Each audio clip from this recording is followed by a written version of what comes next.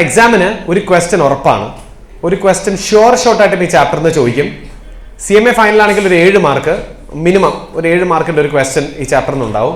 CA final ആണെങ്കിൽ ഒരു 6 തൊട്ട് ഒരു 8 അല്ലെങ്കിൽ ഒരു 10 വരെയൊക്കെ എക്സാമിന് ചോദിച്ചിട്ടുണ്ട് ഈ ഒരു ചാപ്റ്ററിൽ നിന്ന് മാത്രം. അപ്പം നമുക്ക് നേരെ ഈ ഒരു ചാപ്റ്ററിലേക്ക് കിടക്കാം. അപ്പോൾ ഈ ചാപ്റ്ററിൽ ഫസ്റ്റ് ടോപ്പിക് എന്ന് പറയുന്നത് ശരിക്കും പറഞ്ഞാൽ സെക്ഷൻ 10 കുറച്ച് ഭാഗങ്ങളാണ്. Exempted income of non residents ആണ്. സെക്ഷൻ 10 നോൺ റെസിഡൻസിന് എക്സംപ്റ്റഡ് ഇൻകംസ് എന്തൊക്കെയാണെന്ന് പറയുന്ന ഒരു ടോപ്പിക്കാണ് ശരിക്കും നമ്മൾ ഈ ചാപ്റ്ററിനകത്ത് ആദ്യം കൊടുത്തിട്ടുള്ളത്.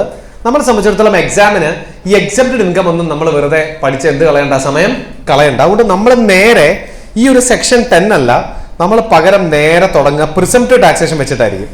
നമ്മൾ അവസാനം PGBP-യിൽ പ്രിസംപ്റ്റീവ് ടാക്സേഷൻ അല്ലേ പറഞ്ഞു നിർത്തിയത് അല്ലേ? ശരിക്കും ഇത് ഒറിജിനൽ ഇൻകം ടാക്സ് ആക്ട് എടുത്ത PGBP-യുടെ തന്നെ ബാക്കിയാണ്. പക്ഷേ നോൺ റെസിഡന്റിന് ആപ്ലിക്കബിൾ ആയിട്ടുള്ള പ്രിസംപ്റ്റീവ് പ്രൊവിഷൻ ആയതുകൊണ്ട് നമ്മൾ NR ടാക്സേഷൻ എന്ന് പറഞ്ഞ ചാപ്റ്ററിലാണ് എന്ത് ചെയ്തിരിക്കുന്നത്, ഡിസ്കസ് ചെയ്യുന്നത്. അപ്പോൾ ഈ പ്രിസംപ്റ്റീവ് ടാക്സേഷൻ തൊട്ടിട്ടാണ് നമ്മൾ ഒരു എക്സാം പെർസ്പെക്റ്റീവിൽ ഇതിനെ പഠിക്കേണ്ടത്. So presumptive taxation for non residents നോക്കാം. നോൺ റെസിഡൻസിന് ആപ്ലിക്കബിൾ ആയിട്ടുള്ള പ്രിസംപ്റ്റീവ് ടാക്സേഷനെ പറ്റി എന്തൊക്കെയാണെന്ന് നമുക്ക് നോക്കാം. അതിൽ ഫസ്റ്റ് സെക്ഷൻ ഏതാ? സെക്ഷൻ 44B ആണ്. അപ്പോൾ നമ്മൾ നേരത്തെ 44AD, ADA, പിന്നെ 44AE ഒക്കെ പഠിച്ച പോലെ അടുത്ത പ്രിസംപ്റ്റീവ് പ്രൊവിഷൻ ആണ് 44B. What is that? Special provision for computing profits of shipping business of non residents other than cruise shipping in the case of non residents. Cruise shipping ഒഴികെ ബാക്കി ഏതൊരു shipping ബിസിനസ്സും ചെയ്യുന്ന നോൺ റെസിഡന്റിന് applicable ആയിട്ടുള്ള presumptive provision ആണ് നമ്മൾ ഇനി പഠിക്കാൻ പോകുന്നത്. അപ്പോ ഈ അതർ ദാൻ ക്രൂയിസ് ഷിപ്പിംഗ് എന്ന് പറഞ്ഞാൽ എന്താ? What is cruise shipping? നമ്മൾ പറയല്ലേ ലക്ഷറി ലൈനർ എന്നൊക്കെ നമ്മൾ പറയല്ലേ, ഏതാ നമ്മൾ മറ്റേ എന്താണ് Titanic is A cruise ship അല്ലേ? അതൊരു പാസഞ്ചർ ഷിപ്പ് അല്ല, ഒരു ക്രൂയിസ് ഷിപ്പാണ് അല്ലേ? അപ്പോൾ ക്രൂയിസ് ഷിപ്പ് ഒഴികെ ബാക്കിയുള്ള നോൺ റെസിഡന്റ് ആയിട്ടുള്ള ഷിപ്പിംഗ് ബിസിനസ്സുകൾക്ക് ആപ്ലിക്കബിൾ ആവുന്ന പ്രിസംപ്റ്റീവ് പ്രൊവിഷൻ ആണ് നമ്മൾ ഇനി പഠിക്കാൻ പോകുന്നത്. സോ ഒന്ന് ശ്രദ്ധിച്ചിരുന്നു ഇവിടെ എല്ലാവരും. ഇവിടെ ആക്ട് പറയുന്നു, നിങ്ങൾ ഈ ബോക്സിൽ കിടക്കുന്ന 2 ടോട്ടൽ ഇൻകത്തിനെ അല്ലെങ്കിൽ ഈ ബോക്സിൽ കിടക്കുന്ന 2 തരം റെസിപ്റ്റുകളെ ആഡ് ചെയ്യുക. എന്നിട്ട് അതിന്റെ 7.5% ആണ് എന്തായിട്ട് ഡിക്ലെയർ ചെയ്യേണ്ടത്? നിങ്ങളുടെ പ്രിസംപ്റ്റീവ് ഇൻകം ആയിട്ട് ഡിക്ലെയർ ചെയ്യേണ്ടത്. ഇത് NR ആയതുകൊണ്ട് തന്നെ, നോൺ റെസിഡന്റ് ആയതുകൊണ്ട് തന്നെ അവന്മാരുടെ എല്ലാ ഇൻകത്തിനും നമ്മൾ ഇന്ത്യയിൽ ടാക്സ് കൊടുക്കേണ്ട ആവശ്യമില്ല. ഇന്ത്യയിൽ അക്രൂഡ് ആവുന്ന അല്ലെങ്കിൽ ഫസ്റ്റ് റിസീവ് ചെയ്യുന്ന ഇൻകങ്ങൾക്ക് മാത്രം ഇവിടെ ടാക്സ് കൊടുത്താൽ പോരെ. അപ്പൊ നമുക്ക് നോക്കാം എന്തൊക്കെയാണ് അവന്മാരുടെ കയ്യിൽ ഇന്ത്യയിലെ ടാക്സബിൾ ആവുന്നത് നോക്കാം. അതിൽ ഫസ്റ്റ് ബോക്സ് എന്താ വായിച്ചേ? Amounts paid or payable to the assessee on account of carriage of passengers, livestock, mail or goods shipped at any port in India. നിങ്ങൾ പാസഞ്ചേഴ്സിനെയോ ലൈവ് സ്റ്റോക്കോ മെയിലോ ഗുഡ്സോ ഇന്ത്യൻ പോർട്ടിലേക്ക് ഷിപ്പ് ചെയ്യുന്നത് കാരണം നിങ്ങൾക്ക് എന്തെങ്കിലും റെമ്യൂണറേഷൻ, എമൗണ്ട്, ഇൻകം, നമ്മൾ ocean freight എന്നൊക്കെ പറയും, കിട്ടിയിട്ടുണ്ട് എന്നുണ്ടെങ്കിൽ അത് മുഴുവൻ എടുക്കുക. ഗ്രോസ് റിസിപ്റ്റ്സ് മുഴുവൻ എടുക്കുക. അതിന്റെ കൂടെ amount received or deemed to be received in India for carriage of passengers, livestock, mail, goods, etc. shipped outside India. ഇന്ത്യയുടെ പുറത്തേക്ക് പാസഞ്ചേഴ്സിനെയോ ലൈവ് സ്റ്റോക്കിനെയോ മെയിലോ ഗുഡ്സോ ഷിപ്പ് ചെയ്തത് കാരണം എന്തെങ്കിലും പേയ്മെന്റ് ഇന്ത്യയിൽ കിട്ടുകയോ ഡീം ടു ബി റിസീവ്ഡോ ആയിട്ടുണ്ട് എന്നുണ്ടെങ്കിൽ അതിന്റെയും ടോട്ടൽ എടുക്കുക. ഈ രണ്ടിന്റെയും ടോട്ടൽ എടുത്തിട്ട് അതിന്റെ 7.5% നിങ്ങൾ നിങ്ങളുടെ എന്തായിട്ട് ഡിക്ലെയർ ചെയ്യുക? പ്രിസംപ്റ്റീവ് പ്രോഫിറ്റ് ആയിട്ട് ഡിക്ലെയർ ചെയ്യുക. This is what the department says. പറഞ്ഞത് മനസ്സിലായോ? അതായത് amount received or receivable in India on account of carriage of passengers, goods, live stock etcetera outside India. ഇന്ത്യയുടെ പുറത്തേക്ക് സാധനങ്ങൾ കൊണ്ടുവന്ന കാരണം പേയ്മെന്റ് ഇന്ത്യയിൽ കിട്ടിയാൽ അതിന്റെ ടോട്ടൽ പ്ലസ് ഇന്ത്യയിലേക്ക് ഗുഡ്സോ പാസഞ്ചേഴ്സോ ലൈവ് സ്റ്റോക്കോ മെയിലോ ഷിപ്പ് ചെയ്യുന്നത് കാരണം പേയ്മെന്റ് എവിടെ കിട്ടിയാലും അതും കൂടി എടുക്കുക. ഈ രണ്ടിന്റെ ടോട്ടലിന്റെ മുകളിൽ 7.5% വേണം നിങ്ങൾ നിങ്ങളുടെ പ്രിസംപ്റ്റീവ് പ്രോഫിറ്റ് ആയിട്ട് എന്ത് ചെയ്യാൻ? ഡിക്ലെയർ ചെയ്യാൻ. ക്ലിയർ അല്ലേ പറഞ്ഞത്? ശരി. അപ്പോ ഈ 2 ടോട്ടൽ എടുക്കുക. അതിന്റെ 7.5% നിങ്ങൾ നിങ്ങളുടെ പ്രിസംപ്റ്റീവ് ഇൻകം ആയിട്ട് കാണിക്കുക. That is what section 44B is all about. Now not number 1. എന്താ not number 1? Eligible business that is known resident engage in the business of operation of ships. നിങ്ങൾ ഷിപ്പിംഗ് ബിസിനസ് ചെയ്യുന്ന ഒരു non resident ആണെങ്കിലാണ് 44B നിങ്ങൾക്ക് applicable ആകുക. Other than cruise ships referred under section 44BBC. നിങ്ങൾ ആരാവാൻ പാടില്ല? Cruise shipping business ആവാൻ പാടില്ല. കാരണം ക്രൂയിസ് ഷിപ്പിംഗ് ബിസിനസ് ആണെങ്കിൽ അവർക്ക് സെപ്പറേറ്റ് വേറെ പ്രിസംപ്റ്റീവ് പ്രൊവിഷൻ ഉണ്ട്. നമ്മൾ മുന്നോട്ട് പോകുമ്പോൾ പഠിക്കും. If you are A cruise shipping business then for you there is A separate provision applicable. അത് നമുക്ക് മുന്നോട്ട് പോകുമ്പോൾ കാണാം. And note number 2, the above total amount shall include demurrage charges, handling charges, or any other amount of similar nature. What do you mean by demurrage? കേട്ടിട്ടുണ്ടോ demurrages എന്ന്? Demurrages simply mean നമ്മൾ ഈ ടാക്സിക്ക് ഒക്കെ വെയിറ്റിംഗ് ചാർജ് കൊടുക്കുന്ന പോലെയാണ്. ചില സാഹചര്യങ്ങളിൽ ship നമ്മുടെ ഡോക്കിലേക്ക് അടുപ്പിക്കാൻ പറ്റില്ല, due to may be traffic ആവാം, കസ്റ്റംസ് ക്ലിയറൻസിന്റെ കിട്ടാത്തതുകൊണ്ടാവാം, അല്ലെങ്കിൽ ചിലപ്പോൾ ഡോക്ക് വളരെ ഷാലോ ആയിരിക്കാം, ഷിപ്പ് ഭയങ്കര വലിയ ഷിപ്പായിരിക്കാം, ഡോക്ക് ചെറുതായിരിക്കാം. അപ്പം ഇങ്ങനെയൊക്കെ ഉള്ളൊരു പ്രശ്നം കാരണം ഷിപ്പ് പുറം കടലിൽ ചിലപ്പോൾ നമ്മൾ വെയിറ്റ് ചെയ്യേണ്ടി വരും. എന്നിട്ട് നമ്മളൊരു ചെറിയ ഷിപ്പിനെ വിട്ട് അത് ട്രാൻസ്ഷിപ്പ് ചെയ്യും, അതിൻ്റെ അകത്ത് ഗുഡ്സ് നമ്മൾ ഇന്ത്യൻ പോർട്ടിലേക്ക് ട്രാൻസ്ഷിപ്പ് ചെയ്യും. അപ്പം ഇതുമായി ബന്ധപ്പെട്ട ഒരു ഡിലേ അവിടെ ഉണ്ടാവില്ലേ വോയേജിൽ, ആ ഡിലേക്ക് നിങ്ങൾ കൊടുക്കുന്ന എക്സ്ട്രാ ചാർജസിനാണ് നമ്മൾ എന്തെന്ന് പറയുക, demurrages, just like waiting charges. Now handling charges എന്താ? ഈ ലൈവ് ആനിമൽസിനൊക്കെ നിങ്ങൾ കൊണ്ടുവരുമ്പോഴേ അതിന്റെ ഫുഡും അതിന്റെ ഹൈജീനൊക്കെ നോക്കണ്ടേ, വേണ്ടേ? അപ്പൊ അതുകൊണ്ട് ഫ്രൈറ്റ് മാത്രം കൊടുത്താൽ പോരാ, അതിന് എന്ത് കൊടുക്കേണ്ടി വരും? സം എക്സ്ട്രാ ചാർജസ് കൊടുക്കേണ്ടി വരും, ലൈക്ക് ഹാൻഡ്ലിംഗ് ചാർജസ് കൊടുക്കേണ്ടി വരും. അതുപോലെ അതർ ടെലികമ്മ്യൂണിക്കേഷൻ ചാർജസ്, ഇതുപോലെ എന്തെങ്കിലും പേയ്മെന്റുകളൊക്കെ ഉണ്ട് എന്നുണ്ടെങ്കിൽ ഇതിന്റെ എല്ലാം കൂടെ ടോട്ടൽ എടുത്ത് ടോട്ടലിന്റെ 7% നിങ്ങൾ പ്രിസംപ്റ്റീവ് പ്രോഫിറ്റ് ആയിട്ട് എന്ത് ചെയ്യേണ്ടത്? ഡിക്ലെയർ ചെയ്യേണ്ടത്. ശ്രദ്ധിക്കുന്നുണ്ടോ? ഉണ്ടോ? അപ്പൊ ഇതിനെല്ലാം കൂടെ ടോട്ടൽ എടുക്കുക. On that total you apply 7.5% as the presumptive profit. This is what the department says. And note number 3 ഉണ്ട്. എന്താ note? Assessee does not have an option to claim lower profit here, it is mandatory. അസസിക്ക് ഇവിടെ ഒരു lower profit claim ചെയ്യാനുള്ള option ഇല്ല. ഈ provision എന്താണ്? Mandatory ആണ്. What do you mean by mandatory? ഇത് നിങ്ങൾ മറ്റേ ബുക്ക് മെയിൻറ്റെയിൻ ചെയ്ത് ഓഡിറ്റ് ചെയ്ത് ലോവർ പ്രോഫിറ്റ് കാണിക്കാനുള്ള പ്രൊവിഷൻ ഇല്ല ഇവിടെ. ബുക്ക് വേണമെന്നില്ല, ഓഡിറ്റും ഇല്ല. ഇത് മാൻഡേറ്ററി ആയിട്ട് നിങ്ങൾ ഫോളോ ചെയ്യണം. അതായത് നിങ്ങളുടെ ഗ്രോസ് റിസിപ്റ്റിന്റെ 7% മിനിമം നിങ്ങൾ എന്തായിട്ട് കാണിക്കണം? പ്രോഫിറ്റ് ആയിട്ട് കാണിക്കണം. You don't have an option to show lower profit over here. നിങ്ങൾക്ക് ലോവർ പ്രോഫിറ്റ് കാണിക്കാനുള്ള അവസരം ഞങ്ങൾ തരുന്നില്ല എന്നാണ് ഡിപ്പാർട്ട്മെന്റ് പറയുന്നത്. ഞാൻ പറഞ്ഞ ഇത്രയും പോയിന്റ് നിങ്ങൾക്ക് ക്ലിയർ ആണോ? സെക്ഷൻ ഏതാ? 44B. എന്താണത്? Presumptive taxation applicable for non resident shipping businesses. ഇനി ഇവർക്ക് ഉള്ള ഏറ്റവും വലിയ പ്രശ്നം എന്താണെന്നറിയോ? ഇവന്മാരിൽ ഒക്കേഷണൽ ഷിപ്പിംഗ് ബിസിനസ് എന്ന് പറഞ്ഞൊരു കാറ്റഗറി ഉണ്ട്. എന്താണ് ഒക്കേഷണൽ ഷിപ്പിംഗ് ബിസിനസ്? അതായത് ഇപ്പൊ നിങ്ങൾ ഒരു എക്സാമ്പിൾ പറഞ്ഞ കുറച്ച് ഗുഡ്സുമായിട്ട് ഇന്ത്യയിലേക്ക് വന്നു, ആ ഗുഡ്സ് ഇന്ത്യയിലേക്ക് ഷിപ്പ് ചെയ്തു, അതിന് നിങ്ങൾക്ക് റെമ്യൂണറേഷനും കിട്ടി, അതായത് ഓഷ്യൻ ഫ്രൈറ്റും കിട്ടി. അപ്പൊ നിങ്ങളോട് നമ്മൾ പറയാണ്, ഇതിപ്പോ പ്രീവിയസ് ഇയറിലാണ് നിങ്ങൾ വന്നത്, നിങ്ങൾ അസസ്മെന്റ് ഇയറിൽ റിട്ടേൺ ഫയലിംഗ് ഡ്യൂ ഡേറ്റ് ആകുമ്പോൾ റിട്ടേൺ ഫയൽ ചെയ്യണം കേട്ടോ എന്ന് പറഞ്ഞിട്ട് ടാറ്റ പറഞ്ഞ് വിടുകയാണ്. അസസ്മെന്റ് ഇയർ ആകുമ്പോൾ അവന്മാർ ചിലപ്പോൾ ഇന്ത്യയിൽ എന്ത് ഫയൽ ചെയ്യില്ല? റിട്ടേൺ ഫയൽ ചെയ്യില്ല. കാരണം അവന്മാർ ചിലപ്പോൾ ഇനി ഇന്ത്യയിലേക്ക് വരികയില്ല. ഈ ഒക്കേഷണൽ ഷിപ്പിംഗ് ബിസിനസിന്റെ പ്രത്യേകത അത് ഇവിടെ സ്ഥിരം ബേസ് ഒന്നും ഉണ്ടാവില്ല. കുറച്ച് ഗുഡ്സുമായിട്ട് വന്നു, ഇനിയിപ്പോൾ ഇന്ത്യയിലേക്ക് ഭാവിയിൽ വരുവോ വരില്ലയോ നമുക്കറിയില്ല. വേറെ എന്തെങ്കിലും കൺസൈൻമെന്റ് വന്നാൽ വരും, അല്ലെങ്കിൽ വരില്ല. ഈ ഒക്കേഷണൽ ഷിപ്പിംഗ് ബിസിനസ്സുകാരെ നമ്മൾ സാധാരണ നോൺ റെസിഡന്റ് ഷിപ്പിംഗ് ബിസിനസ് പോലെ ട്രീറ്റ് ചെയ്യാൻ പാടില്ല. അതെന്തുകൊണ്ടാണ്? അവന്മാരോട് പിന്നെ റിട്ടേൺ ഫയൽ ചെയ്യാൻ പറഞ്ഞാൽ അവന്മാർ ഫയൽ ചെയ്യോ? ഇല്ല. അപ്പൊ അവന്മാർ ഇന്ത്യൻ പോർട്ട് വിട്ട് പോകുന്നതിന് മുന്നേ തന്നെ അവന്മാരുടെ നിന്ന് എന്ത് മേടിക്കണം? ഇൻകം ടാക്സ് മേടിക്കണം. അവന്മാരെ കൊണ്ട് റിട്ടേൺ ഫയൽ ചെയ്ത് ഇൻകം ടാക്സ് മേടിപ്പിക്കണം. അതിനുവേണ്ടി ഇൻകം ടാക്സ് ഡിപ്പാർട്ട്മെന്റ് ഒരു സ്പെഷ്യൽ കോഡ് തന്നെ ഉണ്ടാക്കിയിട്ടുണ്ട്, സെക്ഷൻ 172. എന്താ section 172? Profit of non resident from occasional shipping business. നമ്മൾ അതിന് ആക്സിലറേറ്റഡ് അസസ്മെന്റ് എന്നൊക്കെ പറയും. അതായത് ഇപ്പോൾ ഒരു എക്സാമ്പിൾ പറഞ്ഞാൽ, ഒരു നോർമൽ ഷിപ്പിംഗ് നോൺ റെസിഡന്റ് ആണ് നിങ്ങളെന്ന് വിചാരിക്കുക, ഒരു നോൺ റെസിഡന്റ് ആണ്, ഷിപ്പിംഗ് ബിസിനസ് ആണ് നിങ്ങളെന്ന് വിചാരിക്കുക. നിങ്ങൾ പ്രിസംപ്റ്റീവ് ഇൻകം അല്ലേ 44B അല്ലേ? പ്രീവിയസ് ഇയറിൽ ഇൻകത്തിന് നിങ്ങൾ സെക്ഷൻ 139 പ്രകാരം അല്ലേ റിട്ടേൺ ഫയൽ ചെയ്യേണ്ടത്? അതിന് നിങ്ങൾ നോർമൽ പ്രൊവിഷൻസ് പ്രകാരം അസസ്മെന്റിന് വിധേയമാകണം. അപ്പൊ സാധാരണ നിങ്ങൾക്ക് ഇൻകം ടാക്സ് ആക്ടിലെ മൾട്ടിപ്പിൾ സെക്ഷൻസ് എല്ലാം റെഫർ ചെയ്യണ്ടേ? നിങ്ങളുടെ റിട്ടേൺ ഫയലിംഗ് എങ്ങനെയാണ്, ടാക്സ് അടയ്ക്കേണ്ടത് എങ്ങനെയാണ് അല്ലേ? എന്നാൽ section 172 is a complete code. എന്താ കംപ്ലീറ്റ് കോഡ്? ഒക്കേഷണൽ ഷിപ്പിംഗ് ബിസിനസ്സുകാർ ഇൻകം ടാക്സ് ആക്ടിലെ വേറെ ഒരു സെക്ഷനും റെഫർ ചെയ്യണ്ട, നിങ്ങൾ ഒരു ഒറ്റ സെക്ഷൻ മാത്രം നോക്കിയാൽ മതി. ഏതാ സെക്ഷൻ? 172. നിങ്ങളുടെ റിട്ടേൺ എങ്ങനെ ഫയൽ ചെയ്യണം, ടാക്സ് എങ്ങനെ കമ്പ്യൂട്ട് ചെയ്യണം, റേറ്റ് ഓഫ് ടാക്സ് എത്ര, അതിന് അസസ്മെന്റ് എങ്ങനെ നടക്കും, മുഴുവൻ കാര്യങ്ങളും എവിടെ പറയുന്നുണ്ട്? 172 പറയുന്നുണ്ട്. ഇതൊരു കംപ്ലീറ്റ് കോഡാണ്. എന്താ complete code? Everything is provided here. Your presumptive income computation, your rate of tax computation, your return filing manner, how to pay the taxes, how the assessment is being held, എല്ലാം 172 പറയുന്നുണ്ട്. ഇതൊരു super market പോലെയാണ്. സാധാരണ നമ്മൾ return ഫയലിംഗിന് 139 പോകണം, അസസ്മെന്റിന് 143 പോകണം, rate of ടാക്സിന് finance ആക്ടിൽ പോകണം, കമ്പ്യൂട്ടേഷന് ഹെഡുകളിൽ പോകണം. ഇവിടെ ആകുമ്പോൾ 44B പോകണം അല്ലേ?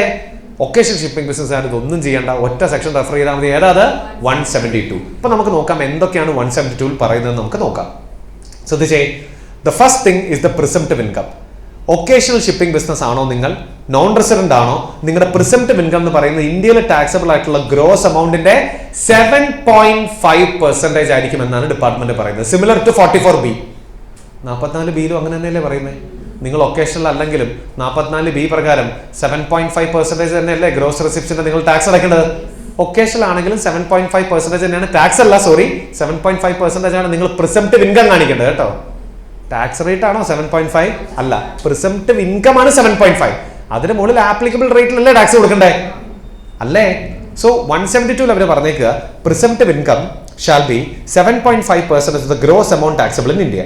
ഇനി കഴിഞ്ഞിട്ടില്ല, what is the rate of tax? മൊത്തം 172 പറയുന്നുണ്ടെന്നല്ലേ പറഞ്ഞേ. റേറ്റ് ഓഫ് ടാക്സ് എത്രയാന്ന് നോക്കിയേ. Rate of tax applicable to foreign company 35% plus surcharge if any plus cess. Foreign കമ്പനിയുടെ rate of tax 35 surcharge plus cess എന്നല്ല. നിങ്ങൾ ഒക്കേഷണൽ ഷിപ്പിംഗ് ആണെങ്കിൽ whatever be your legal status, your rate of tax will be similar to rate applicable to foreign company. It shall be always 35 plus surcharge plus cess. നിങ്ങളൊരു individual non resident ആണ്, occasional shipping business ആണെന്നുണ്ടെങ്കിൽ സാധാരണഗതിയിൽ slab റേറ്റിലല്ലേ നിങ്ങൾ tax ആവണ്ടേ, അല്ലേ? പക്ഷെ occasional ആണെങ്കിൽ നമ്മൾ ഏത് റേറ്റിലാണ് ടാക്സ് ചെയ്യുന്നത്? 35%. ഫോറിൻ കമ്പനിയുടെ റേറ്റ് ആയിട്ടുള്ള 35% പ്ലസ് സർചാർജ് പ്ലസ് സെസ്സിലാണ് നമ്മൾ എന്ത് ചെയ്യേണ്ടത്? ടാക്സ് ചെയ്യേണ്ടത്. ശ്രദ്ധിക്കുന്നുണ്ടോ? ഉണ്ടോ? അപ്പോൾ ഇവർ പറഞ്ഞു വെച്ചേക്കാണ് നമ്മൾ ഈ സാധാരണ ഈ ടൂറിസ്റ്റ് സ്പോട്ടിലൊക്കെ ഈ ഫോറിനേഴ്സ് ഒക്കെ വരുന്ന ടൂറിസ്റ്റ് സ്പോട്ടിലെ സാധനങ്ങൾക്ക് ഭയങ്കര വിലയായിരിക്കില്ലേ? ഹാൻഡിക്രാഫ്റ്റ്സ് എന്നൊക്കെ പറഞ്ഞ് നമ്മൾ 2 ചിരട്ടയൊക്കെ കമഴ്ത്തി വെച്ചിട്ട് അതിൻ്റെ മുകളിൽ കുറേ പോളിഷ് കൂലി വെച്ചിട്ട് പറയും ഇത് മറ്റേ ഇന്ത്യൻ ഹാൻഡിക്രാഫ്റ്റ് ആണ്, ഭയങ്കര അമൂല്യമായ സാധനമാണ്, അല്ലേ? നമ്മളിപ്പോൾ ഹോട്ടലിലൊക്കെ ആണെങ്കിൽ ക്യൂരിയോ ഷോപ്പ് കാണും. എന്താ അത്? കണ്ട പാവയും സാധനങ്ങളൊക്കെ തന്നെ ആയിരിക്കും ക്യൂരിയോ ഷോപ്പിൽ. That will be very expensive. അതുപോലെ ഹാൻഡ് ക്രാഫ്റ്റഡ് ആണ് എന്ന് പറയും. ആ റോട്ടിൽ കിട്ടുന്ന സാധനം ഹാൻഡ് ക്രാഫ്റ്റഡ് തന്നെയാണ്. അപ്പോൾ എന്ന് പറയണ പോലെ ഇതിനൊക്കെ കാരണം എന്താ? അവിടെ ഹൈ എമൗണ്ട് നമ്മൾ ചാർജ് ചെയ്യുന്നതിൻ്റെ കാരണം അത് മേടിക്കാനുള്ളവൻ എന്തായാലും മേടിക്കും. അവൻ ഒരു റിപ്പീറ്റഡ് കസ്റ്റമർ അല്ല, അവൻ പിന്നെ ഇങ്ങോട്ട് വരാനും പോകുന്നില്ല. അപ്പോൾ വല്ലപ്പോഴും വരുന്നതിനെ മാക്സിമം അറുത്ത് വിടുക എന്നുള്ളതല്ലേ അതിൻ്റെ അത്ര സൈക്കോളജി, അല്ലേ? സെയിം സൈക്കോളജി ഡിപ്പാർട്ട്മെന്റ് ഇവിടെ പ്രയോഗിച്ചേക്കുന്നത്. ഒക്കേഷണൽ ഷിപ്പിംഗ് ബിസിനസ് അല്ലേ, നീ ഒരു കാര്യം ചെയ്തോ, മാക്സിമം റേറ്റിൽ ടാക്സ് അടച്ചോ. നീ ചിലപ്പോൾ പാർട്ണർഷിപ്പ് ഫേം ആയിരിക്കും, നീ ചിലപ്പോൾ ഇൻഡിവിജ്വൽ ആയിരിക്കാം, സ്ലാബ് റേറ്റിലായിരിക്കും നിന്റെ ശരിക്കും ടാക്സ് വരേണ്ടത്. ഞങ്ങൾ അതൊന്നും നോക്കുന്നില്ല, എന്തിൽ അടച്ചേക്കുക? 35 പ്ലസ് സർചാർജ് പ്ലസ് സെസ്സിൽ തന്നെ അടച്ചേക്കുക. ഇതാണ് ഡിപ്പാർട്ട്മെന്റ് പറയുന്നത്. അപ്പൊ നിങ്ങളുടെ ലീഗൽ ഫോം എന്താണെന്ന് നോക്കണ്ട. The rate of tax shall be always 35% plus surcharge plus cess. Clear അല്ലേ? അല്ലേ? ഇനി സാധാരണഗതിയിലെ ഈ ഇൻകം ടാക്സ് അടയ്ക്കുന്നത് ആരാ? The owner of the company അല്ലേ സാധാരണഗതിയിൽ ഇൻകം ടാക്സ് അടയ്ക്കേണ്ടത്? അയാളല്ല അസസി. ഇനി ഇവിടെ ഡിപ്പാർട്ട്മെന്റ് പറഞ്ഞിരിക്കുന്നത്, അല്ലെങ്കിൽ കമ്പനിയാണ് സാധാരണ റിട്ടേൺ ഫയൽ ചെയ്യേണ്ടത്. ഇവിടെ ഡിപ്പാർട്ട്മെന്റ് ആരോടെ ടാക്സ് അടയ്ക്കാൻ പറഞ്ഞിരിക്കുന്നത്? It is the master of the ship is liable for payment of taxes. ആര് ഈ master of the ship? Captain. ഷിപ്പിന്റെ ക്യാപ്റ്റൻ ആണ് ഷിപ്പിലെ മാസ്റ്റർ. അയാളാണ് ഇവിടെ എന്ത് ചെയ്യേണ്ടത്? ടാക്സ് അടച്ച് റിട്ടേൺ ഫയൽ ചെയ്യേണ്ടത്. അപ്പൊ 172 3 മെയിൻ കാര്യങ്ങൾ പറഞ്ഞു.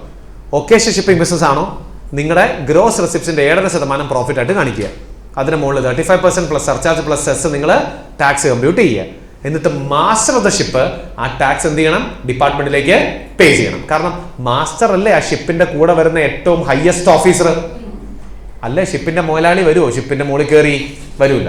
മാസ്റ്റർ ആയിരിക്കും, ആ ക്യാപ്റ്റൻ ആയിരിക്കും ആ ഷിപ്പിൽ വരുന്ന ഏറ്റവും ഹയസ്റ്റ് ഓഫീസർ എന്ന് പറയുന്നത്. അപ്പൊ അയാൾക്കാണ് ടാക്സ് പേ ചെയ്യാനുള്ള എന്ത് റെസ്പോൺസിബിലിറ്റി.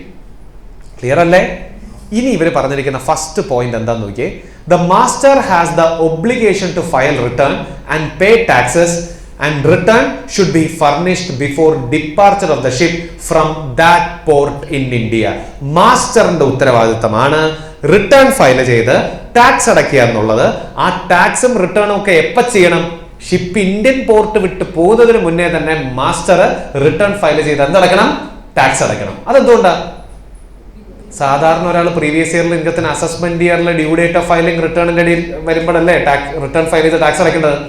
ഇവിടെ ഷിപ്പ് ഒക്കേഷണൽ ആയതുകൊണ്ട് അവന്മാർ റിസ്ക് എടുക്കുന്നില്ല. അവന്മാർ പറയണം മാസ്റ്റർ ഒരു കാര്യം ചെയ്യണം, ഷിപ്പുമായി ഇന്ത്യൻ പോർട്ടിന് പുറത്തേക്ക് പോകുന്നതിന് മുന്നേ എന്ത് ഫയൽ ചെയ്യണം? റിട്ടേൺ ഫയൽ ചെയ്ത് ടാക്സ് അടച്ചിട്ട് നീ പോയാൽ മതി എന്ന് ഡിപ്പാർട്ട്മെന്റ് പറയും. What is the reason behind this? ഇവനങ്ങ് പോയാലേ ചിലപ്പോൾ ജീവിതത്തിൽ തിരിച്ചു വരികയല്ല, അല്ലേ? പാസിംഗ് ഓഫീസർ പറയണം മാസ്റ്ററെ മറക്കരുത്, 139 സബ്സെക്ഷൻ 1 നമ്മുടെ റിട്ടേൺ ഫയൽ ചെയ്യേണ്ട ഡ്യൂ ഡേറ്റ് മറക്കരുത്, നീ ഫയൽ ചെയ്തോണം എന്ന് പറഞ്ഞ് ടാറ്റ പറഞ്ഞു വിട്ടാൽ മാസ്റ്റർ പറയോ? ചെയ്തിരിക്കും. റിട്ടേൺ ഫയലിംഗ് ഡ്യൂ ഡേറ്റ് ഓർമ്മയിൽ ഉണ്ടാവും, ഞാൻ കറക്റ്റായിട്ട് ചെയ്തിരിക്കും എന്നും പറഞ്ഞ് മാസ്റ്റർ ഒരു പോക്ക് പോയാലേ പിന്നെ തിരിച്ചു വരുമോ? ഇല്ല.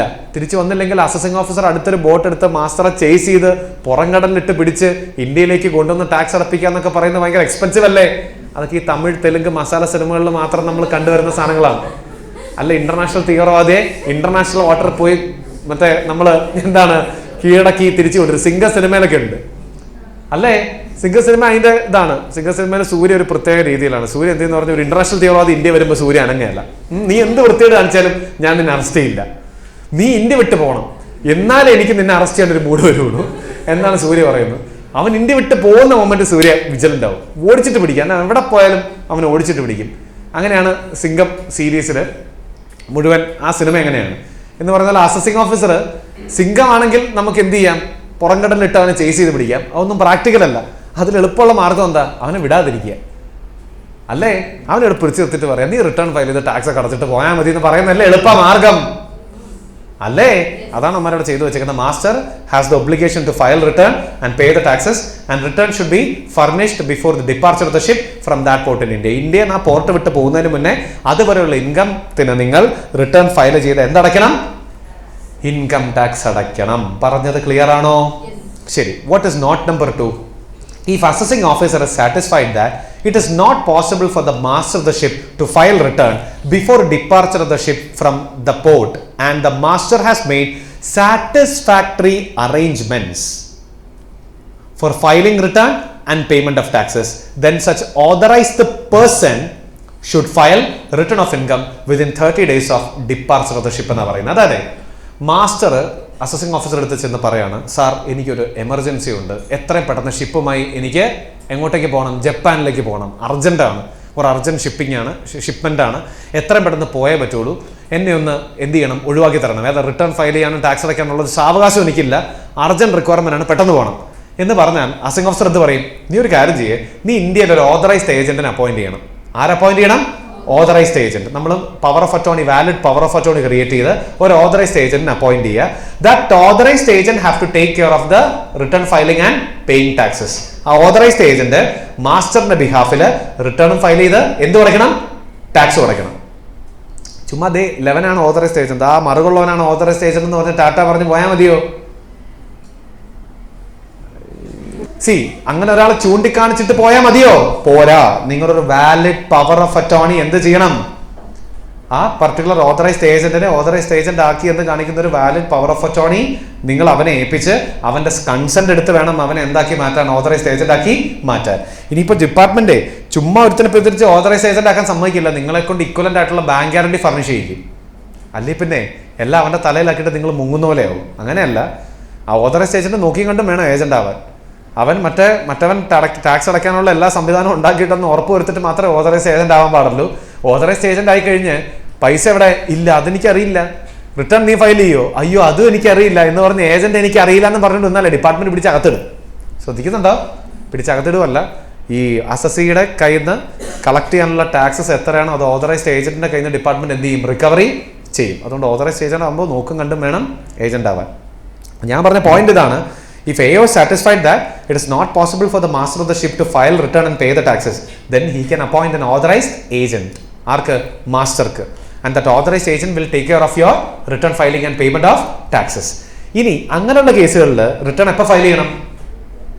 ഷിപ്പ് ഇന്ത്യൻ പോർട്ട് വിട്ട് പോകുന്ന ഡേറ്റ് തൊട്ട് 30 ദിവസത്തിനകം എന്ത് ഫയൽ ചെയ്തിരിക്കണം? റിട്ടേൺ ഫയൽ ചെയ്തിരിക്കണം, ടാക്സും പേ ചെയ്തിരിക്കണം. സോ ഷിപ്പ് ഇന്ത്യൻ പോർട്ട് വിട്ട് പോകുന്ന ഡേറ്റ് തൊട്ട് 30 ഡേയ്സിനകം റിട്ടേൺ ഫയൽ ചെയ്ത് ടാക്സ് അടയ്ക്കാൻ ഓതറൈസ്ഡ് ഏജന്റിനോട് ഡിപ്പാർട്ട്മെന്റ് പറയുന്നതാണ്. R you all here? Then what is note number 3? AO on receipt of return of income pass order of assessment within 9 months from the end of the financial year in which return is filed. Return file ചെയ്ത financial ഇയറിന്റെ end തൊട്ട് 9 മാസത്തിനകം assessing officer assessment complete ചെയ്ത് order of assessment arc issue ചെയ്യും? അസസിക്ക് issue ചെയ്യും. For example പറഞ്ഞാലേ, ഒരു 15 December 2025 return file ചെയ്തതെന്ന് വിചാരിക്കും. ഇന്നാണ് ഇന്ത്യൻ പോർട്ട് വിട്ട് ഷിപ്പ് പോകാൻ പോകുന്നത്. ഇന്ന് രാവിലെ റിട്ടേൺ ഫയൽ ചെയ്തെല്ലാം ഓക്കെ ആക്കി. അപ്പോൾ അങ്ങനെയാണെങ്കിൽ ഏത് ഫിനാൻഷ്യൽ ഇയറിന്റെ ഇടയിലാണ് റിട്ടേൺ അപ്ലോഡ് അയക്കുന്നത്? 15 ഡിസംബർ 2025 റിട്ടേൺ അപ്ലോഡ് ചെയ്ത ഡേറ്റ് എങ്കിൽ എന്റെ ചോദ്യം, ഏത് ഫിനാൻഷ്യൽ ഇയറിന്റെ ഇടയിലാണ് റിട്ടേൺ അപ്ലോഡ് ആക്കിയിരിക്കുന്നത്? 25-26 ഫിനാൻഷ്യൽ ഇയറിന്റെ ഇടയിലല്ലേ റിട്ടേൺ അപ്ലോഡ് ആയിരിക്കുന്നത്? ഈ ഫിനാൻഷ്യൽ ഇയറിന്റെ എൻഡ് എന്ന് പറഞ്ഞാൽ 31 മാർച്ച് 2026 അല്ലേ? അന്ന് തൊട്ട് 9 മാസം എന്ന് പറഞ്ഞാൽ 31 ഡിസംബർ 2026 അല്ലേ? 31 ഡിസംബർ 2026 മുന്നേ ഡിപ്പാർട്ട്മെന്റ് അസസ്മെന്റ് കംപ്ലീറ്റ് ചെയ്ത് ഓർഡർ ഓഫ് അസസ്മെന്റ് എന്ത് ചെയ്യും? അസസിക്ക് ഇഷ്യൂ ചെയ്യും. That is the maximum time കേട്ടോ. അത്ര നാൾ വെയിറ്റ് ചെയ്യണമെന്നൊന്നുമല്ല. That is the maximum time. അതിനുള്ളിൽ തന്നെ എന്തായാലും ഓർഡർ വരും. കാരണം ഇവിടെ വേറൊന്നും വെരിഫൈ ചെയ്യാനില്ല. ആ ഗ്രോസ് റിസിപ്റ്റ്സ് എത്രയാണെന്ന് മാത്രമേ വെരിഫൈ ചെയ്യാനുള്ളൂ. കാരണം പ്രിസംപ്റ്റീവ് ഇൻകം ആണ് 7.5% ആണ് നിങ്ങളുടെ income. And rate of tax will B 35 plus surcharge plus cess. So ഇവിടെ ഒരു ഡിബേറ്റിനുള്ള എന്തില്ല? സ്കോപ്പ് ഇല്ല. ഒരു പേരിന് ഓമാർ അസസ്മെന്റ് കംപ്ലീറ്റ് ചെയ്ത് that is A maximum time is 9 months. ഈ പറഞ്ഞ 3 നോട്ടും മനസ്സിലായോ എല്ലാവർക്കും? അപ്പൊ സാധാരണഗതിയിൽ ക്യാപ്റ്റൻ ഇന്ത്യൻ പോർട്ട് വിട്ട് പോകുന്നതിന് മുന്നേ തന്നെ റിട്ടേൺ എന്ത് ചെയ്യണം? ഫയൽ ചെയ്യണം. ടാക്സും അടയ്ക്കണം. ഇനി ക്യാപ്റ്റൻ എമർജൻസി ആണെന്നുണ്ടെങ്കിൽ ഒരു ഓതറൈസ് ഏജന്റിനെ അപ്പോയിന്റ് ചെയ്തിട്ട് എന്ത് ചെയ്യാം? അയാളെ കൊണ്ട് റിട്ടേൺ ഫയൽ ചെയ്ത് ടാക്സ് പേ ചെയ്യിക്കാം. അങ്ങനെ ഓതറൈസ്ഡ് ഏജന്റിനെ അപ്പോയിന്റ് ചെയ്യുന്ന കേസുകളാണെങ്കിൽ ആ ഓതറൈസ്ഡ് ഏജന്റ് എത്ര നാൾക്കുള്ളിൽ റിട്ടേൺ ഫയൽ ചെയ്യണം? ഇന്ത്യൻ പോർട്ട് വിട്ട് പോകുന്ന ഡേറ്റ് തൊട്ട് 30 ഡേയ്സിനകം റിട്ടേൺ ഫയൽ ചെയ്ത് ടാക്സ് അടയ്ക്കണം. ഇനി അങ്ങനെ റിട്ടേൺ നിങ്ങൾ ഫയൽ ചെയ്താൽ അതിപ്പോൾ ഏജന്റോ മാസ്റ്ററോ ഹൂവർ ഫയൽസ് ദ റിട്ടേൺ, ആ റിട്ടേൺ ഫയൽ ചെയ്ത ഫിനാൻഷ്യൽ ഇയറിന്റെ എൻഡ് തുടങ്ങി 9 മാസത്തിനകം ഡിപ്പാർട്ട്മെന്റ് അസസ്മെന്റ് കംപ്ലീറ്റ് ചെയ്ത് order of assessment arc serve ചെയ്യും? അസസിക്ക് സെർവ് ചെയ്യും. ക്ലിയർ അല്ലേ? ഇത്രയും പറഞ്ഞത് കഴിഞ്ഞിട്ടില്ല. ഇനിയുണ്ട് അടുത്ത നോട്ട്. എന്താ അടുത്ത നോട്ട്? വായിച്ചേ. Port clearance shall be granted to the ship until the collector of customs is satisfied that tax assessable under section 172 has been duly paid or that satisfactory arrangements have been made for the payment. മൊത്തം income ടാക്സും അടച്ചിട്ടുണ്ട്, അല്ലെങ്കിൽ income tax അടയ്ക്കാനുള്ള satisfactory arrangement എല്ലാം ചെയ്തിട്ടുണ്ട് എന്ന് ഉറപ്പുവരുത്തിയതിനു ശേഷം മാത്രമേ കസ്റ്റംസിന്റെ collector നിങ്ങൾക്ക് ഇന്ത്യയുടെ പുറത്തേക്ക് പോകാനുള്ള എന്ത് തരുള്ളൂ? കസ്റ്റംസ് ക്ലിയറൻസ് തരുകയുള്ളൂ. ഡിപ്പാർട്ട്മെന്റിന്റെ കയ്യിൽ നിന്ന്, ഇൻകം ടാക്സ് ഡിപ്പാർട്ട്മെന്റിന്റെ കയ്യിൽ നിന്ന് NOC മേടിക്കണം. അടയ്ക്കാനുള്ളതെല്ലാം അടച്ചു, ഇനി ലയബിലിറ്റി ഒന്നും പെൻഡിങ് ഇല്ല, ഞങ്ങൾക്ക് യാതൊരു പ്രശ്നവും ഇല്ല എന്നുള്ള നോൺ ലയബിലിറ്റി സർട്ടിഫിക്കറ്റ് മേടിച്ചാൽ മാത്രമേ നിങ്ങൾക്ക് എന്ത് ചെയ്യാൻ പറ്റുള്ളൂ? കസ്റ്റംസ് കളക്ടർ പുറത്തേക്ക് പോകാനുള്ള നിങ്ങൾക്ക് പെർമിഷൻ തരുള്ളൂ. അല്ലാതെ നിങ്ങൾ പുറത്തേക്ക് പോയാൽ പുറം കടലിലിട്ട് കസ്റ്റംസുകാരെന്നെ നിങ്ങൾ പിടിച്ച് പിന്നെയും കൊണ്ട് തിരിച്ചകത്തിടും. ശ്രദ്ധിക്കുന്നുണ്ടോ? സോ കസ്റ്റംസ് ക്ലിയറൻസ് കിട്ടുന്നുണ്ടെങ്കിൽ എല്ലാ ഡ്യൂവും നിങ്ങൾ അടച്ച് തീർക്കണം. നോട്ട് 5 എന്താണെന്ന് വെച്ചാൽ owner may claim for assessment of income under normal course of the act before expiry of AY relevant to the PY in which the date of departure of the ship falls. If he does so, payment made under 172 to be treated as payment in advance of tax leviable. അതായത് ഷിപ്പിന്റെ owner അസിംഗ് ഓഫീസറെ കണ്ടിട്ട് പറയാണ്, സാറേ ഞാൻ ആദ്യമായിട്ട് ഇന്ത്യയിലേക്ക് വന്നു, ഇനി മുതൽ എല്ലാ വർഷവും ഞാൻ ഇന്ത്യയിലേക്ക് വരും. അപ്പം ഞാൻ ആരല്ല, ഒക്കേഷനിലല്ല, സാധാരണ പോലെ എന്നെ ടാക്സ് കമ്പ്യൂട്ട് ചെയ്ത് റിട്ടേൺ ഫയൽ ചെയ്ത് നോർമൽ സ്ലാബ് റേറ്റിൽ എന്നെ ഒന്ന് അസസ് ചെയ്യാൻ പറ്റുമോ എന്ന് ഒരു നോൺ റെസിഡന്റ് ആയിട്ടുള്ള ഷിപ്പിംഗ് മുതലാളി ഇൻഡിവിജ്വൽ പോയി അസസിംഗ് ഓഫീസർ അടുത്ത് പറയുകയാണ്. ശ്രദ്ധിക്കുന്നുണ്ടോ? എന്തിനാ നോൺ റെസിഡന്റ് ആയിട്ടുള്ള ആ ഒരു ഷിപ്പിംഗ് ഈ ബിസിനസ് ചെയ്യുന്ന ഇൻഡിവിജ്വൽ അസസിംഗ് ഓഫീസർ അടുത്ത് ഇങ്ങനെ റിക്വസ്റ്റ് ചെയ്യാനുള്ള കാരണം എന്തായിരിക്കും? ഈ നോൺ റെസിഡന്റ് ആയിട്ടുള്ള ഇൻഡിവിജ്വലിന്റെ ശരിക്കും പറഞ്ഞ റേറ്റ് ഓഫ് ടാക്സ് എന്ന് പറയുന്ന സ്ലാബ് റേറ്റ് അല്ലേ വരണ്ടേ? അല്ലേ? ഒന്നിലെ BAC അല്ലെങ്കിൽ ഓൾഡ് സ്ലാബ് റേറ്റ്. എങ്ങനെ നോക്കിയാലും 35 അടക്കേണ്ട ആവശ്യം വരില്ലല്ലോ. വരുമോ? ഇല്ല. ഈ 172 ഒക്കേഷണൽ ആയതുകൊണ്ടല്ലേ ഈ 35% പ്ലസ് സർചാർജ് പ്ലസ് സെസ് അടക്കേണ്ട ആവശ്യം വരുന്നത് ഇപ്പോ, അല്ലേ? അപ്പോ ഈ ഷിപ്പിംഗ് ഓണർ ഒരു ഇൻഡിവിജ്വൽ ആണ്. അയാൾ പോയിട്ട് അസിംഗ് ഓഫീസറിന്റെ അടുത്ത് പറയണം, എന്നെ ആ നോർമൽ പ്രൊവിഷൻസിൽ ഒന്ന് ടാക്സ് പേ ചെയ്യാൻ സമ്മതിക്കണം എന്ന് പറഞ്ഞാൽ അസിംഗ് ഓഫീസർ അവന്റെ ഡിലേമലാവും. എന്താ ഡിലേമ? അവൻ ഇപ്പൊ ഇന്ത്യയിലേക്ക് വന്നു, അവൻ ഇനിയും വരൂ എന്നാണ് പറയുന്നത്. ഇവൻ വരുമോ ഇല്ലോ എന്നാണ് എന്താണ് ഉറപ്പുണ്ടോ? ഇല്ല. അതുകൊണ്ട് അസിംഗ് ഓഫീസർ ഒരു കാര്യം പറയാം, നീ ഒരു കാര്യം ചെയ്യേ, നീ ഇപ്പോ 172 എന്തടയ്ക്ക് റിട്ടേൺ ഫയൽ ചെയ്ത് ടാക്സ് അടയ്ക്ക്, എന്നിട്ട് പൊക്കോ. എന്നിട്ട് നോർമൽ റിട്ടേൺ ഫയൽ ചെയ്യേണ്ട ഒരു ഡ്യൂ ഡേറ്റ് വരില്ലേ? ആ ഡ്യൂ ഡേറ്റിനുള്ളിൽ നിങ്ങൾ സാധാരണ പോലെ തന്നെ എന്ത് ഫയൽ ചെയ്യേ? ഒരു റിട്ടേണോടെ ഫയൽ ചെയ്യേ. എന്നിട്ട് ഇപ്പം അടച്ച ടാക്സ് ഒരു അഡ്വാൻസ് ടാക്സ് അടച്ച പോലെ ട്രീറ്റ് ചെയ്ത് അപ്പൊ എന്ത് ചോദിച്ചോ? റീഫണ്ട് ചോദിച്ചോ തന്നേക്കാന്ന് പറയും. ശ്രദ്ധിക്കുന്നുണ്ടോ? ഉണ്ടോ? അപ്പോൾ അസസിംഗ് ഓഫീസർ എടുത്ത് പറയാണ്, എന്നെ നോർമൽ പ്രൊവിഷൻസ് പ്രകാരം അസസ് ചെയ്യണം, ഞാൻ അടുത്ത വർഷവും ഇനിയും വന്നുകൊണ്ടേ ഇരിക്കും എന്ന് പറയുകയാണെന്നുണ്ടെങ്കിൽ what AO should do? AO should have to tell the assessee to pay the taxes according to 172, file the return in accordance with 172. Thereafter, when his normal due date arrives, he have to file another return and he can treat that tax paid now just like an advance tax paid for his full liability and he may ask for the refund as well. Okay ആണോ പറഞ്ഞത്? Okay. ഇപ്പം ഇങ്ങനെയുള്ള കേസുകളിലെ Refund may arise in case of non-corporate non-resident since they are liable to pay tax at a lower rate than the rate of 35% plus surcharge plus cess applicable to foreign company. ഒരു non resident individual ഒക്കെ ആണെന്നുണ്ടെങ്കിൽ അവന് ചിലപ്പോൾ refund വരാം. കാരണം അവന്റെ rate of tax എന്ന് പറയുന്നത് 35 ആണോ? അല്ല, അവന്റെ റേറ്റ് ഓഫ് ടാക്സ് എന്ന് പറയുന്നത് സ്ലാബ് റേറ്റ് അല്ലേ? അങ്ങനെ റീഫണ്ട് വരാം. അങ്ങനെ റീഫണ്ട് ചോദിച്ചാൽ തീർച്ചയായിട്ടും ഡിപ്പാർട്ട്മെന്റ് റീഫണ്ട് എന്ത് ചെയ്യും? ഇഷ്യൂ ചെയ്യും. NR assessee is liable to pay interest under 234B and 234C and also entitled to receive interest under 244A. Income tax ആക്ടിലെ 234Bയും സിയും 244Aയും എല്ലാ ഇൻട്രസ്റ്റുകളും ഈ നോൺ റെസിഡന്റിനും എന്തായിരിക്കും? ബാധകമായിരിക്കും. ഈ ഇൻട്രസ്റ്റുകൾ എന്തൊക്കെയാണെന്നുള്ളത് അഡ്വാൻസ് ടാക്സ് ആൻഡ് ഇൻട്രസ്റ്റ് എന്ന് പറഞ്ഞ ചാപ്റ്റർ വരുമ്പോൾ നമുക്ക് ഡീറ്റെയിൽ ആയിട്ട് പഠിക്കാം. ശ്രദ്ധിക്കുന്നുണ്ടോ? അപ്പൊ നമ്മൾ പഠിച്ച സെക്ഷൻ ഏതാ? 172 അല്ലേ? You tell me what is 172? Occasional shipping business ആണ് നിങ്ങളെങ്കിൽ നിങ്ങളുടെ presumptive income 7.5%, rate of tax 35 plus surcharge plus cess. Master of the ship Indian port വിട്ടു പോകുന്നതിന് മുന്നേ തന്നെ റിട്ടേൺ ഫയൽ ചെയ്ത് എന്തും അടയ്ക്കണം? ടാക്സും അടയ്ക്കണം എന്ന് പറയുന്ന ഒരു കംപ്ലീറ്റ് കോഡ് അല്ലേ 172? Compared to 44B, 172 is entirely different. ഒരിക്കലും 44Bയും 172 കൂടെ മറ്റേ മിക്സപ്പ് ചെയ്ത് കൊളവാക്കരുത്. 44B ആർക്കാ? റെഗുലർ ആയിട്ട് ഇന്ത്യയില് ഷിപ്പിംഗ് ബിസിനസ് ഉള്ള അല്ലെങ്കിൽ ഇവിടെ ഒരു സ്ഥിരം ബേസ് ഉള്ള നോൺ റെസിഡൻസിന് ആപ്ലിക്കബിൾ ആയിട്ടുള്ള പ്രിസംപ്റ്റീവ് ഇൻകം ആണ് 44B. അവന്റെ റിട്ടേൺ ഓഫ് ഇൻകം 139 പ്രകാരമാണ്. അസസ്മെന്റ് 144 പ്രകാരം തന്നെയാണ്, അല്ലെങ്കിൽ 143 പ്രകാരം തന്നെയാണ്. ശ്രദ്ധിക്കുന്നുണ്ടോ? എന്നാൽ ഒക്കേഷണൽ ആണെങ്കിലാണ് 172 നിങ്ങൾ എന്ത് ചെയ്യേണ്ടത്? ഫോളോ ചെയ്യേണ്ടതെന്നാണ് ഡിപ്പാർട്ട്മെന്റ് പറയുന്നത്. പറഞ്ഞ രണ്ട് പ്രൊവിഷനും ക്ലിയർ ആണോ എല്ലാവർക്കും?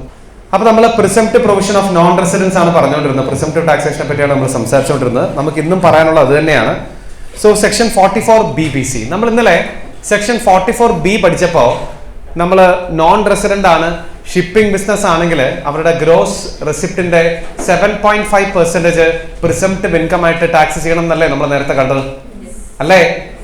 അവിടെ നമ്മൾ എടുത്തു പറഞ്ഞിരുന്നു അതർ ദാൻ ക്രൂയിസ് ഷിപ്പ് എന്ന് പറഞ്ഞിരുന്നു. ക്രൂയിസ് ഷിപ്പുകൾ ഒഴികെ ബാക്കി എല്ലാ ഷിപ്പുകളും, പാസഞ്ചർ ഷിപ്പോ അല്ലെങ്കിൽ ഗുഡ്സ് ട്രാൻസ്പോർട്ട് ചെയ്യുന്ന ഷിപ്പോ മെയിലോ ലൈഫ് സ്റ്റോക്കോ ട്രാൻസ്പോർട്ട് ചെയ്യുന്ന ഷിപ്പോ ആണെങ്കിലും ട്രീറ്റ്മെന്റ് സെയിം ആണെന്ന് നമ്മൾ പറഞ്ഞിരുന്നു, അതർ ദാൻ ക്രൂയിസ് ഷിപ്പ്.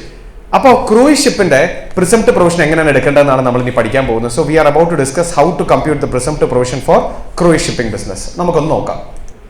അപ്പൊ ഇവിടെ എന്താ ഇവരിവിടെ പറയുന്നത് നോക്കിയേ. Section 44BBC, what is that? Special provision for computing profits and gains of operation of cruise ship in the case of non resident. നിങ്ങൾ നോൺ റെസിഡന്റ് ആണ്, നിങ്ങൾ in the business of operation of cruise ship ആണെങ്കിൽ എങ്ങനെയാണ് നിങ്ങളുടെ presumptive income compute ചെയ്യേണ്ടതെന്നാണ് നമ്മൾ പഠിക്കാൻ പോകുന്നത്. അപ്പൊ ഇത് ഏത് അസസിക്ക് എലിജിബിൾ ആയിട്ടുള്ള പ്രിസംപ്റ്റീവ് പ്രൊവിഷൻ ആണ്? If you are in the business of operation of cruise ship like Titanic, നമ്മുടെ ടൈറ്റാനിക് ഒക്കെ പോലുള്ള ക്രൂയിസ് ഷിപ്പുകൾ ഓപ്പറേറ്റ് ചെയ്യുന്ന ബിസിനസ് ആണ് നിങ്ങളെന്നുണ്ടെങ്കിൽ നിങ്ങൾക്ക് ഈ ഒരു പെർട്ടിക്കുലർ പ്രൊവിഷൻ ആണ് ആപ്ലിക്കബിൾ ആവുന്നത്. ഇനി എന്താ അവർ പറഞ്ഞേക്കുന്നത്? Amount paid or payable to the assessee on account of carriage of passengers. പാസഞ്ചേഴ്സിനെ കൊണ്ടുവന്ന കാരണം അവന്മാർക്ക് എമൗണ്ട് പെയ്ഡോ പേബിളോ ആയിട്ട് നിൽക്കുകയാണെങ്കിൽ, അല്ലെങ്കിൽ amounts received or deem to be received for carriage of passengers. അപ്പൊ ഒന്ന് പേബിൾ, മറ്റത് റിസീവ്ഡ് എന്നാണ് അവന്മാർ പറഞ്ഞു വെച്ചിരിക്കുന്നത്. അപ്പോ പാസഞ്ചേഴ്സിനെ, ഈ ക്രൂയിസ് ഷിപ്പിൽ നമ്മൾ പാസഞ്ചേഴ്സിനെ കൊണ്ടുപോകുള്ളൂ അല്ലേ? ഈ ഗുഡ്സ് ചിലപ്പോൾ പാസഞ്ചേഴ്സിന്റെ ലഗേജ് ആണെങ്കിൽ കൊണ്ടുപോകും, അല്ലാതെ നമ്മൾ ഗുഡ്സ് ട്രാൻസ്പോർട്ട് ചെയ്യാൻ വേണ്ടി ക്രൂയിസ് ഷിപ്പ് ഉപയോഗിക്കാറില്ല അല്ലേ? സോ നമ്മൾ മറ്റേ 44Bയിൽ കണ്ട പോലെ അല്ല, passengers, goods, mail, life stock ഒന്നും ഇവിടെ ഇല്ല. പാസഞ്ചേഴ്സ് മാത്രമേ ഉള്ളൂ. കൂടെ ചിലപ്പോൾ ആരുണ്ടാവും? പെറ്റ്സ് ഉണ്ടാവാം, കൂടെ ചിലപ്പോൾ ലഗേജ് ഉണ്ടാവാം. That's it. അപ്പൊ പാസഞ്ചേഴ്സ് ആണ് പ്രിഡോമിനന്റ് ആയിട്ടുള്ള ഐറ്റം. അപ്പൊ പാസഞ്ചേഴ്സിനെ നമ്മൾ ട്രാൻസ്പോർട്ട് ചെയ്യുന്ന കാരണം, അല്ലെങ്കിൽ അവരെ ആ ഒരു ട്രിപ്പിന്, ഓൺ അറൌണ്ട് ട്രിപ്പിന് കൊണ്ടുപോകുന്ന കാരണം കിട്ടുന്ന മൊത്തം എമൗണ്ട് എടുക്കുക. എത്ര അതിന്റെ presumptive income? Presumptive income shall be 20% of such amount. അവരെ മൊത്തം റിസിപ്റ്റ് എത്രയാണോ അതിന്റെ 20% വേണം നിങ്ങൾ എന്തായിട്ട് ട്രീറ്റ് ചെയ്യാൻ? പ്രിസംപ്റ്റീവ് ഇൻകം ആയിട്ട് ട്രീറ്റ് ചെയ്യാൻ. ശ്രദ്ധിക്കുന്നുണ്ടോ? അപ്പൊ നോക്കിയേ, amount paid or payable to the assessee on account of carriage of passengers plus amount received or deem to be received for carriage of passengers. അത് രണ്ടിന്റെ ടോട്ടൽ എടുക്കുക. എന്നിട്ട് എത്ര എടുക്കുക? Presumptive income shall be 20%. Amount നമ്മൾ പാസഞ്ചേഴ്സിന് എടുക്കുന്നതുമായി ബന്ധപ്പെട്ട് കിട്ടുന്ന എമൗണ്ടിന്റെ ഗ്രോസ് റെസിപ്റ്റ് എടുക്കുക. അതിന്റെ 20% ആണ് നമ്മൾ പ്രിസംപ്റ്റീവ് ഇൻകം ആയിട്ട് എന്ത് ചെയ്യേണ്ടത്? കൺസിഡർ ചെയ്യേണ്ടത്. ഇനി അവിടെ ഒരു നോട്ട് 1 കിടക്കുന്നത് കണ്ടോ? What is that note 1? Eligible assessee ആരാണ്? Being a non resident engage in the business of operation of cruise ship subjected to what? Prescribed conditions which are as follows. അതായത് ക്രൂയിസ് ഷിപ്പ് എന്ന് പറഞ്ഞാലേ എല്ലാ cruise ഷിപ്പും ഇതിനകത്ത് വരില്ല. Central government notify ചെയ്തിട്ടുള്ള ചില conditions satisfy ചെയ്താൽ മാത്രമേ ഈ പ്രൊവിഷൻ നിങ്ങൾക്ക് എന്താവുള്ളൂ, ആപ്ലിക്കബിൾ ആവുള്ളൂ. ഇനി സെൻട്രൽ ഗവൺമെന്റ് കണ്ടീഷൻസ് നോട്ടിഫൈ ചെയ്തിട്ടുണ്ടോ? ഉണ്ട്. They have notified the conditions. പുതിയ നോട്ടിഫിക്കേഷൻ ആണത്. ഈ യെല്ലോ കളർ നിങ്ങൾ കാണുന്നത് ലേറ്റസ്റ്റ് അമെന്റ്മെന്റ് ആണ് എന്നാണ് അതിന്റെ അർത്ഥം. നിങ്ങളുടെ അപ്കമിംഗ് ആയിട്ടുള്ള അറ്റംപ്റ്റ് ഏതാ, ജൂൺ 26 അല്ലെങ്കിൽ മെയ് 26 അല്ലെങ്കിൽ സെപ്റ്റംബർ 26 അല്ലെങ്കിൽ ഡിസംബർ 26 അല്ലെങ്കിൽ ജാനുവരി 27 എസ്പെഷ്യലി ഇൻസേർട്ടഡ് ആയിട്ടുള്ള പുതിയ ഇൻസേർഷൻസ് ആണ് ഈ കാണുന്നത്. So, eligible assessee being a non-resident engaged in the business of operation of cruise ship subjected to prescribed conditions. എന്തൊക്കെ കണ്ടീഷൻ നമുക്ക് നോക്കാം, ശ്രദ്ധിച്ചിരിക്കുക. For the purpose of section 44 BBC, an assessee being a non-resident engaged in the business of operation of cruise ship has to operate a passenger ship having carrying capacity of more than 200 passengers. നിങ്ങളുടെ cruise ഷിപ്പിന് 200 പാസഞ്ചേഴ്സിൽ കൂടുതൽ എന്തുണ്ടാവണം, carriage capacity ഉണ്ടാവണം. 200 പാസഞ്ചേഴ്സിൽ കൂടുതലുള്ള ആൾക്കാരെ അല്ലെങ്കിൽ 200+ പാസഞ്ചേഴ്സിനെ നിങ്ങൾക്ക് carry ചെയ്യാൻ പറ്റുന്ന potential ഉള്ള ഷിപ്പായിരിക്കണം. ഓർ പോട്ടെ length of 75 meters or more. ഇനിയിപ്പോൾ 200 പാസഞ്ചേഴ്സിന് ട്രാവൽ ചെയ്യാൻ പറ്റുന്നില്ല എന്നുണ്ടെങ്കിൽ ആ ഷിപ്പിന്റെ ലെങ്ത് എത്ര ആയിരിക്കണം, 75 മീറ്റർ അതിൽ കൂടുതലും ആയിരിക്കണം. For leisure and recreational purpose and having appropriate dining and cabin facilities for passengers. Cabin facility, dining facility ഉണ്ടാവണം. ബേസിക്കലി പർപ്പസ് എന്ന് പറയുന്നത് ലെഷർ ആൻഡ് റിക്രിയേഷണൽ പർപ്പസ് ആയിരിക്കണം. ഈ ക്രൂയിസ് ഷിപ്പിൽ പോകുന്നതേ നമുക്കൊരു സ്ഥലത്ത് നിന്ന് വേറൊരു സ്ഥലത്തേക്ക് ട്രാവൽ ചെയ്യാൻ വേണ്ടിയിട്ടാണോ? ട്രാവൽ ഒരു ആഡ് ഓൺ ആണ്. The main purpose is leisure അല്ലേ? നമ്മളൊന്ന് റിലാക്സ് ചെയ്യാൻ വേണ്ടിയല്ലേ ശരിക്കും പറഞ്ഞാൽ പോകുന്ന ഒരു ലെഷർ ട്രിപ്പ് അല്ലേ ബേസിക്കലി ഉദ്ദേശിക്കുന്നത്. അത് തന്നെയാണ് അവന്മാരും പറയുന്നത്. അങ്ങനെ നടത്തുന്ന ബിസിനസ്സുകളെ മാത്രമേ ഞങ്ങൾ ഇവിടെ ക്രൂയിസ് ഷിപ്പ് എന്ന് വിളിക്കുന്നുള്ളൂ. 2 operate such ship on schedule voyage or shore excursion, that is short leisure trip touching at least 2 seaports of India or same ports of India twice.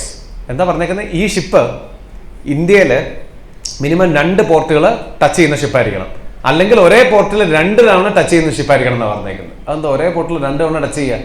ഇപ്പോൾ ഒരു എക്സാമ്പിൾ പറഞ്ഞാൽ കൊച്ചി ശ്രീലങ്ക ബാക്ക് ടു കൊച്ചി. അപ്പോൾ Indian പോർട്ടിൽ 2 തവണ touch ചെയ്തിട്ടുണ്ട് അല്ലേ? കൊച്ചി നാളെ എടുത്തു, ശ്രീലങ്കയ്ക്ക് കൊണ്ടുപോയി, അവിടുന്ന് തിരിച്ച് അവിടെ വന്നു, കൊച്ചിയിൽ വന്നു. അല്ലെങ്കിൽ മുംബൈ കൊച്ചി ശ്രീലങ്കയോട് കൂടി അവരുടെ ട്രിപ്പ് വോയേജ് അവസാനിപ്പിക്കുന്നു വിചാരിക്കുക. അവർക്ക് ബാക്കിയുള്ള ശ്രീലങ്കയ്ക്ക് ഒന്ന് കറങ്ങിയിട്ട് അവർക്ക് തിരിച്ച് ഫ്ലൈറ്റിൽ ഇങ്ങോട്ടേക്ക് വരാം. അപ്പം ഇങ്ങനെയും ആവാൻ ട്രിപ്പ്.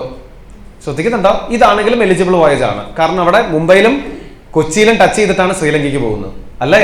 അപ്പോൾ ഒന്നിലെ ഇന്ത്യൻ പോർട്ടിൽ ഏതെങ്കിലും 2 ഇന്ത്യൻ പോർട്ടിൽ ടച്ച് ചെയ്യണം, അല്ലെങ്കിൽ ഒരേ പോർട്ടിൽ തന്നെ 2 തവണ ടച്ച് ചെയ്യണം എന്നാണ് അവന്മാർ പറഞ്ഞു വെച്ചിരിക്കുന്നത്. എന്നാൽ മാത്രം ഞങ്ങളതൊരു എലിജിബിൾ ക്രൂയിസ് ഷിപ്പായിട്ട് എന്ത് ചെയ്യുള്ളൂ, ട്രീറ്റ് ചെയ്യുള്ളൂ. അടുത്ത എന്താ, operate such ship primarily for carrying passengers and not for carrying cargo. നമ്മൾ നേരത്തെ പറഞ്ഞ പോലെ പാസഞ്ചേഴ്സ് ആയിരിക്കണം നിങ്ങളുടെ പ്രധാന ലക്ഷ്യം, കാർഗോ ആവാൻ പാടില്ല. കാർഗോ ആണെങ്കിൽ ഒരിക്കലും നമ്മൾ ക്രൂയിസ് ഷിപ്പ് എന്ന് വിളിക്കാറില്ല. സോ പാസഞ്ചേഴ്സിന് എടുക്കുന്ന ഷിപ്പുകളെ നമ്മൾ ക്രൂയിസ് ഷിപ്പ് എന്ന് വിളിക്കാറുള്ളൂ എന്നാണ് അവന്മാർ പറഞ്ഞു വെച്ചിരിക്കുന്നത്. ശരി, അടുത്ത എന്താ, operate such ship as per the procedure and guidelines if any issued by ministry of tourism or ministry of shipping. Ministry of tourism അല്ലെങ്കിൽ മിനിസ്ട്രി ഓഫ് ഷിപ്പിംഗ് ഭാവിയിൽ എന്തെങ്കിലും പോയിന്റുകൾ പറഞ്ഞാൽ ആ പറയുന്ന കണ്ടീഷൻസ് എല്ലാം നിങ്ങൾ മാൻഡേറ്ററി ആയിട്ടും എന്ത് ചെയ്യണം, ഫോളോ ചെയ്യണമെന്നാണ് അവന്മാർ പറഞ്ഞിരിക്കുന്നത്. സോ പോയിന്റ് നമ്പർ 1, 2, 3, 4 ഈ 4 കണ്ടീഷൻസ് സാറ്റിസ്ഫൈ ചെയ്യുന്ന ഷിപ്പുകളെയാണ് നമ്മൾ ബേസിക്കലി ക്രൂസ് ഷിപ്പ് എന്ന് പറയുക. ഇവരുടെ ഓപ്പറേഷൻ ആണ് നിങ്ങളുടെ ബിസിനസ് എന്നുണ്ടെങ്കിൽ നിങ്ങളുടെ ഗ്രോസ് റിസിപ്റ്റിന്റെ 20% നിങ്ങൾ എന്തായിട്ട് കാണിക്കുക, പ്രിസംപ്റ്റീവ് പ്രോഫിറ്റ് ആയിട്ട് കാണിക്കുക. ഇതാണ് 44 BBC. പറഞ്ഞത് ക്ലിയർ അല്ലേ? നോട്ട് 2 ഉണ്ട്. എന്താ not 2? The lease rentals paid by foreign company which opts for presumptive rate under 44 BBC would be exempted in the hands of recipient company under section 10(15)(b) if such company is a foreign company and both these foreign companies are subsidiaries of the same holding company, and this exemption would be available up to assessment year 2030-2031. അതായത് ഇതെന്താ സാധനം എന്ന് വെച്ചാൽ ശരിക്കും പറഞ്ഞാൽ section 10(15)(b) ആണ്. 10(15)(b) എന്താ പറയുന്നതെന്ന് നമുക്കൊന്ന് നോക്കാം. പേജ് ഒന്ന് മറിച്ച് പുറകോട്ടേക്ക് പോയാൽ നിങ്ങൾക്ക് 10(15)(b) കാണാം. പേജ് ഒന്ന് മറിച്ച് പുറകോട്ടേക്ക് പോയാൽ 10(15)(b) NR ടാക്സേഷനിലെ സെക്കൻഡ് പേജ് എടുത്താൽ കാണാം. NR ടാക്സേഷനിലെ സെക്കൻഡ് പേജ്. ഓക്കെ, അപ്പോൾ 10(15)(b) എന്താണെന്ന് നോക്കാം. സോ ഇപ്പോൾ നമുക്ക് നോക്കാം ആ പ്രൊവിഷൻ എന്താണെന്ന്. അപ്പോൾ ഇവർ പറയുന്നത് എന്താണെന്ന് വെച്ചാൽ ഒന്ന് ശ്രദ്ധിച്ചേ. ഇപ്പോൾ ഒരു ഫോറിൻ കമ്പനി ഉണ്ടെന്ന് വിചാരിക്കാം. ഓക്കെ, ഒരു ഫോറിൻ കമ്പനി ഉണ്ട്. ഈ ഫോറിൻ കമ്പനിക്ക് 2 സബ്സിഡറീസ് ഉണ്ട്, 2 ഹോൾലി ഓൺഡ് സബ്സിഡറീസ് ഉണ്ട്. ഇത് രണ്ടും ഫോറിൻ കമ്പനികൾ തന്നെയാണ്. FC1 ഉം FC2. ഇതിൽ FC1 ഇന്ത്യയിൽ നമ്മൾ നേരത്തെ പറഞ്ഞ പോലെ luxury cruise liner shipping business ചെയ്യുന്ന കമ്പനിയാണെന്ന് വിചാരിക്കുക. ക്രൂയിസ് ഷിപ്പിംഗ് ചെയ്യുന്ന കമ്പനിയാണെന്ന് വിചാരിക്കുക FC1. FC2 on ships, cruise ഷിപ്പുകൾ ഓപ്പറേറ്റ് ചെയ്യുന്ന അല്ലെങ്കിൽ ക്രൂയിസ് ഷിപ്പുകൾ സ്വന്തമായിട്ടുള്ള ഒരു കമ്പനിയാണ്. അപ്പോൾ ഈ ഇന്ത്യൻ കമ്പനി FC1 എന്ന് പറഞ്ഞ കമ്പനി ഒരു ഇന്ത്യൻ കമ്പനി അല്ല, ഇന്ത്യയിലെ ഷിപ്പിംഗ് ബിസിനസ് ചെയ്യുന്ന കമ്പനിയാണ്, അതും ഫോറിൻ കമ്പനി തന്നെയാണ്. ഈ കമ്പനി എന്തെന്ന് വെച്ചാൽ മറ്റേ കമ്പനിയുടെ ഷിപ്പുകൾ ലീസിനെടുത്തു.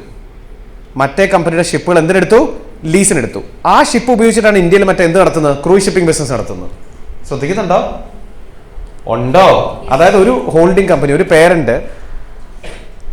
ഒരു പേരന്റ് കമ്പനിയുടെ കീഴിൽ 2 ഹോൾഡി ഓൺഡ് സബ്സിഡറി ഫോറിൻ കമ്പനീസ്. അതിലൊരു ഹോൾഡി ഓൺഡ് സബ്സിഡറി ഫോറിൻ കമ്പനി ഇന്ത്യയിൽ എന്ത് നടത്തുന്നു? ക്രൂയിസ് ഷിപ്പിംഗ് ബിസിനസ് നടത്തുന്നു.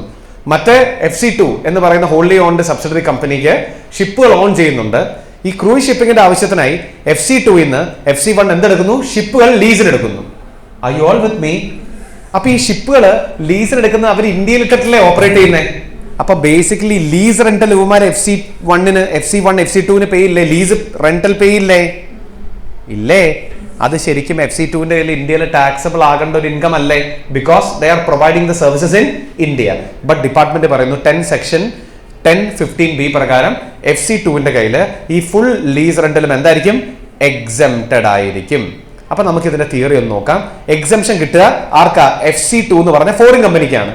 ഇൻകം എന്തായിരിക്കണം? By way of lease rental from cruise ship received from specified company which operates such ships in India. FC1 is that specified company which operates ships in India. അവരുടെ കയ്യിൽ നിന്ന് ഷിപ്പുമായി ബന്ധപ്പെട്ട rental incomes കിട്ടുന്നുണ്ടെങ്കിൽ അത് FC2 കയ്യിൽ fully എന്തായിരിക്കും? Exempted ആയിരിക്കും. Provided such foreign company and the specified company, that means FC2 and FC1 should be subsidiaries of same foreign company and such income should be accrued in India for any AY on or before 1st April 2030. 2030 വരെ ഈ എക്സംപ്ഷൻ department ഇവർക്ക് എന്ത് ചെയ്തിട്ടുണ്ട്? Provide ചെയ്തിട്ടുണ്ട്. 2030 ശേഷം ഈ എക്സംപ്ഷൻ അവർക്ക് ഉണ്ടാവില്ല. 2030 എന്ന് പറഞ്ഞാൽ there are lot of years to come അല്ലേ? അപ്പൊ 2030 വരെയാണ് ഈ ഒരു എക്സംപ്ഷൻ പ്രൊവിഷൻ ഇൻകം ടാക്സ് ഡിപ്പാർട്ട്മെന്റ് എന്ത് ചെയ്തിരിക്കുന്നത്? ഇൻട്രൊഡ്യൂസ് ചെയ്തിരിക്കുന്നത്. ക്ലിയർ ആണോ പറഞ്ഞത്? അപ്പോൾ ഒരു പേരന്റ് കമ്പനിയുടെ കീഴിലുള്ള FC1 FC2 അതിൽ FC1 ആണ് ഇന്ത്യയിൽ ഷിപ്പിംഗ് ബിസിനസ് ചെയ്യുന്നത്, FC2 ships on ചെയ്യുന്നതെന്നുണ്ടെങ്കിൽ FC1 FC2 കയ്യിൽ നിന്ന് ഷിപ്പുകൾ എടുത്ത് ഇന്ത്യയിൽ ആ ക്രൂയിസ് ഷിപ്പിംഗ് ബിസിനസ് ചെയ്യുന്നു. And they are paying rental. ആ റെന്റൽ ഇൻകം FC2 കയ്യിൽ കിട്ടുന്നത് ഫുള്ളി എന്താണ്? 10 സബ്സെക്ഷൻ 15(b) പ്രകാരം ഫുള്ളി എക്സംപ്റ്റഡ് ആണ്. ഇനി ഇവിടെ ഒരു നോട്ട് കൂടെ ഉണ്ട്. സ്പെസിഫൈഡ് കമ്പനി മീൻസ് ഏതാ? FC1 means any company other than a domestic company which operates cruise ships in India and opts to pay tax under 44 BBC. ഇവന്മാര് 44 BBC പ്രകാരം ടാക്സ് അടയ്ക്കുന്ന എൻറ്റിറ്റീസ് ആയിരിക്കണം എന്നാണ് ഡിപ്പാർട്ട്മെന്റ് പറഞ്ഞു വെച്ചിരിക്കുന്നത്. ഓക്കെ ആണോ? ഉത്തരം പറഞ്ഞത് ആണോ? ഇതേ പോയിന്റ് തന്നെയാണ് അപ്പുറത്ത് നമ്മൾ കണ്ടത്. നമുക്ക് നോക്കാം ആ ഒരു പെർട്ടിക്കുലർ പോയിന്റ് എന്താണെന്ന് നോക്കാമെന്ന് ശ്രദ്ധിച്ചേ. So the lease rental paid by foreign company which opts for presumptive regime under 44 BBC, അതായത് നമ്മുടെ example FC1 would be exempted in the hands of recipient company under 10(15)(b), that is FC2. If such company is a foreign company and both these foreign companies are subsidiaries of the same parent company, this exemption would be available up to assessment year 2030-31. അതായത് 1st April 2030 വരെ ഈ എക്സംപ്ഷൻ നിങ്ങൾക്ക് എന്ത് ചെയ്യാം? Enjoy ചെയ്യാമെന്നാണ് അവന്മാർ പറഞ്ഞു വെച്ചിരിക്കുന്നത്. Right. Now note number 3, assessee does not have an option to claim lower profits. It's mandatory. എന്താ does not have an option to claim lower profit? Cruising shipping business ആണോ നിങ്ങൾ നിങ്ങളുടെ ഗ്രോസ് റിസിപ്റ്റ്സിന്റെ 20% മിനിമം എന്തായിട്ട് കാണിച്ചിരിക്കണം? Profit ആയിട്ട് കാണിച്ചിരിക്കണം. ഒരിക്കലും നിങ്ങൾ claim ചെയ്യാൻ പാടില്ല. എന്ത്? ഒരു ലോസോ ലോവർ പ്രോഫിറ്റോ ഒരിക്കലും ക്ലെയിം ചെയ്യാൻ പാടില്ല. ബുക്ക് മെയിൻറ്റെയിൻ ചെയ്യോ ഓഡിറ്റ് ചെയ്തോ ഒന്നും നിങ്ങളെ കൊണ്ട് ലോവർ പ്രോഫിറ്റ് ക്ലെയിം ചെയ്യാൻ ഞങ്ങൾ സമ്മതിക്കില്ല. This provision is mandatory. This is not technically optional. ഇത് ഓപ്ഷണൽ അല്ല, മാൻഡേറ്ററി ആയിട്ട് നിങ്ങൾ എന്ത് ചെയ്യണം? ഫോളോ ചെയ്യണം. ക്ലിയർ ആണോ പറഞ്ഞത്? ആണോ? നമ്മൾ സാധാരണ പ്രിസംപ്റ്റീവ് പ്രൊവിഷൻ എന്ന് പറയുന്ന 44 AD ADA ഒന്നും മാൻഡേറ്ററി അല്ലല്ലോ. വേണ്ടാന്നുണ്ടെങ്കിൽ നമുക്ക് ഓപ്റ്റ് ഔട്ട് ചെയ്യുക, ബുക്ക് മെയിൻറ്റെയിൻ ചെയ്യുക, ഓഡിറ്റ് ചെയ്യുക എന്നൊക്കെയല്ലേ നമ്മൾ പഠിച്ചിട്ടുള്ളത്. ഇതൊന്നും അങ്ങനെയല്ല. ഇത് മാൻഡേറ്ററി ആണ്. ഇഷ്ടമുണ്ടെങ്കിൽ എടുത്താൽ പോരാ. ഇത് മാൻഡേറ്ററി ആയിട്ടും എന്ത് ചെയ്യണം? ഫോളോ ചെയ്യണം. മിനിമം 20% നിങ്ങൾ നിങ്ങളുടെ ടാക്സബിൾ പ്രോഫിറ്റ് ആയിട്ട് കാണിച്ചിരിക്കണം എന്നാണ് ഡിപ്പാർട്ട്മെന്റ് പറയുന്നത്. ഓക്കെ അല്ലേ പറഞ്ഞത്? റൈറ്റ്. അപ്പൊ നമുക്ക് മുന്നോട്ടേക്ക് പോവാം. വീണ്ടും പ്രിസംപ്റ്റീവ് പ്രൊവിഷൻ തന്നെയാണ്. നെക്സ്റ്റ് പ്രിസംപ്റ്റീവ് പ്രൊവിഷൻ എന്താണെന്ന് നമുക്ക് നോക്കാം. അപ്പൊ ഇത് മുഴുവൻ നോൺ റെസിഡൻസിന് ആപ്ലിക്കബിൾ ആയിട്ടുള്ള പ്രിസംപ്റ്റീവ് പ്രൊവിഷൻ ആണ് ഇതിനകത്ത് ആദ്യത്തെ പാർട്ട് എന്ന് പറയുന്നത്. അതെല്ലാം തന്നെ നമുക്ക് പറഞ്ഞ് പഠിക്കുകയും ചെയ്യണം. അടുത്ത എന്താ? സെക്ഷൻ 44BB ആണ്. Can you read what is 44BB?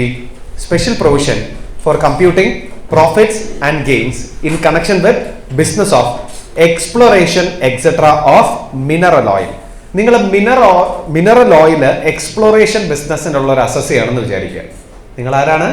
Mineral oil explorers ആണ് എന്നുണ്ടെങ്കിൽ നിങ്ങൾ ഓപ്റ്റ് ചെയ്യേണ്ട പ്രിസെംപ്റ്റീവ് സ്കീമിനെ പറ്റിയാണ് നമ്മൾ ഇനി പഠിക്കാൻ പോകുന്നത്. Special provision for computing profits and gains in connection with business of exploration or exploitation etcetera of mineral oil. നമുക്ക് നോക്കാം ആരാണ് ഇവിടുത്തെ എലിജിബിൾ അസസ് ചെയ്യുന്നത്. എന്റെ ഒപ്പം ഒന്ന് വായിച്ചേ. A non resident engaged in the business of exploitation of mineral oil extract ചെയ്യുക or supplying plant and machinery on hire to be used in exploitation of mineral oil. അതെന്താ സാധനം? ഒന്നിലെ നിങ്ങൾ തന്നെ എക്സ്പ്ലോറേഷൻ നടത്തുക, ശ്രദ്ധിക്കുന്നുണ്ടോ?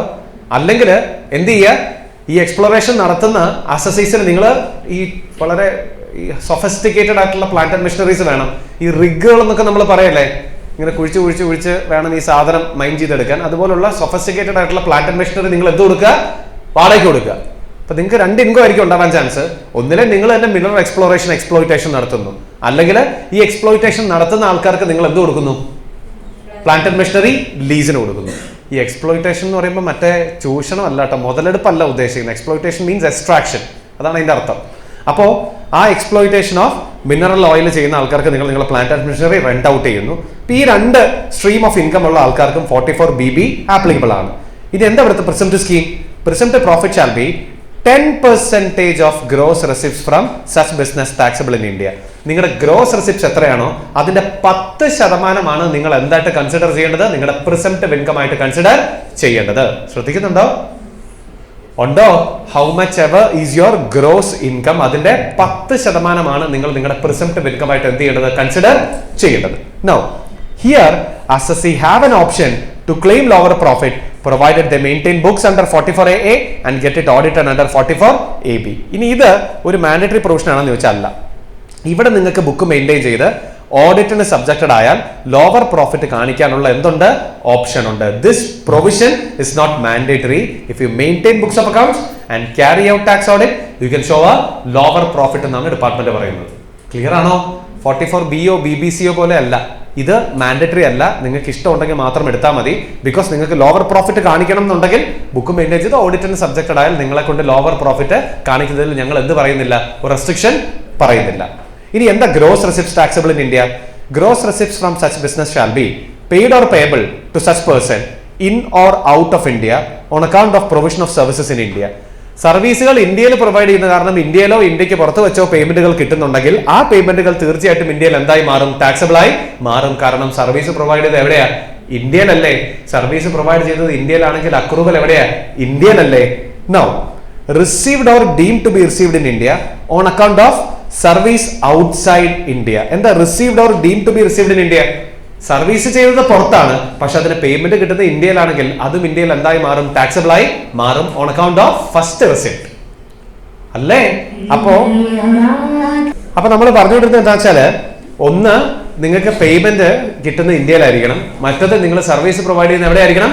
ഇന്ത്യയിലായിരിക്കണം. ഇതിൽ ഏതെങ്കിലും ഒന്നുണ്ട് എന്നുണ്ടെങ്കിൽ ആ കറസ്പോണ്ടിങ് ഇൻകം ഇന്ത്യയിൽ എന്തായി മാറും? ടാക്സബിൾ ആയി മാറും. അങ്ങനെ ടാക്സബിൾ ആയിട്ടുള്ള എമൗണ്ടിന്റെ മൊത്തം എടുത്തിട്ട് അതിന് 10% ആണ് നിങ്ങൾ നിങ്ങളുടെ പ്രിസംപ്റ്റീവ് പ്രോഫിറ്റ് ആയിട്ട് എന്ത് ചെയ്യേണ്ടത്? ഡിക്ലെയർ ചെയ്യേണ്ടത്. ക്ലിയർ അല്ലേ പറഞ്ഞത് ഇത്രയും?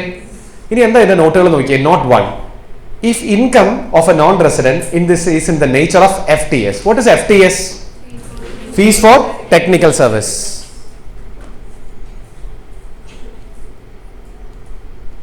If the income of a non-resident is in the nature of fees for technical service, it shall be taxable under section 44DA or under section 115A irrespective of business to which it relates. നിങ്ങളിപ്പോൾ ഒരു mineral exploration ആണ് ചെയ്യുന്നതെങ്കിലും നിങ്ങൾക്ക് കിട്ടുന്ന fees എന്ന് പറയുന്നത് rent അല്ല, technical services ആണ് എന്നുണ്ടെങ്കിൽ fees for technical services 44DA അല്ലെങ്കിൽ 115A പ്രകാരമായിരിക്കും ടാക്സ് ചെയ്യേണ്ടത്. അത് ഏത് ബിസിനസ് റിലേറ്റഡ് ആണെന്ന് നോക്കേണ്ട ആവശ്യം ഇല്ല.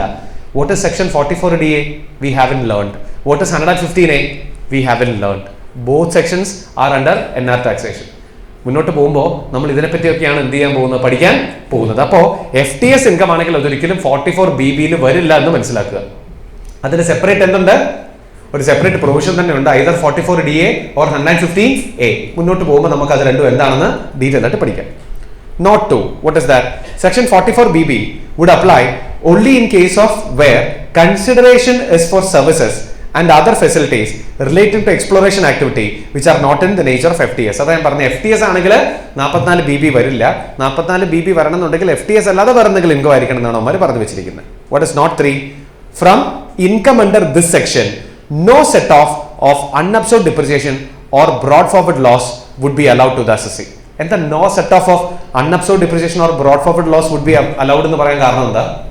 അതായത് നിങ്ങളൊന്ന് ആലോചിച്ച് നോക്കി, 44BB എന്ന് പറഞ്ഞ പ്രൊവിഷൻ മാൻഡേറ്ററി ആണോ?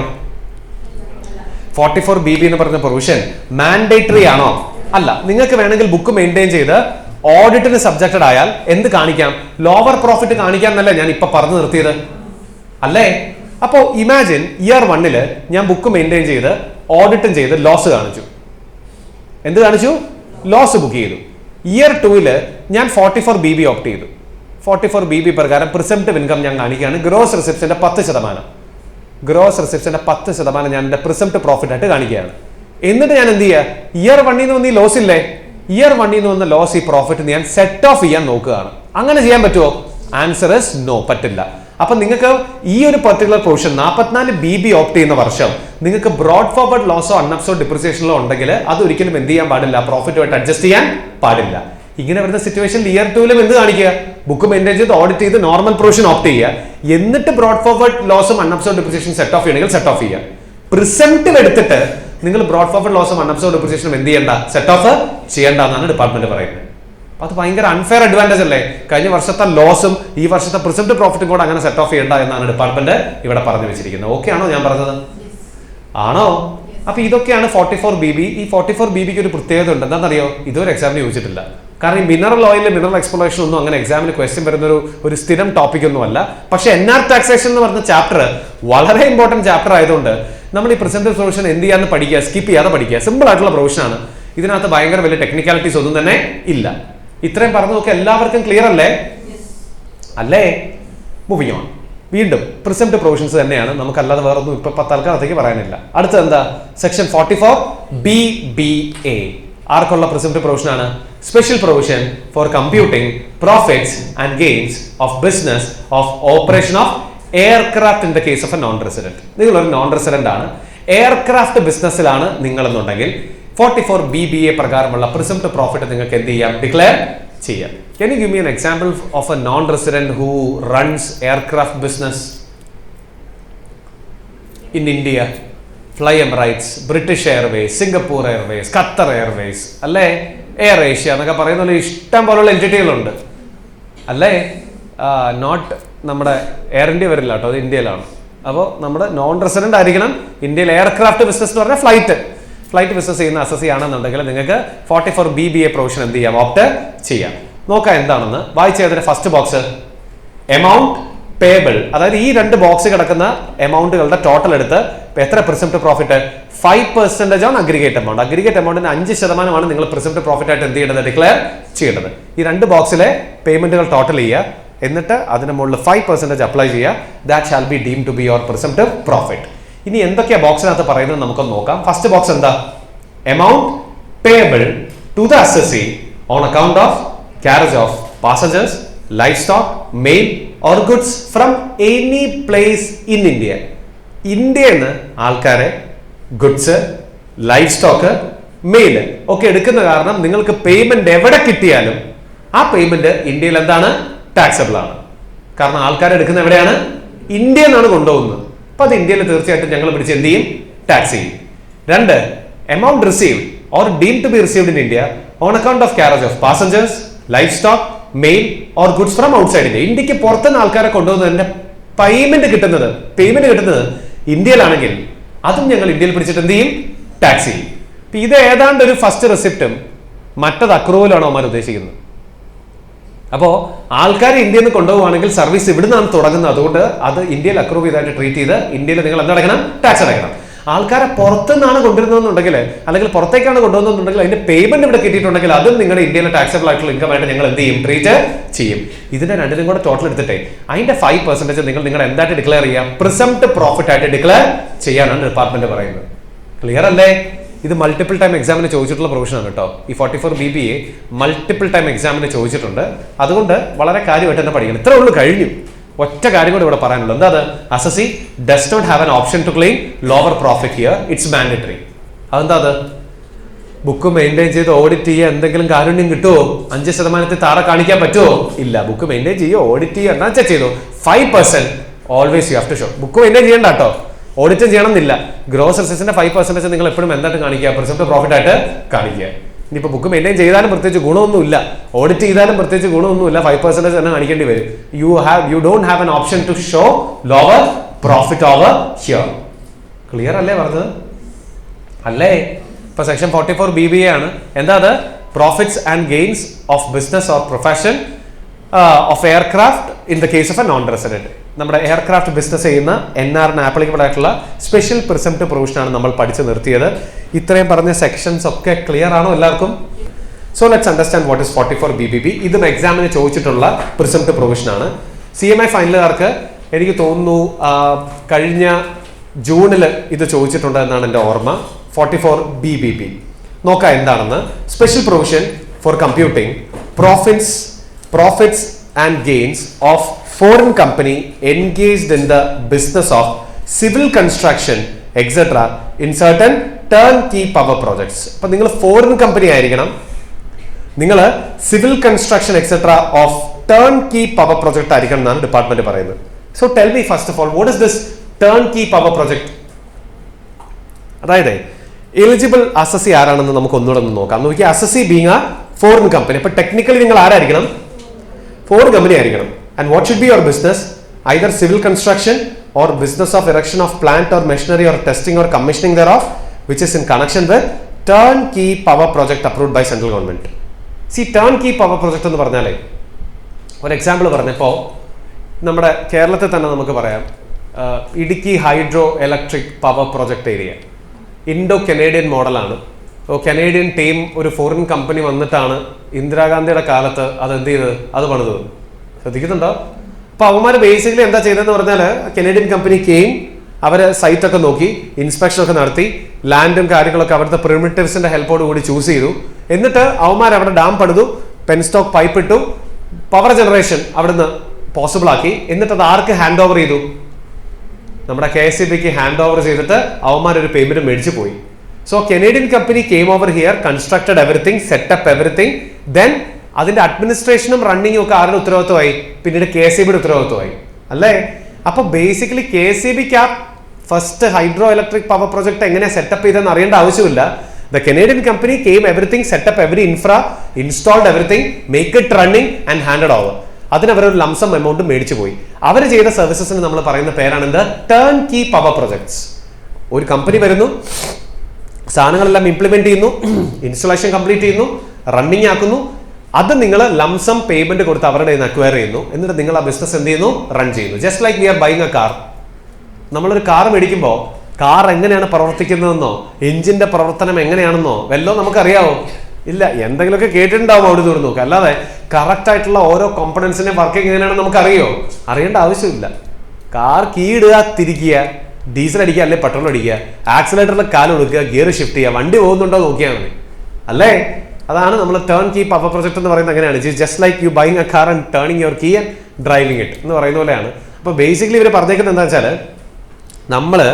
നിങ്ങൾ ഒരു ഫോറിൻ കമ്പനിയാണ്, ഇന്ത്യയിൽ നിങ്ങൾ ഒന്നിലെ സിവിൽ കൺസ്ട്രക്ഷൻ അല്ലെങ്കിൽ plant and machinery erection, testing, commissioning etcetera which is connected with turn key power project approved by central government. Central government approve ചെയ്തിട്ടുള്ള ടേൺ കീ പവർ പ്രൊജക്ടുമായി ബന്ധപ്പെട്ട് സിവിൽ കൺസ്ട്രക്ഷനോ പ്ലാന്റ് ആൻഡ് മെഷീനറിയുടെ ഇൻസ്റ്റലേഷനോ ഒക്കെ മേടിച്ച് എമൗണ്ട് ഏൺ ചെയ്യുന്ന, ഇൻകം ഏൺ ചെയ്യുന്ന ഒരു ഫോറിൻ കമ്പനി ആണെങ്കിൽ 44 BBB പ്രകാരമുള്ള പ്രിസംപ്റ്റ് പ്രൊവിഷൻ നിങ്ങൾക്ക് ആപ്ലിക്കബിൾ ആണ്. ശ്രദ്ധിക്കുന്നുണ്ടോ എല്ലാവരും? All right. അപ്പൊ ഇതിന് എന്താ അവരെ പറഞ്ഞിരിക്കുന്നത്? എത്ര പ്രിസംപ്റ്റീവ് ഇൻകം? നോട്ട് 1 നോക്കിയേ. Income of such business shall B estimated at 10% of amount paid or payable whether in or out of India to the assessee. അത് ഇന്ത്യയില് അല്ലെങ്കിൽ ഇന്ത്യക്ക് പുറത്ത് എവിടെ ടാക്സബിൾ ആവുകയാണെങ്കിലും ഡസൻ മാറ്റർ. മൊത്തം ഗ്രോസ് റിസിപ്റ്റിന്റെ 10% നിങ്ങൾ എന്തായിട്ട് ട്രീറ്റ് ചെയ്യേണ്ടത്? നിങ്ങളുടെ പ്രിസംപ്റ്റീവ് പ്രോഫിറ്റ് ആയിട്ട് ട്രീറ്റ് ചെയ്യേണ്ടത്. R you all here? മൊത്തം റെസിപ്റ്റിന്റെ 10% ആണ് നിങ്ങൾ നിങ്ങളുടെ പ്രിസംപ്റ്റീവ് പ്രോഫിറ്റ് ആയിട്ട് എന്ത് ചെയ്യേണ്ടത്? ട്രീറ്റ് ചെയ്യേണ്ടത്. റൈറ്റ്. അപ്പൊ മൊത്തം റെസിപ്റ്റിന്റെ 10% നിങ്ങൾ നിങ്ങളുടെ എന്തായിട്ട് കാണിക്കുക? പ്രിസംപ്റ്റീവ് പ്രോഫിറ്റ് ആയിട്ട് കാണിക്കാനാണ് ഡിപ്പാർട്ട്മെന്റ് പറയുന്നത്. That is not number 1. വായിച്ചേ. Income of such business shall be estimated at 10% of the amount paid or payable, whether in or out India, to the assessee. Now, note 2, assessee has an option to claim lower profit provided he maintains books of accounts and carry out audit. നിങ്ങൾ book maintain ചെയ്ത് പ്രോപ്പറായിട്ട് audit ചെയ്താൽ നിങ്ങൾക്ക് lower profit തീർച്ചയായിട്ടും ഇവിടെ എന്ത് ചെയ്യാം? Disclose ചെയ്യാമെന്നാണ് ഡിപ്പാർട്ട്മെന്റ് പറയുന്നത്. And note number 3, for income under this section, no set off of unabsorbed depreciation and brought forward loss would be allowed to the assessee. നിങ്ങൾ ഈ പ്രൊവിഷൻ ഓപ്റ്റ് ചെയ്താൽ ബ്രോട്ട് ഫോർവേഡ് ലോസും അൺഅബ്സോർബ്ഡ് ഡിപ്രീസിയേഷനും പിന്നീട് അതുമായിട്ട് എന്ത് ചെയ്യാൻ പറ്റില്ല? ഈ പ്രിസംപ്റ്റീവ് പ്രോഫിറ്റുമായിട്ട് അഡ്ജസ്റ്റ് ചെയ്യാൻ പറ്റില്ല. നമ്മൾ സിമിലർ നോട്ട് നേരത്തെ കണ്ടതാണ് അല്ലേ? അപ്പൊ 44BBB എന്ന് പറയുന്നത് ആർക്ക് ആപ്ലിക്കബിൾ ആയിട്ടുള്ള പ്രിസംപ്റ്റീവ് പ്രൊവിഷൻ ആണ്? ഫോറിൻ കമ്പനി ആയിരിക്കണം. നിങ്ങളുടെ ബിസിനസ് എന്തായിരിക്കണം? ബിസിനസ് എന്തായിരിക്കണം? സിവിൽ കൺസ്ട്രക്ഷൻ അല്ലെങ്കിൽ testing and erectioning of plant and machinery which is related to a turn key power project approved by CG. Central government approve ചെയ്തിട്ടുള്ള turn key power project ചെയ്യുന്ന ആൾക്കാർക്കാണ് ഈ ഒരു പ്രൊവിഷന്റെ ബെനിഫിറ്റ് എൻജോയ് ചെയ്യാൻ പറ്റുക. പറഞ്ഞത് ഇത്രയും എല്ലാവർക്കും ക്ലിയർ ആണോ? ഡൺ. അപ്പൊ സെക്ഷൻ 44BBB ആണ് നമ്മൾ പറഞ്ഞു നിർത്തിയത്. ഒരു പ്രിസംപ്റ്റീവ് പ്രൊവിഷൻ കൂടെ പെൻഡിംഗ് ഉണ്ട്. That is A new one. പുതിയ ഒരു പ്രിസംപ്റ്റീവ് പ്രൊവിഷൻ ആണ്. എന്താ അത്? Section 44BBD. What is that? Special provision for computing profit and gain of non-residents engaged in the business of providing services or technology for setting up an electronic manufacturing facility. നമുക്ക് എന്താണ് ഈ particular provision എന്ന് നോക്കാം. 44BBD ആണ്. So let's understand what exactly is that provision. അപ്പോൾ പുതിയ provision എന്താണ് എന്ന് നമുക്ക് നോക്കാം. So special provision for computing profits and gains of non-resident engaged in business of providing services or technology for setting up an electronic manufacturing facility. നമുക്ക് നോക്കാം ആരാണ് ഇവിടുത്തെ എലിജിബിൾ അസസി എന്നുള്ളത് നോക്കാം. സോ നോക്കിയേ, A non resident engaged in the business of providing services or technology in India for setting up an electronics manufacturing facility or in connection with manufacturing or producing electronic goods article or thing in India. അപ്പൊ നിങ്ങളൊരു non resident ആണ്. നിങ്ങൾ ഇന്ത്യയിൽ electronic related ആയിട്ടുള്ള കോമ്പണൻസിന്റെ മാനുഫാക്ചറിങ്ങോ അല്ലെങ്കിൽ electronic manufacturing ലാപ്ടോപ്പോ അല്ലെങ്കിൽ semi കണ്ടക്ടേഴ്സോ ഒക്കെ പോലുള്ള ഇലക്ട്രോണിക് മാനുഫാക്ചറിങ്ങിന് ടെക്നോളജി പ്രൊവൈഡ് ചെയ്യുക, കോർ സർവീസസ് പ്രൊവൈഡ് ചെയ്യുന്ന ഒരു നോൺ റെസിഡന്റ് ആണ് എന്നുണ്ടെങ്കിൽ നിങ്ങൾ ഇപ്പം ഒരു എക്സാമ്പിൾ പറഞ്ഞാൽ ഇപ്പം നമ്മൾ ഒരു ലാപ്ടോപ്പ് മാനുഫാക്ചറിങ് കമ്പനി, ഇന്ത്യയിൽ ഒരു laptop manufacturing company Samsung India, they are manufacturing laptops in India. അവരുടെ സാംസങ് പേരന്റ് കമ്പനി, ഓക്കെ, കൊറിയയിലുള്ള സാംസങ് പേരന്റ് കമ്പനി അതിന് ടെക്നോളജി പ്രൊവൈഡ് ചെയ്യണമെന്ന് വിചാരിക്കുക. രണ്ടും സാംസങ് ഗ്രൂപ്പ് തന്നെയാണെങ്കിലും രണ്ടും രണ്ട് കമ്പനി അല്ലേ? അപ്പൊ സാംസങ് ഇന്ത്യ അല്ലേ ഇവിടെ മാനുഫാക്ചറിങ് ചെയ്യുന്നത്? ഇന്ത്യൻ കമ്പനിയാണ് മാനുഫാക്ചറിങ് ചെയ്യുന്നത്. അതിന് ടെക്നോളജി കൊടുക്കുന്ന ആരാ? Samsung Korea. അപ്പൊ സാംസങ് കൊറിയ ഇവിടെ ടെക്നോളജി കൊടുക്കുന്നു, അതിന് എന്ത് കളക്ട് ചെയ്യും? റോയൽറ്റി കളക്ട് ചെയ്യില്ലേ? അല്ലെങ്കിൽ what ever the fees that they will collect അല്ലേ? അപ്പൊ ആ ഫീസ് കളക്ട് ചെയ്യുന്നത് ടെക്നിക്കലി ഇന്ത്യയിൽ ടാക്സബിൾ അല്ലേ സാംസങ് കൊറിയയുടെ കയ്യിൽ അല്ലേ? Because they are providing the services in India. അങ്ങനെ വരുന്ന സാംസങ് കൊറിയ 44BBD പ്രകാരം, ഈ പ്രൊവിഷൻ പ്രകാരം അവർക്ക് എന്ത് കാണിക്കാം? പ്രിസംപ്റ്റീവ് പ്രോഫിറ്റ് കാണിക്കാം. സോ ഒരു നോൺ റെസിഡന്റ് ആയിരിക്കണം നിങ്ങൾ. നിങ്ങളുടെ ബിസിനസ് എന്തായിരിക്കണം? Engaged in business of providing services or technology in India for setting up an electronics manufacturing facility or in connection with manufacturing or producing electronic goods or article or a thing in India. അപ്പോൾ ഇന്ത്യയിൽ electronic manufacturing ചെയ്യാനായിട്ട് ഇന്ത്യയുടെ പുറത്തുള്ള ഒരു non resident ആയിട്ടുള്ള നിങ്ങൾ ടെക്നോളജിയോ എന്തെങ്കിലും core സർവീസസോ provide ചെയ്യുന്നുണ്ടെങ്കിൽ അതിൽ നിന്നും നിങ്ങൾക്ക് ഉണ്ടാകുന്ന വരുമാനത്തിന് നിങ്ങൾ 44BBD പ്രകാരമുള്ള പ്രിസംപ്റ്റീവ് സ്കീം നിങ്ങൾക്ക് എന്ത് ചെയ്യാം? ഓപ്റ്റ് ചെയ്യാം. ഇനി നോക്കിയേ, ബാക്കിയുണ്ട് കണ്ടീഷൻസ്. ഈ സർവീസ് കൊടുക്കണ്ട, അതായത് സർവീസ് പ്രൊവൈഡർ നോൺ റെസിഡന്റ് ആയിരിക്കണ്ടേ? അതുകൊണ്ടാണല്ലോ ഇത് NR ടാക്സേഷൻ എന്ന് പറഞ്ഞ് നമ്മൾ പഠിക്കുന്നത് അല്ലേ? ഈ സർവീസ് റെസിപ്പിയന്റിനെയും ചില പാരാമീറ്റേഴ്സ് അവർ പറയുന്നുണ്ട്. ഈ സർവീസ് റെസിപ്പിയന്റ് ആരായിരിക്കണം? To a resident company which is establishing or operating electronics manufacturing facility or connected facility for manufacturing or producing electronic goods article or a thing in India under a scheme notified by central government in the Ministry of Electronics and IT. അപ്പോൾ Samsung India നമ്മുടെ central ഗവൺമെന്റിന്റെ ministry of electronics അല്ലെങ്കിൽ IT notify ചെയ്തിട്ടുള്ള ഗുഡ്സിന്റെ മാനുഫാക്ചറിങ്ങോ കാര്യങ്ങളോ ആയിരിക്കണം ഇന്ത്യയിൽ ചെയ്യേണ്ടത്. Are you all here? Now, and the resident company satisfies conditions prescribed in this behalf. ഇതുമായി ബന്ധപ്പെട്ട് സെൻട്രൽ ഗവൺമെന്റ് എന്തെങ്കിലും കണ്ടീഷൻസ് സാറ്റിസ്ഫൈ ചെയ്തിട്ടുണ്ടെങ്കിൽ അതും ആര് സാറ്റിസ്ഫൈ ചെയ്യണം? സർവീസ് പ്രൊവൈഡർ അല്ല, റെസിപ്പിയന്റ്. അത് ചുരുക്കം പറഞ്ഞുണ്ടല്ലോ, ഇവന്മാർ നമ്മുടെ ഈ ഇന്ത്യക്ക് പുറത്തുള്ള മാനുഫാക്ചറിങ് കമ്പനികളില്ലേ, അവന്മാരോട് ഇങ്ങോട്ടേക്ക് വരാൻ പറയുകയാണ്. ഇന്ത്യയിൽ വന്നിട്ട് എന്ത് ചെയ്യുക? ഒരു കമ്പനി ഇൻകോപ്പറേറ്റ് ചെയ്യും. എന്നിട്ട് ടെക്നോളജി സാധനങ്ങളൊക്കെ നിങ്ങൾ എവിടെ നിർത്തും? നിങ്ങളുടെ പേരന്റ് കയ്യിൽ നിർത്തും. ഇവിടെ ഇരുന്നിട്ട് ഡൊമസ്റ്റിക് ആയിട്ട് നിങ്ങൾ എന്ത് ചെയ്യാം? മാനുഫാക്ചറിങ് ചെയ്യും. ആ പേരന്റ് പ്രൊവൈഡ് ചെയ്യുന്ന ടെക്നോളജി കാരണം അവർക്ക് കിട്ടുന്ന റോയൽറ്റി ഇൻകം ഇന്ത്യയിൽ ടാക്സബിൾ ആണ്. പക്ഷെ അതിന് ഞങ്ങൾക്ക് എന്ത് തരാം? ഒരു പ്രിസെപ്റ്റീവ് സ്കീം ഞങ്ങൾ പറയാം. ഒരു ചെറിയ എമൗണ്ട് എന്തായിട്ട് കാണിച്ചാൽ മതി, പ്രോഫിറ്റ് ആയിട്ട് കാണിച്ച് ടാക്സ് അടച്ചാൽ മതി. ഇതാണ് കൊടുക്കുന്ന ഓഫർ എന്ന് പറയുന്നത്. അപ്പോൾ നമുക്ക് ആ ഒരു ടോപ്പിക്ക് പുതിയ ടോപ്പിക് ആയതുകൊണ്ട് നമുക്ക് ഒന്നുകൂടെ പറയാം. ഇവിടുത്തെ അസസി ആരായിരിക്കണം? Who should be the assessee? Obviously non resident. അവൻ എന്ത് സർവീസസ് ആണ് പ്രൊവൈഡ് ചെയ്യേണ്ടത്? ഒന്നിലെ ടെക്നോളജി പ്രൊവൈഡ് ചെയ്യുക, അല്ലെങ്കിൽ കോർ സർവീസസ് എന്തുമായി ബന്ധപ്പെട്ട്? ഇലക്ട്രോണിക് പ്രോഡക്ട്സിന്റെ മാനുഫാക്ചറിങ് അല്ലെങ്കിൽ ഇലക്ട്രോണിക് ഗുഡ്സിന്റെ മാനുഫാക്ചറിങ്. ഇത് പ്രൊവൈഡ് ചെയ്യേണ്ട ആർക്കാ? ഒരു റെസിഡന്റ് കമ്പനിക്ക്. ആ റെസിഡന്റ് കമ്പനി ഇന്ത്യയിൽ ഇലക്ട്രോണിക് മാനുഫാക്ചറിങ്ങോ അല്ലെങ്കിൽ ഇലക്ട്രോണിക് ഗുഡ്സിന്റെ മാനുഫാക്ചറിങ്ങോ ചെയ്യണം.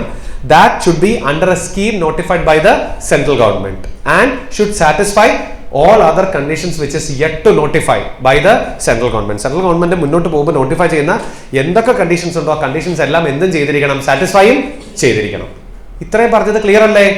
ശരി, ഇനി എന്തൊക്കെയാ ഇവിടുത്തെ പ്രിസംപ്റ്റീവ് ഇൻകം എത്രയാണെന്ന് നമ്മൾ ഇതുവരെ പറഞ്ഞില്ല. എത്ര presumptive income? Amount paid or payable to the non-resident on account of providing services of technology, or amount received or deemed to be received by the non-resident on account of providing services of technology. ഒന്നിലെ payable amount അല്ലെങ്കിൽ paid amount, രണ്ടിനും കൂടെ total എടുക്കുക. എത്ര presumptive income?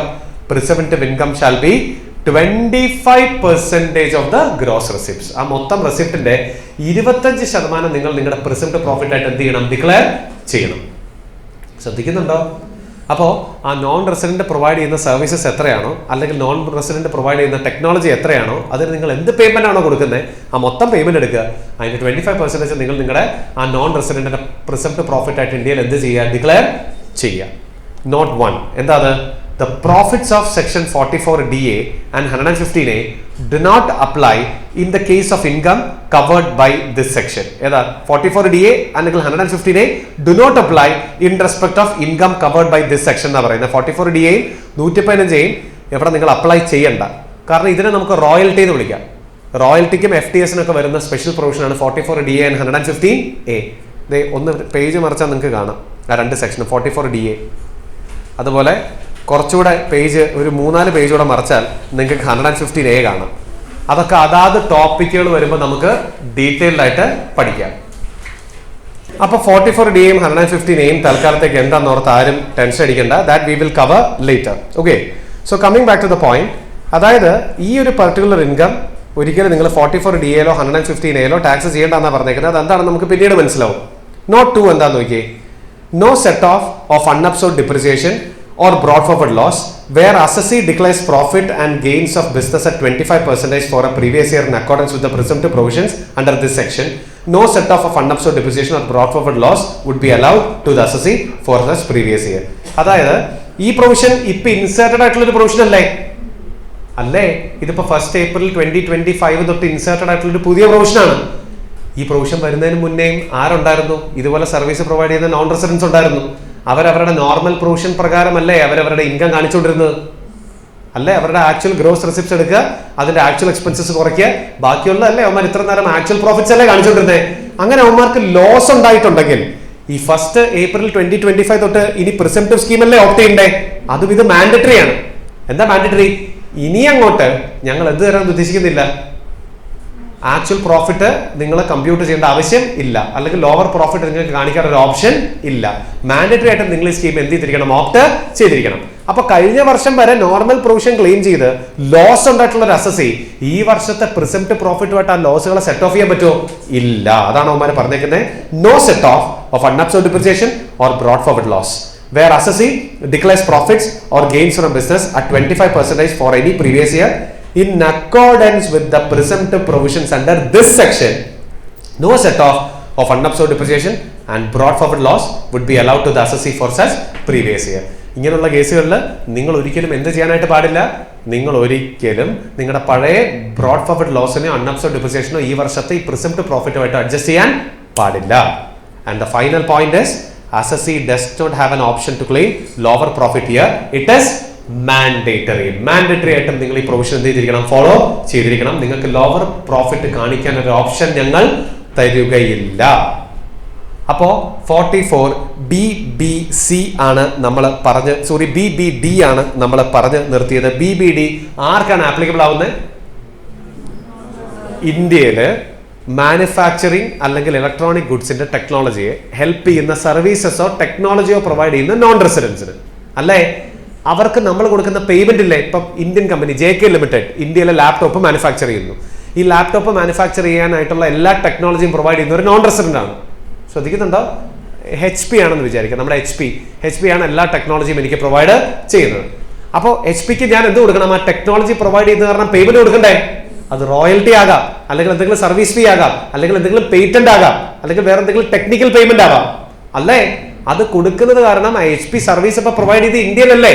ആ കൊടുക്കുന്ന payment HPയുടെ കയ്യിൽ ഇന്ത്യയിൽ ടാക്സബിൾ അല്ലേ? അതിന്റെ എത്ര പ്രോഫിറ്റ് ആയിട്ട് കാണിക്കുക? 25% HPയുടെ ഇന്ത്യയിൽ അക്രൂവ് ചെയ്തിട്ടുള്ള പ്രോഫിറ്റ് ആയിട്ട് ഡിസ്ക്ലോസ് ചെയ്യുക. ഇതാണ് 44BBD പറയുന്നത്. ക്ലിയർ അല്ലേ? റൈറ്റ്. നമ്മൾ പ്രിസംപ്റ്റീവ് സ്കീമിനെ പറ്റിയാണ് പറഞ്ഞുകൊണ്ടിരുന്നത്. നമ്മൾ എത്ര പ്രിസംപ്റ്റീവ് സ്കീം പഠിച്ചു? ശരിക്കും പറഞ്ഞാൽ 44B പഠിച്ചു, BBA, BBC, BBD, BB and BBB അല്ലേ? ആ പഠിച്ചതിന്റെ എല്ലാം കൂടെ ഒരു സമ്മറിയാണിത് കേട്ടോ. ഇത് പുതിയൊരു nothing new, what ever you have learned അതിനെ ഒന്ന് നമ്മൾ ക്രിസ്പാക്കി ഒന്ന് ഷോർട്ട് സമ്മറി ആക്കി വിട്ടിരിക്കുന്നത് മാത്രമേ ഉള്ളൂ. ഈ ചാർട്ടിനകത്ത് പ്രത്യേകിച്ച് പുതിയൊരു കണ്ടന്റ് ഇല്ല. പഠിച്ചതിന്റെ ഒരു കംപ്ലീറ്റ് സമ്മറി. ഇത്രയും പറയുമ്പോൾ നമുക്ക് NR ടാക്സേഷനിലെ പ്രിസംപ്റ്റീവ് സ്കീമുകൾ കഴിഞ്ഞു എന്ന് പറയാം. ചാപ്റ്റർ നമ്മൾ തുടങ്ങിയിട്ടേ ഉള്ളൂ. പ്രിസംപ്റ്റീവ് സ്കീമുകൾ കംപ്ലീറ്റ് ആയി എന്ന് നമുക്ക് പറയാം. അത് റിലേറ്റഡ് ആയിട്ടുള്ള അവൈലബിൾ ആയിട്ടുള്ള 1-2 ടൈപ്പ് ഓഫ് ക്വസ്റ്റ്യൻസ് നമ്മൾ എന്ത് ചെയ്തു? സോൾവ് ചെയ്തു. നമുക്ക് മുന്നോട്ടേക്ക് പോവാം. അടുത്ത ഈ ചാപ്റ്ററിൽ പഠിക്കാനുള്ള ടോപ്പിക്ക് സെക്ഷൻ 44DA ആണ്. കുറച്ച് നേരമായിട്ട് നമ്മൾ 44DA എന്ന് പറയുന്നുണ്ട്. എന്താണ് ഈ 44DA? സോ ഹെഡിങ് എന്താ? വായിക്കാവോ heading? Special provision for computing income by way of royalty etc in the case of a non-resident. നിങ്ങൾ ഒരു റോയൽറ്റിയോ ഫീസ് ഫോർ ടെക്നിക്കൽ സർവീസസോ ഒക്കെ ഉള്ള ഒരു നോൺ റെസിഡന്റ് ആണെങ്കിൽ അതിനെ എങ്ങനെ ടാക്സ് ചെയ്യണം, എന്തൊക്കെ കൺസിഡർ ചെയ്യണം എന്ന് പറയുന്ന ഒരു പ്രൊവിഷനാണ്. ശരിക്കും PGBPയുടെ തന്നെ ബാക്കിയാണിത്. Profits or gains from business or പ്രൊഫഷന്റെ തന്നെ ബാക്കിയായിട്ട് നോൺ റെസിഡന്റിന് ആപ്ലിക്കബിൾ ആയിട്ടുള്ള ഒരു സ്പെഷ്യൽ പ്രൊവിഷനാണ് ഈ കിടക്കുന്നത്. നമുക്ക് ഇത് എന്താണ് എന്നൊന്ന് ഡീറ്റെയിൽ ആയിട്ട് പഠിക്കാം. അപ്പൊ എന്റെ ഒപ്പം വായിക്കുക, നന്നായിട്ട് ശ്രദ്ധിക്കുക. This provision is for taxing royalty or FTS in the hands of eligible assessee. നിങ്ങൾ ഒരു എലിജിബിൾ അസസി ആണെങ്കിൽ നിങ്ങൾക്ക് റോയൽറ്റി ഇൻകം അല്ലെങ്കിൽ ഫീസ് ഫോർ ടെക്നിക്കൽ സർവീസസ് ഉണ്ട് എന്നുണ്ടെങ്കിൽ അതിനെ എങ്ങനെ ടാക്സ് ചെയ്യണം എന്ന് പറയുന്ന ഒരു പ്രൊവിഷനാണ് നമ്മൾ ഇനി പഠിക്കാൻ പോകുന്നത്. ശ്രദ്ധിക്കുന്നുണ്ടോ? അപ്പൊ ആദ്യം ഇതിനകത്ത് പഠിക്കേണ്ടത് ആരാ? ഈ 44DA എന്ന് പറയുന്ന പ്രൊവിഷൻ ആപ്ലിക്കബിൾ ആകുന്ന എലിജിബിൾ അസസീസ് ആരൊക്കെയാണ് എന്നാണ് നമ്മൾ ആദ്യം പഠിക്കാൻ പോകുന്നത്. The first thing that we have to learn is for whom this 44DA is applicable. ആർക്കൊക്കെ ഇത് ആപ്ലിക്കബിൾ ആവുന്നത്? എന്റെ ഒപ്പം ഫസ്റ്റ് ബോക്സ് വായിച്ചേ. കണ്ടീഷൻസ്, 3 കണ്ടീഷൻസ് സാറ്റിസ്ഫൈ ചെയ്യുന്ന അസസിയാണ് ഇവിടുത്തെ എലിജിബിൾ അസസി. എന്തൊക്കെയാ 3 condition? Can you read that first condition? എന്താ അത്? A non-resident having made an agreement with an Indian company or government after 31st March 2003.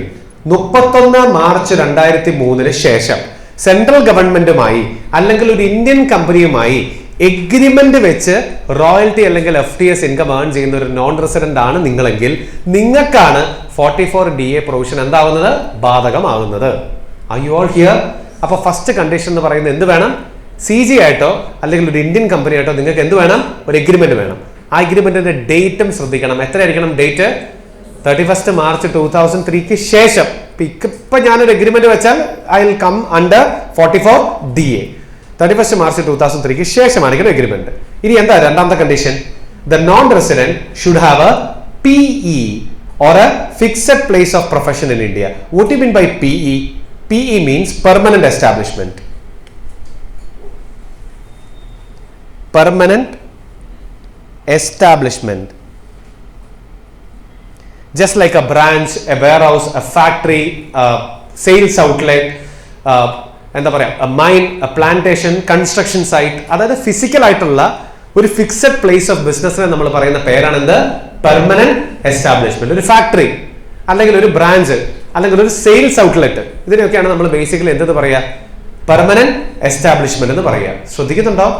അപ്പോൾ നിങ്ങൾക്ക് ഇന്ത്യയിൽ ഒരു ബ്രാഞ്ചോ അല്ലെങ്കിൽ ഒരു സെയിൽസ് ഔട്ട്ലെറ്റോ അല്ലെങ്കിൽ ഒരു ഫാക്ടറിയോ ഒരു മൈനോ വാട്ട് എവർ ഇറ്റ് ഈസ്, നിങ്ങൾക്ക് ഒരു ഫിസിക്കൽ ആയിട്ടുള്ള ഒരു ഫിക്സഡ് എസ്റ്റാബ്ലിഷ്മെന്റ് ഇന്ത്യയിൽ ഉണ്ടാകണം, അല്ലെങ്കിൽ ഒരു ഫിക്സഡ് പ്ലേസ് ഓഫ് പ്രൊഫഷൻ നിങ്ങൾക്ക് ഇന്ത്യയിൽ ഉണ്ടാകണം എന്നുള്ളതാണ് രണ്ടാമത്തെ കണ്ടീഷൻ. അതായത് പ്യുവർ ആയിട്ട് പുറത്തിരുന്ന് സർവീസ് പ്രൊവൈഡ് ചെയ്യുന്ന ആളാവാൻ പാടില്ല. ഇന്ത്യയിൽ ഒരു ബ്രാഞ്ചോ ഫാക്ടറിയോ സെറ്റപ്പോ എന്തെങ്കിലും ഉള്ള ഒരാൾ ആയിരിക്കണം എന്നുള്ളതാണ് രണ്ടാമത്തെ കണ്ടീഷൻ. എന്താ മൂന്നാമത്തെ condition? The royalty or FTS receipt should be connected with such PE. ആ പിയുമായി ബന്ധപ്പെട്ടായിരിക്കണം നിങ്ങൾക്ക് എന്ത് കിട്ടേണ്ടത്? റോയൽറ്റി കിട്ടേണ്ടത്. ട്രിപ്പിൾ കണ്ടീഷൻ എന്തൊക്കെയാണ്? You should have an agreement with central government or with an Indian company on or after, not on, after 31st March 2003. രണ്ട്, you should have a PE in India. മൂന്ന്, the services have to be effectively connected with that PE in India. ആ royalty അല്ലെങ്കിൽ FTS കിട്ടണമെങ്കിൽ നിങ്ങളൊരു service provide ചെയ്യണ്ടേ?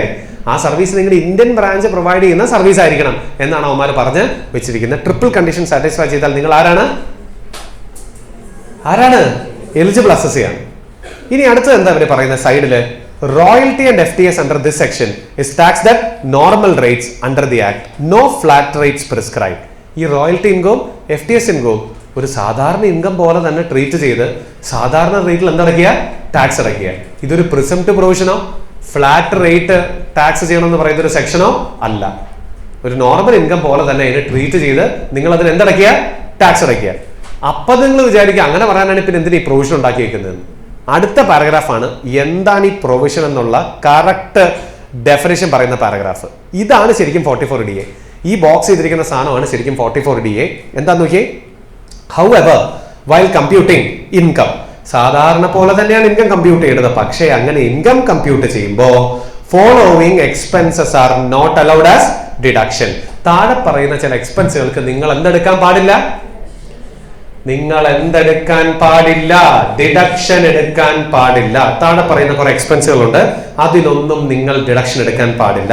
ഏതൊക്കെ expense? Number 1, any expenditure which is not wholly and exclusively incurred for the business of such permanent establishment in India. അതായത് ഇന്ത്യയിലുള്ള branch ആ branch ഈ സർവീസ് പ്രൊവൈഡ് ചെയ്യാനായിട്ട് എക്സ്ക്ലൂസീവ് ആയിട്ട് എന്തൊക്കെ എക്സ്പെൻഡിച്ചർ ഇൻകർ ചെയ്യുന്നുണ്ടോ അത് മാത്രമേ നിങ്ങൾ എന്തെടുക്കാൻ പാടുള്ളൂ? ഡിഡക്ഷൻ എടുക്കാൻ പാടുള്ളൂ. നിങ്ങളുടെ ഹെഡ് ഓഫീസിന്റെ ഈ ജനറൽ ഓവർ ഹെഡ്സിന്റെ ഒന്നും പ്രപ്പോർഷൻ കൊണ്ടുപോയിട്ട് ഇന്ത്യയിൽ എന്തായിട്ട് ക്ലെയിം ചെയ്യാൻ പാടില്ല? എക്സ്പെൻസ് ആയിട്ട് ക്ലെയിം ചെയ്യാൻ പാടില്ല. എക്സ്ക്ലൂസീവ് എക്സ്പെൻഡിച്ചറുകൾ അല്ലാത്ത ഒന്നിനും നിങ്ങൾ എന്തെടുക്കാൻ പാടില്ല? ഡിഡക്ഷൻ എടുക്കാൻ പാടില്ല. നമ്മൾ ഈ ഓവർ ഹെഡ്സിന് അപ്പോർഷൻ ചെയ്യല്ലേ? എന്താ ഓവർ ഹെഡ്സ്? ജനറൽ ആയിട്ട് വരുന്ന കുറെ എക്സ്പെൻസുകളില്ലേ? ആ പേരന്റ് കമ്പനി ഇന്ത്യക്ക് പുറത്തുള്ള കമ്പനി ജനറൽ ആയിട്ട് വരുത്തുന്ന കുറെ ഓവർ ഹെഡിന്റെ ഒക്കെ ഒരു പെർസെന്റേജ് അവന്മാർ കോസ്റ്റ് ഐഡന്റിഫൈ ചെയ്യുമ്പോൾ ബ്രാഞ്ചിന്റെ തലയിലേക്ക് കൊണ്ട് ഇടുകയല്ലേ? കൊണ്ടിട്ടോ. പക്ഷെ ഇൻകം ടാക്സ് കമ്പ്യൂട്ട് ചെയ്യുമ്പോൾ അതൊന്നും എന്ത് ഞങ്ങൾ തരില്ല? ഡിഡക്ഷൻ തരില്ല. എക്സ്ക്ലൂസീവ് എക്സ്പെൻഡിച്ചേഴ്സിന് മാത്രം ഞങ്ങൾ എന്ത് തരുള്ളൂ? ഡിഡക്ഷൻ തരുള്ളൂ. രണ്ടെന്താ? Amount paid by the parent establishment, permanent establishment to its head office or to any of its other offices otherwise than towards reimbursement of actual expenses. നിങ്ങളുടെ ഇന്ത്യൻ ബ്രാഞ്ച് ഹെഡ് ഓഫീസിന് എന്തെങ്കിലും പേരുകളിൽ എന്തെങ്കിലും പേയ്മെന്റുകൾ കൊടുത്താൽ ആ കൊടുക്കുന്നതിനൊന്നും നിങ്ങൾക്ക് ഞങ്ങൾ എന്ത് തരില്ല? ഡിഡക്ഷൻ തരില്ല. അപ്പൊ നിങ്ങളുടെ ഹെഡ് ഓഫീസിന് നിങ്ങൾ പ്രിവിലേജ് ഫീ, സർവീസ് ഫീ, ടെക്നിക്കൽ ഫീ, സപ്പോർട്ട് ഫീ എന്നൊക്കെ പറഞ്ഞ് എന്തെങ്കിലും പേയ്മെന്റുകൾ കൊടുത്താൽ അതിനൊന്നും ഞങ്ങൾ എന്ത് തരാൻ പോകുന്നില്ല? ഡിഡക്ഷൻ തരാൻ പോകുന്നില്ല. ഇതാണ് ശരിക്കും പറഞ്ഞ 44DA. ഇനി ഇതെന്താണെന്ന് മനസ്സിലാക്കാൻ ഞാനൊരു എക്സാമ്പിൾ തരാം. കാരണം ഇത് വളരെ ഇമ്പോർട്ടൻ്റ് ആയിട്ടുള്ള പ്രൊവിഷനാണ്. എക്സാമിന് ക്വസ്റ്റ്യൻ മൾട്ടിപ്പിൾ ടൈം വന്നിട്ടുണ്ട്. അപ്പോൾ ഇനിയും വരാം. അതുകൊണ്ട് ഞാൻ നിങ്ങൾക്ക് ഒരു എക്സാമ്പിൾ തരാം എന്താണ് 44DA എന്ന് മനസ്സിലാക്കാനായിട്ട്. നമുക്ക് ഇത്രയും പറഞ്ഞ കണ്ടീഷൻസും കാര്യങ്ങളും എല്ലാം വെച്ചൊരു ഫുൾ ഫ്ലഡ്ജഡ് എക്സാമ്പിൾ നോക്കാം. എങ്ങനെയാണ് ഇതിൻ്റെ ഒരു ആപ്ലിക്കബിലിറ്റി വരുന്നത് എന്നുള്ളത് ഒന്ന് കുറച്ചുകൂടെ ബെറ്റർ ആയിട്ട് മനസ്സിലാവാൻ വേണ്ടി let's go through an example. So listen friends. അതായത് നിങ്ങൾ മൈക്രോസോഫ്റ്റ് ആണെന്ന് വിചാരിക്കുക. Say Microsoft U S A ആണ് നിങ്ങളെന്ന് വിചാരിക്കുക. ശ്രദ്ധിക്കുന്നുണ്ടോ? നിങ്ങളാരാ? Microsoft USA. നിങ്ങൾക്ക് ഒരു ഇന്ത്യൻ ബ്രാഞ്ച് ഉണ്ട്.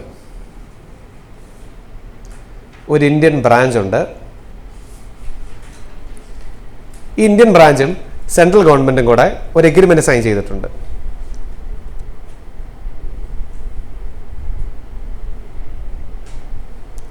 ഈ എഗ്രിമെന്റ് റിലേറ്റഡ് ആയിട്ട് സെൻട്രൽ ഗവൺമെന്റ് നിങ്ങൾ കുറേ സപ്പോർട്ട് സർവീസസ് പ്രൊവൈഡ് ചെയ്യുന്നുണ്ട്. Support services or tech services എന്ന് പറയാം. സെൻട്രൽ ഗവൺമെന്റിന് നിങ്ങൾ ടെക് സർവീസസ് പ്രൊവൈഡ് ചെയ്യുന്നുണ്ട്. And central government is paying fees for technical services.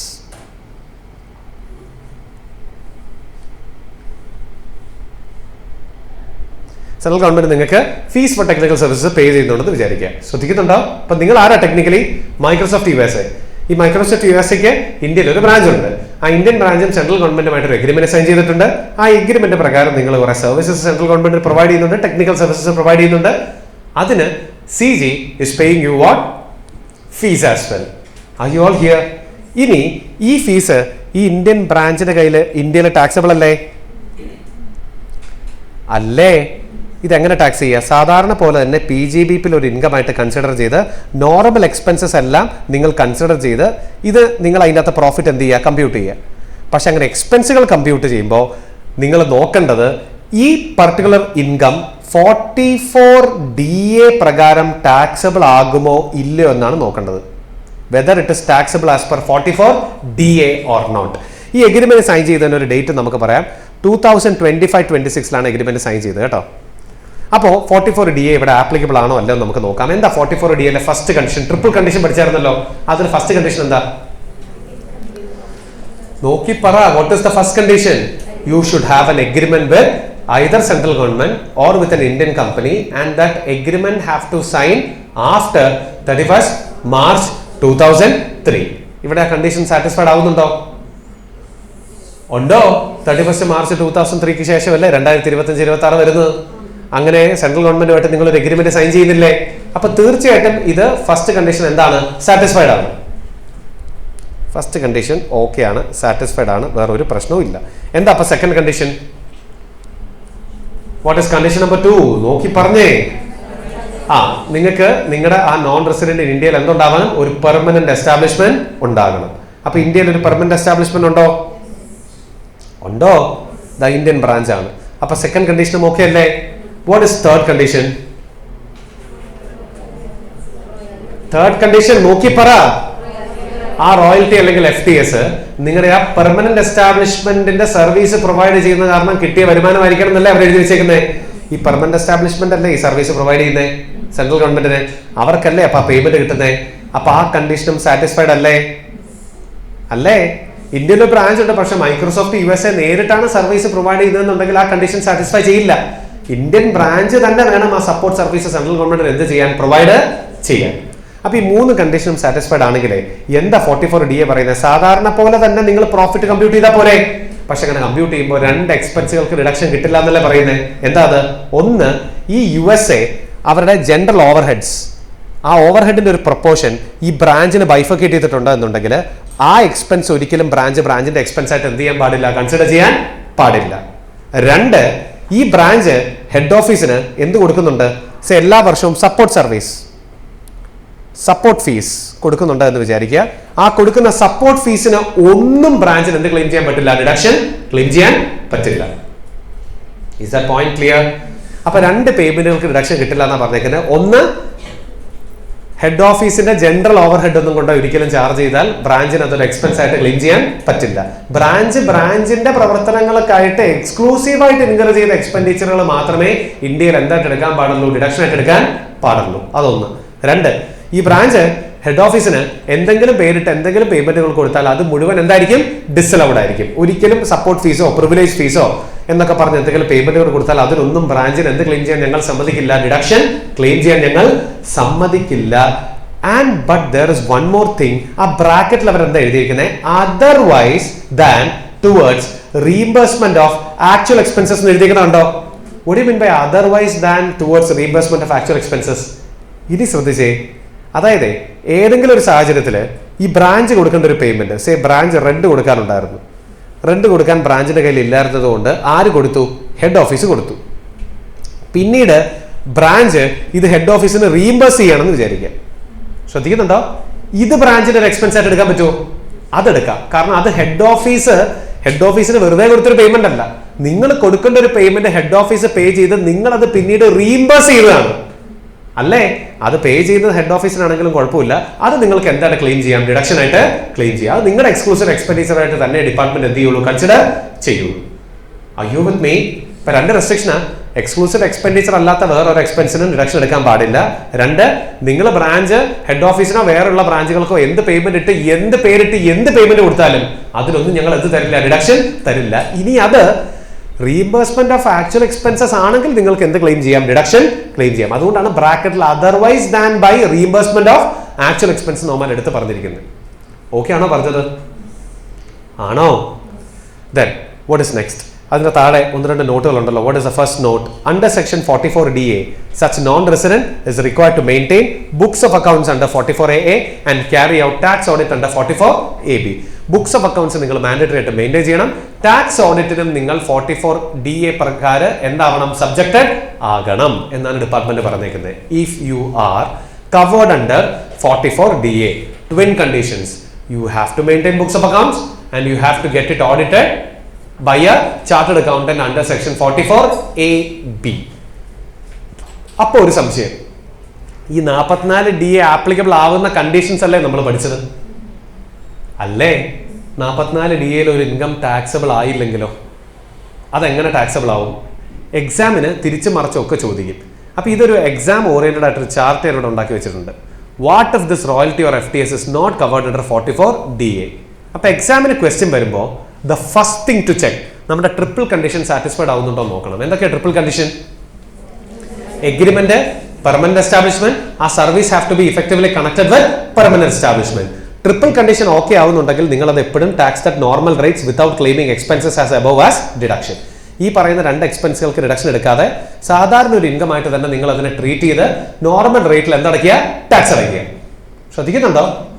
Imagine what if there is no permanent establishment. ഇവിടെ ഒരു PE ഇല്ലായിരുന്നു, ഈ മൈക്രോസോഫ്റ്റ് USA ഗവൺമെന്റ് നേരിട്ടായിരുന്നു പരിപാടി എന്നുണ്ടായിരുന്നെങ്കിൽ ഇത് 44DAയിൽ വരുമോ? ഇല്ല. അങ്ങനെയാണെങ്കിൽ ഇത് എവിടെ വരുമെന്നാണ് ചോദ്യം. അതാണ് അടുത്തത്. Under section 115A, if not covered under 44DA, and there should be an agreement entered into between assessee and Indian company or with central government. ആ ഫോറിൻ കമ്പനി മൈക്രോസോഫ്റ്റും സെൻട്രൽ ഗവൺമെന്റുമായിട്ട് ഒരു എഗ്രിമെന്റ് ഉണ്ട്. ആ എഗ്രിമെന്റിന്റെ ബേസിസിൽ മൈക്രോസോഫ്റ്റ് USA നേരിട്ടാണ് സർവീസുകൾ provide ചെയ്യുന്നതെങ്കിൽ, ശ്രദ്ധിക്കുന്നുണ്ടോ? അത് 44DAയിൽ വരില്ല. അതെവിടെ വരുള്ളൂ? 115Aയിലേ വരുള്ളൂ. അല്ലെങ്കിൽ എഗ്രിമെന്റ് ഉണ്ട്, ആ എഗ്രിമെന്റ് 2003 മുന്നേ ആണെങ്കിലും ഇത് 44DAയിൽ വരില്ല. പിന്നെ എവിടെ വരും? 115Aയിൽ ഇത് ടാക്സബിൾ ആവും. ആൻഡ് 115Aയിലെ ആ ഗ്രോസ് റോയൽറ്റി അല്ലെങ്കിൽ FTS എടുത്ത് അതിന്റെ 20% റേറ്റ് നിങ്ങൾ എന്ത് കൊടുക്കണം? ടാക്സ് കൊടുക്കണം. ഇത് പ്രിസംപ്റ്റീവ് ഇൻകം അല്ല, റേറ്റ് ഓഫ് ടാക്സ് ആണ്. യാതൊരു എക്സ്പെൻസുകൾക്ക് ഡിഡക്ഷൻ എടുക്കാതെ ഗ്രോസ് FTS എടുത്ത് അതിന് 20% റേറ്റിൽ നിങ്ങൾ എന്ത് കൊടുക്കണം? ടാക്സ് കൊടുക്കണം എന്നാണ് 115A പറയുന്നത്. R you all here? അപ്പൊ 44DA ആണെങ്കിൽ എക്സ്പെൻസുകൾക്ക് ഡിഡക്ഷൻ കിട്ടും. റേറ്റ് ഓഫ് ടാക്സ് എന്ന് പറയുന്നത് നോർമൽ റേറ്റ് ആണ്. ഇപ്പൊ നിങ്ങൾ നോൺ റെസിഡന്റ് ആണെങ്കിൽ സ്ലാബ് റേറ്റ്, ഫോറിൻ കമ്പനി ആണെങ്കിൽ 35 പ്ലസ് സർചാർജ് പ്ലസ് സെസ്. എന്നാൽ നേരെ മറിച്ച് 44DAയിൽ കവേർഡ് ആവുന്നില്ലെങ്കിൽ നിങ്ങൾ അത് 115A പ്രകാരം വേണം എന്ത് ചെയ്യാൻ? കമ്പ്യൂട്ട് ചെയ്യാൻ. 115Aയിൽ കാര്യങ്ങൾ സിമ്പിളാ. ഗ്രോസ് എമൗണ്ട് മൊത്തം എടുക്കുക, യാതൊരു എക്സ്പെൻസുകൾക്കും ഡിഡക്ഷൻ കിട്ടില്ല. ആ ഗ്രോസ് എമൗണ്ടിന്റെ 20% നിങ്ങൾ ഫ്ലാറ്റ് റേറ്റ് ആയിട്ട് എന്ത് കൊടുക്കണം? ടാക്സ് കൊടുക്കണം, plus surcharge and cess. Clear അല്ലേ? അപ്പോ അടുത്തൊരു സംശയം, ഈ സെൻട്രൽ ഗവൺമെന്റ് ഒരു എഗ്രിമെന്റ് ഇല്ലായിരുന്നു. അങ്ങനെയും വരാനുള്ള റോയൽറ്റി. എല്ലാ റോയൽറ്റിക്കും സെൻട്രൽ ഗവൺമെന്റോ ഇന്ത്യൻ കമ്പനിയായിട്ട് എഗ്രിമെന്റ് വേണം നിർബന്ധമുണ്ടോ? ഇല്ലല്ലോ. ഇത് എഗ്രിമെന്റും ഇല്ല, PE ഇല്ല, ഒന്നും ഇല്ലാത്ത കേസാണെങ്കിൽ ഇതിന് എന്ത് ചെയ്യുക? If not taxable under 44DA and 115A, tax at normal rate as normal income after claiming all the deductible expenditure. സാധാരണ ഇൻകം ആയിട്ട് എല്ലാ എക്സ്പെൻസുകൾക്കും ഡിഡക്ഷൻ എടുത്ത് നോർമൽ റേറ്റിൽ അതിന് എന്ത് കൊടുക്കുക? ടാക്സ് കൊടുക്കുക. ഇങ്ങനെ വേണം നിങ്ങൾ ചിന്തിക്കാൻ. 1, 2, 3. What is 1? Whether it is covered under 44DA or not. What is 2? If not covered under 44DA, check the possibility of 115A. 115A ഒറ്റ കണ്ടീഷനുള്ള എഗ്രിമെന്റ് ഉണ്ടായിരിക്കണം എന്ന് മാത്രമേ പറയുന്നുള്ളൂ. ശ്രദ്ധിക്കുന്നുണ്ടോ? Not covered under DA, not covered under 115A, then normal income, normal expense, normal rate. Nothing. ഒന്നും speciality ഇല്ല. സാധാരണ income, സാധാരണ റേറ്റ്, സാധാരണ എക്സ്പെൻസുകൾക്ക് എല്ലാം തന്നെ നിങ്ങൾക്ക് എന്തും ക്ലെയിം ചെയ്യാം? ഡിഡക്ഷനും ക്ലെയിം ചെയ്യാം. ക്ലിയർ അല്ലേ? അല്ലേ? അപ്പോൾ നമ്മൾ പഠിച്ചത് കമ്പാരിറ്റീവ്ലി അത്യാവശ്യം ഇമ്പോർട്ടൻ്റ് ആയിട്ടുള്ള ഒരു സെക്ഷനാണ് 44 DA and A mix of 115A. 115A നമ്മൾ ഫുള്ള് പഠിച്ചിട്ടില്ല കേട്ടോ. അതിൻ്റെ ഒരു ചെറിയൊരു ഭാഗം മാത്രമാണിത്.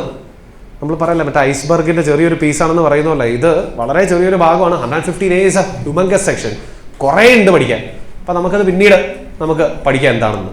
അപ്പം ഇപ്പോൾ 44 DA ആണ് നമ്മൾ പറഞ്ഞുകൊണ്ടിരുന്നത്. I hope this much is clear. എന്താണ് അടുത്ത ടോപ്പിക്ക്? സെക്ഷൻ 44C ആണ്. That is deduction of head office expenditure in the case of non residence.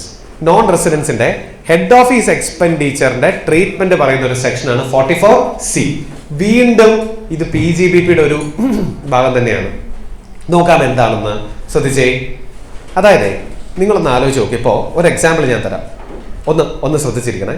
Say for example ഇപ്പോൾ ഒരു സ്പോർട്സ് എക്യുപ്മെന്റ്സ് ഒക്കെ വെക്കുന്ന ഒരു വലിയ ഗ്രൂപ്പ് ഉണ്ടെന്ന് വിചാരിക്കുക. Say JK sports equipments sell ചെയ്യലാണ് ഇവരുടെ മെയിൻ ബിസിനസ് എന്ന് വിചാരിക്കുക. ആൻഡ് ഇവർക്ക് സേ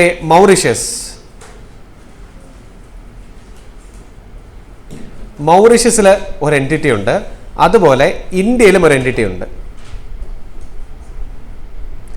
ഇന്ത്യയിലുണ്ട്, മൗറീഷ്യസിലുണ്ട്. മൗറീഷ്യസ് നിങ്ങൾക്ക് എല്ലാവർക്കും അറിയാം ടാക്സ് ഹേവൻ ആണ്. 0% ആണ് റേറ്റ് ഓഫ് ടാക്സസ്. ഇന്ത്യയിൽ നമുക്കറിയാം rate of tax either will be 35 if it is a foreign company or 30 or 25 if it is a domestic company. അങ്ങനെയാണ് റേറ്റ് ഓഫ് ടാക്സ് അല്ലേ. ഇനി കേട്ടെ, ഈ പെർട്ടിക്കുലർ കമ്പനി എന്ത് ചെയ്യുന്നു പറഞ്ഞാൽ കുറേ ഓവർ ഹെഡ്സ് ഇൻകർ ചെയ്തിട്ടുണ്ട്. അല്ലെങ്കിൽ ഇവരൊരു ഗ്ലോബൽ അഡ്വർടൈസ്മെന്റ് ചെയ്തു എന്ന് വിചാരിക്കാം. ക്രിസ്ത്യാനോ റൊണാൾഡോ അല്ലെങ്കിൽ മെസ്സിയോ അതുപോലെ ഒരു ഗ്ലോബൽ ഐക്കൺ വെച്ചിട്ട് ഒരു ഗ്ലോബൽ അഡ്വർടൈസ്മെന്റ് ചെയ്തു. ഏതാണ്ട് ഒരു 100 കോടി രൂപ ഇവർ ആ ഗ്ലോബൽ അഡ്വർടൈസ്മെന്റിന് വേണ്ടി മുടക്കിയെന്ന് വിചാരിക്കുക. ക്രിസ്ത്യാനോ റൊണാൾഡോനെ വെച്ചിട്ട് ഒരു ഗ്ലോബൽ അഡ്വർടൈസ്മെന്റ് ചെയ്തു, 100 കോടി രൂപ മുടക്കിയെന്ന് വിചാരിക്കുക. എന്നിട്ട് ഇതിന്റെ മജോറിറ്റി എക്സ്പെൻസ് അതിലൊരു 70 കോടി ഇന്ത്യൻ എൻറ്റിറ്റിയുടെ ഓവർ ഹെഡ് ആയിട്ട് ചാർജ് ചെയ്തേക്കുകയാണ്. ബാക്കിയുള്ളൊരു 30 കോടി മാത്രമേ ഇവർ മൗറീഷ്യസ് എൻറ്റിറ്റിയുടെ ഓവർ ഹെഡ് ആയിട്ട് ചാർജ് ചെയ്തിട്ടുള്ളൂ എന്ന് വിചാരിക്കുക. എന്നിട്ട് കമ്പനി പറയുന്നത് നമ്മൾ ഈ ഓവർ ഹെഡിനൊക്കെ ഒരു റീസണബിൾ എസ്റ്റിമേറ്റ് അല്ലെങ്കിൽ റീസണബിൾ ബേസിസിൽ ബൈഫർക്കേറ്റ് ചെയ്യണമെന്നല്ലേ കോസ്റ്റിംഗിൽ പഠിച്ചിട്ടുള്ളേ അല്ലേ. ഇവരിതിന് പറയുന്നതിന്റെ കാരണം എന്താ വെച്ചാൽ ക്രിസ്ത്യാനോ റൊണാൾഡോയ്ക്ക് കൂടുതൽ ഫാൻസ് ഉള്ളത് ഇന്ത്യയിലാണ്. അതുകൊണ്ട് ഈ പരസ്യത്തിന്റെ ഏറ്റവും വലിയ ഇമ്പാക്ട് ഉണ്ടാകാൻ പോകുന്നത് എവിടെയാണ്? ഇന്ത്യയിലാണ്. അതുകൊണ്ട് പരസ്യത്തിന്റെ 70% കോസ്റ്റ് ഞങ്ങൾ എവിടെ ബൈഫർക്കേറ്റ് ചെയ്യുന്നു? ഇന്ത്യയിൽ ബൈഫർക്കേറ്റ് ചെയ്യുന്നു. മൗറീഷ്യസിലെ പുള്ളിക്ക് അത്രയും ഫാൻസ് ഒന്നുമില്ല, അതുകൊണ്ട് ഒരു 30 കോടി ഞങ്ങൾ അവിടെ കൊണ്ട് ബൈഫർക്കേറ്റ് ചെയ്തു എന്നുള്ളതാണ് അസസിയുടെ എക്സ്പ്ലനേഷൻ. ശ്രദ്ധിക്കുന്നുണ്ടോ? ഇവിടെ നിങ്ങളൊന്ന് ആലോചിച്ച് നോക്കി, ഇതിന് വേറൊരു കാരണം ഉണ്ടാവുമല്ലോ. ഇന്ത്യയിൽ ഒരു ടാക്സബിൾ കൺട്രി ആയതുകൊണ്ട് അല്ലെങ്കിൽ ടാക്സബിൾ ജൂറിസ്ഡിക്ഷൻ ആയതുകൊണ്ട് മാക്സിമം കോസ്റ്റ് ഇവിടെ ബൈഫർക്കേറ്റ് ചെയ്യൽ അസസിക്ക് ബെറ്റർ അല്ലേ. നിങ്ങളുടെ ഗ്ലോബൽ ഓവർ ഹെഡിന്റെ മാക്സിമം പോർഷൻ ഇന്ത്യയിലേക്ക് കൊണ്ട് ബൈഫർക്കേറ്റ് ചെയ്യൽ അസസിക്ക് എപ്പോഴും ബെറ്റർ. അതെന്താ? അത് ഇന്ത്യയിൽ മാക്സിമം കോസ്റ്റ് നിങ്ങൾ കൊണ്ട് ബൈഫർക്കേറ്റ് ചെയ്താൽ പ്രോഫിറ്റ് അത്രയും കുറഞ്ഞു വയ്ക്കും. പ്രോഫിറ്റ് അത്രയും കുറവാണെങ്കിൽ അത്രയും കുറച്ച് ടാക്സ് അടച്ചാൽ മതി. മൗറീഷ്യസ് ടാക്സ് ഹേവൻ ആയതുകൊണ്ട് അവിടെ പ്രോഫിറ്റ് കൂട്ടി നിർത്തുകയാണ് നല്ലത് അല്ലേ. അപ്പൊ ടാക്സ് സേവിങ്സിന്റെ ആംഗിളിൽ ഈ ജനറൽ ഓവർ ഹെഡ്സിന്റെ ഒക്കെ മജോറിറ്റി പോർഷൻ കൊണ്ടുവന്ന് എവിടെ കൊണ്ട് ക്ലെയിം ചെയ്യും? ഇന്ത്യൻ ബ്രാഞ്ചുകളുടെ പെടലിക്ക് കൊണ്ടെങ്കിൽ ഇടും. ഇത് വളരെ കോമൺ ആയിട്ട് നടക്കുന്ന ഒരു കാര്യമാണ്. ശ്രദ്ധിക്കുന്നുണ്ടോ? ഒരു മൾട്ടിനാഷണൽ എൻറ്റിറ്റി ഈ ഇന്ത്യയില് ബ്രാഞ്ചിന്റെ മുകളിൽ അവരുടെ മജോറിറ്റി ഓഫ് ഓവർ ഹെഡ്സ് കൊണ്ട് ചാർജ് ചെയ്യാനുള്ള സാധ്യതയുണ്ട്. ഇതിനെ റെസ്ട്രിക്ട് ചെയ്യാനായിട്ട് ഡിപ്പാർട്ട്മെന്റ് ഉണ്ടാക്കി വെച്ചിട്ടുള്ള ഒരു സെക്ഷനാണ് 44C. ഇവരെന്താ പറയുന്നത് വെച്ചാലേ, നിങ്ങൾ ഈ ജനറൽ ഓവർ ഹെഡ് കൊണ്ട് ചാർജ് ചെയ്യേണ്ടെന്നല്ല, ചാർജ് ചെയ്തോ, പക്ഷെ ഞങ്ങൾ അതിന് എന്ത് വെക്കുകയാണ്? ഒരു സീലിംഗ് ലിമിറ്റ് വെക്കുകയാണ്. നിങ്ങൾക്ക് തോന്നിയ പോലെ റീസണബിൾ എസ്റ്റിമേറ്റിൽ ഒന്നും ക്ലെയിം ചെയ്യാനായിട്ട് പറ്റില്ല. ഞങ്ങൾ അതിനൊരു സീലിംഗ് ലിമിറ്റ് വെക്കുകയാണ്. ആ സീലിംഗിനകത്ത് പറയുന്ന എമൗണ്ട് എത്രയാണോ അത് നിങ്ങൾക്ക് എന്തായിട്ട് ക്ലെയിം ചെയ്യാം? ഒരു ജനറൽ ഓവർ ഹെഡ് ആയിട്ട് നിങ്ങളുടെ ഇന്ത്യൻ ബ്രാഞ്ചിന് ഡിഡക്ഷനായി ക്ലെയിം ചെയ്യാം. ശ്രദ്ധിക്കുന്നുണ്ടോ? സീലിംഗ് ലിമിറ്റിനകത്ത് പറയുന്ന എമൗണ്ട് എത്രയാണോ അത് നിങ്ങൾക്ക് എന്തായിട്ട് ക്ലെയിം ചെയ്യാം? നിങ്ങളുടെ ജനറൽ ഓവർ ഹെഡിന്റെ ഒരു പോർഷൻ ആയിട്ട് ഇന്ത്യയിൽ നിങ്ങൾക്ക് കൺസിഡർ ചെയ്ത് അതിന് നിങ്ങൾക്ക് റിഡക്ഷൻ ക്ലെയിം ചെയ്യാം. അപ്പൊ നമ്മൾ 44C പഠിക്കാൻ പോകുന്ന ടെക്നിക്കലി എന്താണ്? സീലിംഗ് ലിമിറ്റ് ആണ്. അപ്പൊ നമുക്ക് നോക്കാം എന്താണ് പ്രൊവിഷൻ. നമുക്ക് നോക്കാം. ഇനി അത് വായിക്കുമ്പോൾ നിങ്ങൾക്ക് ഒരു ഐഡിയ കിട്ടും. നോക്കിയേ, section 44C, deduction of head office expenditure in the case of non residence. എന്താ ഒരു first point? Head office expenditure means executive and general administration expenditure incurred outside India. എന്താണ്? Head office expenditure means executive and general administration expenditure incurred outside India. നിങ്ങളുടെ general administration കോസ്റ്റുകളാണ് നമ്മളിവിടെ head office expenditure എന്ന് പറയാം. ഈ head office എക്സ്പെൻഡിച്ചറിന് deduction എങ്ങനെ കിട്ടുക?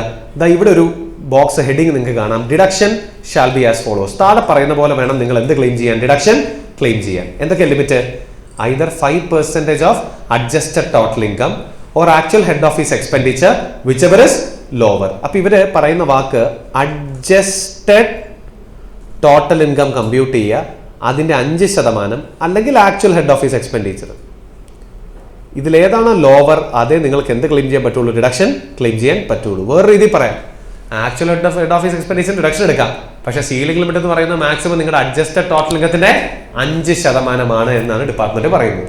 ശ്രദ്ധിക്കുന്നുണ്ടോ? ഉണ്ടോ? അപ്പൊ എന്താ വാക്ക്? റിപ്പീറ്റ് ചെയ്തേ, എല്ലാരും റിപ്പീറ്റ് ചെയ്തേ. എന്താ വാക്ക്? Adjusted total incomes 5%. ഇപ്പൊ ഇവിടെ പഠിക്കേണ്ട എന്തായിരിക്കും? What is this adjusted total income? എന്താണ് ഈ അഡ്ജസ്റ്റഡ് ടോട്ടൽ ഇൻകം എന്നാണ് നമ്മൾ ഇവിടെ പഠിക്കേണ്ടത്. നോക്കാം എന്താ അഡ്ജസ്റ്റഡ് ടോട്ടൽ ഇൻകം എന്ന്. അതിനാണ് ഇവിടെ ഡെഫിനേഷൻ കിടക്കുന്നത്. Adjusted total income means the total income without effect or after adding back. താഴെ പറയുന്ന സാധനങ്ങൾ ആഡ് ബാക്ക് ചെയ്ത് കഴിയുമ്പോൾ വരുന്ന ടോട്ടൽ ഇൻകം ഏതാണോ that is said to be your adjusted total income. First of all what is total income? 5 ഹെഡിൽ income കൂട്ടി എഴുതിയുള്ള ഗ്രോസ് ടോട്ടൽ ഇൻകത്തിന് ചാപ്റ്റർ 6 റിഡക്ഷൻ കുറച്ച് കഴിഞ്ഞിട്ടുള്ള ഫിഗറിലെ ടോട്ടൽ ഇൻകം. ആ ടോട്ടൽ ഇൻകത്തിനകത്തുനിന്ന് ഈ പറയുന്ന 1, 2, 3, 4, 5 കാര്യങ്ങൾ നിങ്ങൾ എന്ത് ചെയ്തേക്കുക? ആഡ് ബാക്ക് ചെയ്തേക്കുക. അപ്പൊ നിങ്ങൾക്ക് ഒരു ഫിഗർ കിട്ടും. ആ ഫിഗറിനെ നമുക്ക് എന്തെന്ന് വിളിക്കാം? അഡ്ജസ്റ്റഡ് ടോട്ടൽ ഇൻകം എന്ന് വിളിക്കാം. ശ്രദ്ധിക്കുന്നുണ്ടോ? ഉണ്ടോ? അപ്പൊ സാധാരണ പോലെ നിങ്ങളുടെ ടോട്ടൽ ഇൻകം കമ്പ്യൂട്ട് ചെയ്യുക, എന്നിട്ട് നിങ്ങൾ ഈ 5 കാര്യങ്ങൾ എന്ത് ചെയ്യുക? ആഡ് ബാക്ക് ചെയ്യുക. അല്ലെങ്കിൽ വേറെ രീതിയിലും പറയാം, ഈ 5 കാര്യങ്ങൾ കൺസിഡർ ചെയ്യാതെ കമ്പ്യൂട്ട് ചെയ്യുന്ന ടോട്ടൽ ഇൻകം ആണ് എന്ത്? Adjusted total income. എങ്ങനെ വേണമെങ്കിലും പറയാം, രണ്ടിന്റെ അർത്ഥം ഒന്ന് തന്നെയാണ്. അയ്യോ ഹിയർ നോക്കിയാൽ എന്തൊക്കെ 5 കാര്യങ്ങൾ. ഒന്ന്, ഹെഡ് ഓഫീസ് എക്സ്പെൻഡിച്ചർ. അത് നമുക്ക് എത്രയാണെന്ന് അറിയില്ലല്ലോ, അതുകൊണ്ട് ഹെഡ് ഓഫീസ് എക്സ്പെൻഡിച്ചർ ഒരിക്കലും കൊണ്ടുപോയി നിങ്ങൾ എന്ത് ചെയ്യാൻ പാടില്ല? അഡ്ജസ്റ്റ് ചെയ്യാൻ പാടില്ല. അല്ലെങ്കിൽ ടോട്ടൽ ഇൻകത്തിനകത്ത് അഡ്ജസ്റ്റ് ചെയ്തിട്ടുണ്ടെങ്കിൽ അത് ആഡ് ബാക്ക് ചെയ്യണം. Then unabsorbed depreciation. Current year depreciation അല്ല, അൺഅബ്സോർബ്ഡ് ഡിപ്രിസിയേഷൻ. പല വർഷങ്ങളിൽ ബ്രോഡ് ഫോർവേഡ് ചെയ്ത് വന്നിട്ടുള്ള ഡിപ്രിസിയേഷൻസ് നിങ്ങൾ ആ ടോട്ടൽ ഇൻകത്തിൽ കുറച്ച് വെച്ചിട്ടുണ്ടെങ്കിൽ അത് എന്ത് ചെയ്യണം? ആഡ് ബാക്ക് ചെയ്യണം. First proviso to section 36 subsection 1 clause number 9. എന്താ അത്? Capital expenditure on family planning. പഠിച്ചു ഓർക്കുന്നുണ്ടോ? കമ്പനി എസ്എസ്ഐസ് അവരുടെ എംപ്ലോയീസിന് ഇടയിൽ ഫാമിലി പ്ലാനിങ് പ്രൊമോട്ട് ചെയ്യാനായിട്ട് revenue nature expenditure, capital nature expenditure, capital nature എക്സ്പെൻഡിച്ചറിന് 5 ഈക്വൽ ആൻഡ് ഒരു ഇൻസ്റ്റാൾമെന്റ് ആയിട്ട് ഡിഡക്ഷൻ ക്ലെയിം ചെയ്യാന്നൊക്കെ പറഞ്ഞ് പഠിച്ചു ഓർക്കുന്നുണ്ടോ? ആ 1/5 നിങ്ങൾ അഡ്ജസ്റ്റ് ചെയ്തിട്ടുണ്ട് എന്നുണ്ടെങ്കിൽ അത് നിങ്ങൾ എന്ത് ചെയ്യുക? ആഡ് ബാക്ക് ചെയ്യുക. ശ്രദ്ധിക്കുന്നുണ്ടോ? ക്യാപിറ്റൽ എക്സ്പെൻഡിച്ചർ ഓൺ ഫാമിലി പ്ലാനിങ്ങിന്റെ 1/5 ഇല്ലേ, അത് നിങ്ങൾ ടോട്ടൽ ഇൻകത്തിലേക്ക് അഡ്ജസ്റ്റ് ചെയ്ത് നെറ്റ് ഓഫ് ചെയ്തിട്ടുണ്ട് എന്നുണ്ടെങ്കിൽ അത് എന്ത് ചെയ്യുക? ആഡ് ബാക്ക് ചെയ്യുക. ദെൻ അടുത്തത്, any loss carry forward under 72 എന്ന് പറഞ്ഞാൽ നോർമൽ ബിസിനസ് ലോസ് അഡ്ജസ്റ്റ് ചെയ്തിട്ടുണ്ടെങ്കിൽ ആഡ് ബാക്ക് ചെയ്യുക. 73 സ്പെക്കുലേഷൻ ബിസിനസ് ലോസ് അഡ്ജസ്റ്റ് ചെയ്തിട്ടുണ്ടെങ്കിൽ ആഡ് ബാക്ക് ചെയ്യുക. 74 loss from the head capital gains adjust ചെയ്തിട്ടുണ്ടെങ്കിൽ ആഡ് ബാക്ക് ചെയ്യുക. 74A loss from owning and maintaining resources. അപ്പൊ ഏതൊക്കെ ലോസുകളാ? 72, 73, 74, 74A സീരീസിലുള്ള എന്തെങ്കിലും ലോസുകൾ നിങ്ങൾ ടോട്ടൽ ഇൻകത്തിലേക്ക് നെറ്റ് ഓഫ് ചെയ്തിട്ടുണ്ടെങ്കിൽ അത് എന്ത് ചെയ്യുക? ആഡ് ബാക്ക് ചെയ്യുക. അതുപോലെ ചാപ്റ്റർ 6A റിഡക്ഷൻസ് നിങ്ങൾ എടുത്തിട്ടുണ്ടെങ്കിൽ അതും എന്ത് ചെയ്യുക? ആഡ് ബാക്ക് ചെയ്യുക. ഇതൊക്കെ ആഡ് ബാക്ക് ചെയ്യുമ്പോൾ you will be getting a profit and that profit is said to be your adjusted total income. Or rather we can say you compute your total income as per normal provision, then add back these 5 items, you will be getting adjusted total income. ആ ഫിഗറിന്റെ 5% അല്ലെങ്കിൽ actual head office expenditure whichever is ലോവറെ നിങ്ങൾക്ക് എന്തായിട്ട് claim ചെയ്യാൻ പറ്റുള്ളൂ? Deduction ആയിട്ട് claim ചെയ്യാൻ പറ്റുള്ളൂ. മനസ്സിലായോ? അപ്പോൾ ഒരു സംശയം കൂടെ, ഈ വർഷമേ ഈ അഡ്ജസ്റ്റഡ് ടോട്ടൽ ഇൻകം കമ്പ്യൂട്ട് ചെയ്ത് വന്നപ്പോൾ അത് ലോസ് ആയിരുന്നു എന്ന് വിചാരിക്കുക. എന്താ ലോസ്? ടോട്ടൽ ഇൻകം അല്ല, നിങ്ങൾക്ക് നെഗറ്റീവ് ഫിഗർ ആണ് വന്നത്. ഇതൊക്കെ ആഡ് ബാക്ക് ചെയ്ത് കഴിഞ്ഞിട്ട് വന്നത് നെഗറ്റീവ് ഫിഗർ ആണെങ്കിൽ എന്ത് ചെയ്യുക? Consider 5% of average adjusted total income of average adjusted total income instead of adjusted total income. കഴിഞ്ഞ 3 അസസ്മെന്റ് ഇയറിലെ ആവറേജ് അഡ്ജസ്റ്റഡ് ടോട്ടൽ ഇൻകം നിങ്ങൾ കമ്പ്യൂട്ട് ചെയ്യുക. എന്ത് ആവറേജ് അഡ്ജസ്റ്റഡ് ടോട്ടൽ ഇൻകം? കഴിഞ്ഞ 3 വർഷത്തെ ടോട്ടൽ ഇൻകം എടുത്തിട്ട് അതിനെ divided by 3 plus divided by 3 3 add ചെയ്യുക, എന്നിട്ട് അതിനെ ഡിവൈഡ് ബൈ 3 ചെയ്യുമ്പോൾ ഉള്ള ഫിഗർ എന്തോ അതിന്റെ 5% നിങ്ങൾക്ക് എന്ത് ചെയ്യാം? സീലിംഗ് ലിമിറ്റ് ആയിട്ട് കൺസിഡർ ചെയ്യാം. Average adjusted total income means average of adjusted total income of 3 assessment year immediately preceding the relevant assessment year. അവിടെയും ഒരു സംശയം, ഇതിപ്പോൾ ബിസിനസ് തുടങ്ങിയിട്ട് കൃത്യം 3-ാം കൊല്ലമാണ്. അങ്ങനെയാണെങ്കിൽ പുറകോട്ട് 3 ഇല്ലല്ലോ, 2 അല്ലേ ഉള്ളൂ. അങ്ങനെയാണെങ്കിൽ ആ 2ന്റെ ആവറേജ് എടുത്താൽ മതി. ഇത് ബിസിനസ് തുടങ്ങിയിട്ട് 2-ാം കൊല്ലമാണ്. അങ്ങനെയാണെങ്കിൽ കഴിഞ്ഞ വർഷത്തെ എടുക്കുക. എങ്ങനെയൊക്കെ എടുത്തിട്ടും ലോസ് ആണെങ്കിൽ നിങ്ങൾ ക്ലെയിം ചെയ്യണ്ട എന്നാണ് അതിന്റെ അർത്ഥം. ശ്രദ്ധിക്കുന്നുണ്ടോ? ഇതെങ്ങനെങ്കിലും കിട്ടുമോ നോക്ക്. ഒന്നും കിട്ടുന്നില്ലെങ്കിൽ നീ ഒന്നും ക്ലെയിം ചെയ്യേണ്ട എന്നാണ് ഡിപ്പാർട്ട്മെന്റ് പറയുന്നത്. However total income of assessee is assessable only for the last 2 or 1 year, then average of last 2 or 1 year shall be considered എന്നാണ് ഡിപ്പാർട്ട്മെന്റ് പറയുന്നത്. ഓക്കെ ആണോ ഇത്രയും പറഞ്ഞത്? അടുത്ത പ്രൊവിഷൻ നമുക്ക് പഠിക്കാനുള്ള എന്താണെന്ന് നോക്കിയേ. ഫസ്റ്റ് പ്രൊവൈസോ ടു സെക്ഷൻ 48 നമ്മൾ കൺവേർഷൻ റീകൺവേർഷൻ പ്രൊസീജിയർ എന്ന് വിളിക്കുന്ന ഒരു ടോപ്പിക്കാണ് നമ്മൾ പഠിക്കാൻ പോകുന്നത്. ഇത് ശരിക്കും ക്യാപിറ്റൽ ഗെയിനിൽ നമ്മൾ ക്യാപിറ്റൽ ഗെയിൻ കമ്പ്യൂട്ട് ചെയ്യുമ്പോൾ അവർ ഈ first proviso to section 48 follow ചെയ്യണമെന്ന് പറയുന്ന ഒരു പ്രൊവിഷനാണ്. നോക്കാം എന്താണെന്ന്. അതായത് നിങ്ങൾ മനസ്സിലാക്കേണ്ട കാര്യം, how do we compute capital gain? എങ്ങനെ നമ്മൾ ക്യാപിറ്റൽ ഗെയിൻ കമ്പ്യൂട്ട് ചെയ്യുന്നത്? What's a format four computing capital gain? Capital gain compute ചെയ്യാനുള്ള ഫോർമാറ്റ് എന്താണെന്ന് ആദ്യം നമുക്ക് എന്ത് വേണം? ഫുൾ വാല്യൂ ഓഫ് കൺസിഡറേഷൻ വേണം, അല്ലേ? അതാണ് ട്രാൻസ്ഫർ വാല്യൂ, സെയിൽ വാല്യൂ എന്നൊക്കെ നമ്മൾ പറയുന്ന ഫിഗർ. എന്നിട്ട് അതിൽ നിന്ന് എന്ത് കുറയ്ക്കണം? ഡയറക്റ്റ് എക്സ്പെൻസസ് ഓൺ ട്രാൻസ്ഫർ കുറയ്ക്കണം. അപ്പൊ എന്ത് കിട്ടും? നെറ്റ് സെയിൽ കൺസിഡറേഷൻ കിട്ടും. ആ നെറ്റ് സെയിൽ കൺസിഡറേഷൻ പിന്നെ എന്ത് കുറയ്ക്കണം? കോസ്റ്റ് ഓഫ് അക്വിസിഷൻ അല്ലെങ്കിൽ കോസ്റ്റ് ഓഫ് ഇംപ്രൂവ്മെന്റ് കുറയ്ക്കണം. അപ്പൊ എന്ത് കിട്ടും? എന്ത് തേങ്ങയാണ് നമ്മളിപ്പോ ഇവിടെ കമ്പ്യൂട്ട് ചെയ്തുകൊണ്ടിരിക്കണേ? ക്യാപിറ്റൽ ഗെയിൻ അല്ലേ? അപ്പൊ ഇതൊക്കെ കുറച്ച് കഴിയുമ്പോൾ കിട്ടാൻ പോണ എന്തായിരിക്കും? Capital gain. അയ്യോ, സംശയമാണ് മൊത്തം. You will be getting the capital gain. അപ്പൊ സിമ്പിൾ ആയിട്ട് പറഞ്ഞാൽ full value consideration direct expenses കുറയ്ക്കുക. You will be getting net sale consideration. From that you have to deduct cost of acquisition as well as cost of improvement. Then you will be getting long term or short term capital gain, അല്ലേ? ഇങ്ങനെയാണ് നമ്മൾ capital gain compute ചെയ്യുന്നത്. ശരിക്കും പറയുന്ന section 48 ആണ്. Section 48ന്റെ first proviso എന്ന് പറഞ്ഞാൽ act പറയുന്നു, നിങ്ങളൊരു നോൺ റെസിഡന്റ് ആണെങ്കിൽ, നിങ്ങൾ ആരാണെങ്കിൽ? നോൺ റെസിഡന്റ് ആണെങ്കിൽ നിങ്ങൾ ട്രാൻസ്ഫർ ചെയ്യുന്നത് ഇന്ത്യൻ കമ്പനിയുടെ ഷെയർസോ ഡിബഞ്ചേഴ്സോ ആണെങ്കിൽ, നിങ്ങൾ ആരാ?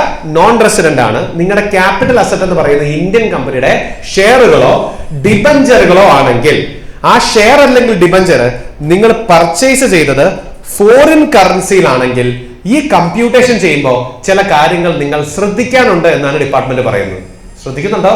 3 സ്ട്രൈക്കിംഗ് പോയിന്റ്സ് നിങ്ങളുടെ തലയിൽ വരണം. അസസി ആരായിരിക്കണം? നോൺ റെസിഡന്റ് ആയിരിക്കണം.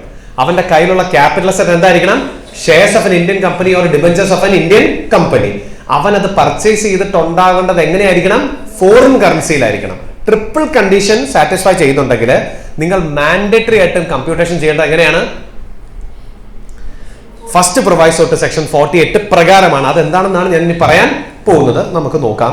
സോ നമുക്ക് അതിന്റെ തിയറിയിലേക്ക് ഒന്ന് കയറാം. First proviso to section 48 conversion റീകൺവേർഷൻ എന്ന് പറയും. Applies where a non-resident or a foreign company has taxable income from capital gain on account of transfer of shares or debentures of an Indian company which is purchased in foreign currency. നിങ്ങൾ ഒരു Indian കമ്പനിയുടെ ഷെയറോ ഡിബഞ്ചറോ foreign കറൻസിയിലാണ് purchase ചെയ്തിട്ടുള്ളതെങ്കിൽ capital gain compute ചെയ്യുമ്പോൾ താഴെ പറയുന്ന കാര്യങ്ങളൊക്കെ നിങ്ങൾ ശ്രദ്ധിക്കണം. പ്രൊസീജിയർ എന്താണ് ശ്രദ്ധിക്കാനുള്ളത് നമുക്ക് നോക്കാം. നമുക്ക് സ്റ്റെപ്പ് ബൈ സ്റ്റെപ്പ് ആയിട്ട് ഈ പ്രൊസീജിയർ ഒന്ന് പഠിക്കാം. ഫസ്റ്റ് വൺ, നിങ്ങളുടെ സെയിൽസ് കൺസിഡറേഷൻ ഇല്ലേ? ആ സെയിൽസ് കൺസിഡറേഷൻ ഇന്ത്യൻ കറൻസിയിലാണെങ്കിൽ അതിനെ നിങ്ങൾ കൺവേർട്ട് ചെയ്ത് എന്താക്കി മാറ്റണം? ഫോറിൻ കറൻസി ആക്കി മാറ്റണം എന്നാണ് ഡിപ്പാർട്ട്മെന്റ് പറയുന്നത്. എപ്പോ? നിങ്ങളൊരു നോൺ റെസിഡന്റ് അല്ലെങ്കിൽ ഫോറിൻ കമ്പനിയാണ്, നിങ്ങളുടെ ക്യാപിറ്റൽ അസറ്റ് എന്ന് പറയുന്നത് ഷെയറോ ഡിബഞ്ചറോ ആണ്, അത് നിങ്ങൾ പർച്ചേസ് ചെയ്ത് ഫോറിൻ കറൻസിയിലാണ്. ആ ഷെയറോ ഡിബഞ്ചറോ ഇപ്പൊ നിങ്ങൾ സെല്ല് ചെയ്യാണ്.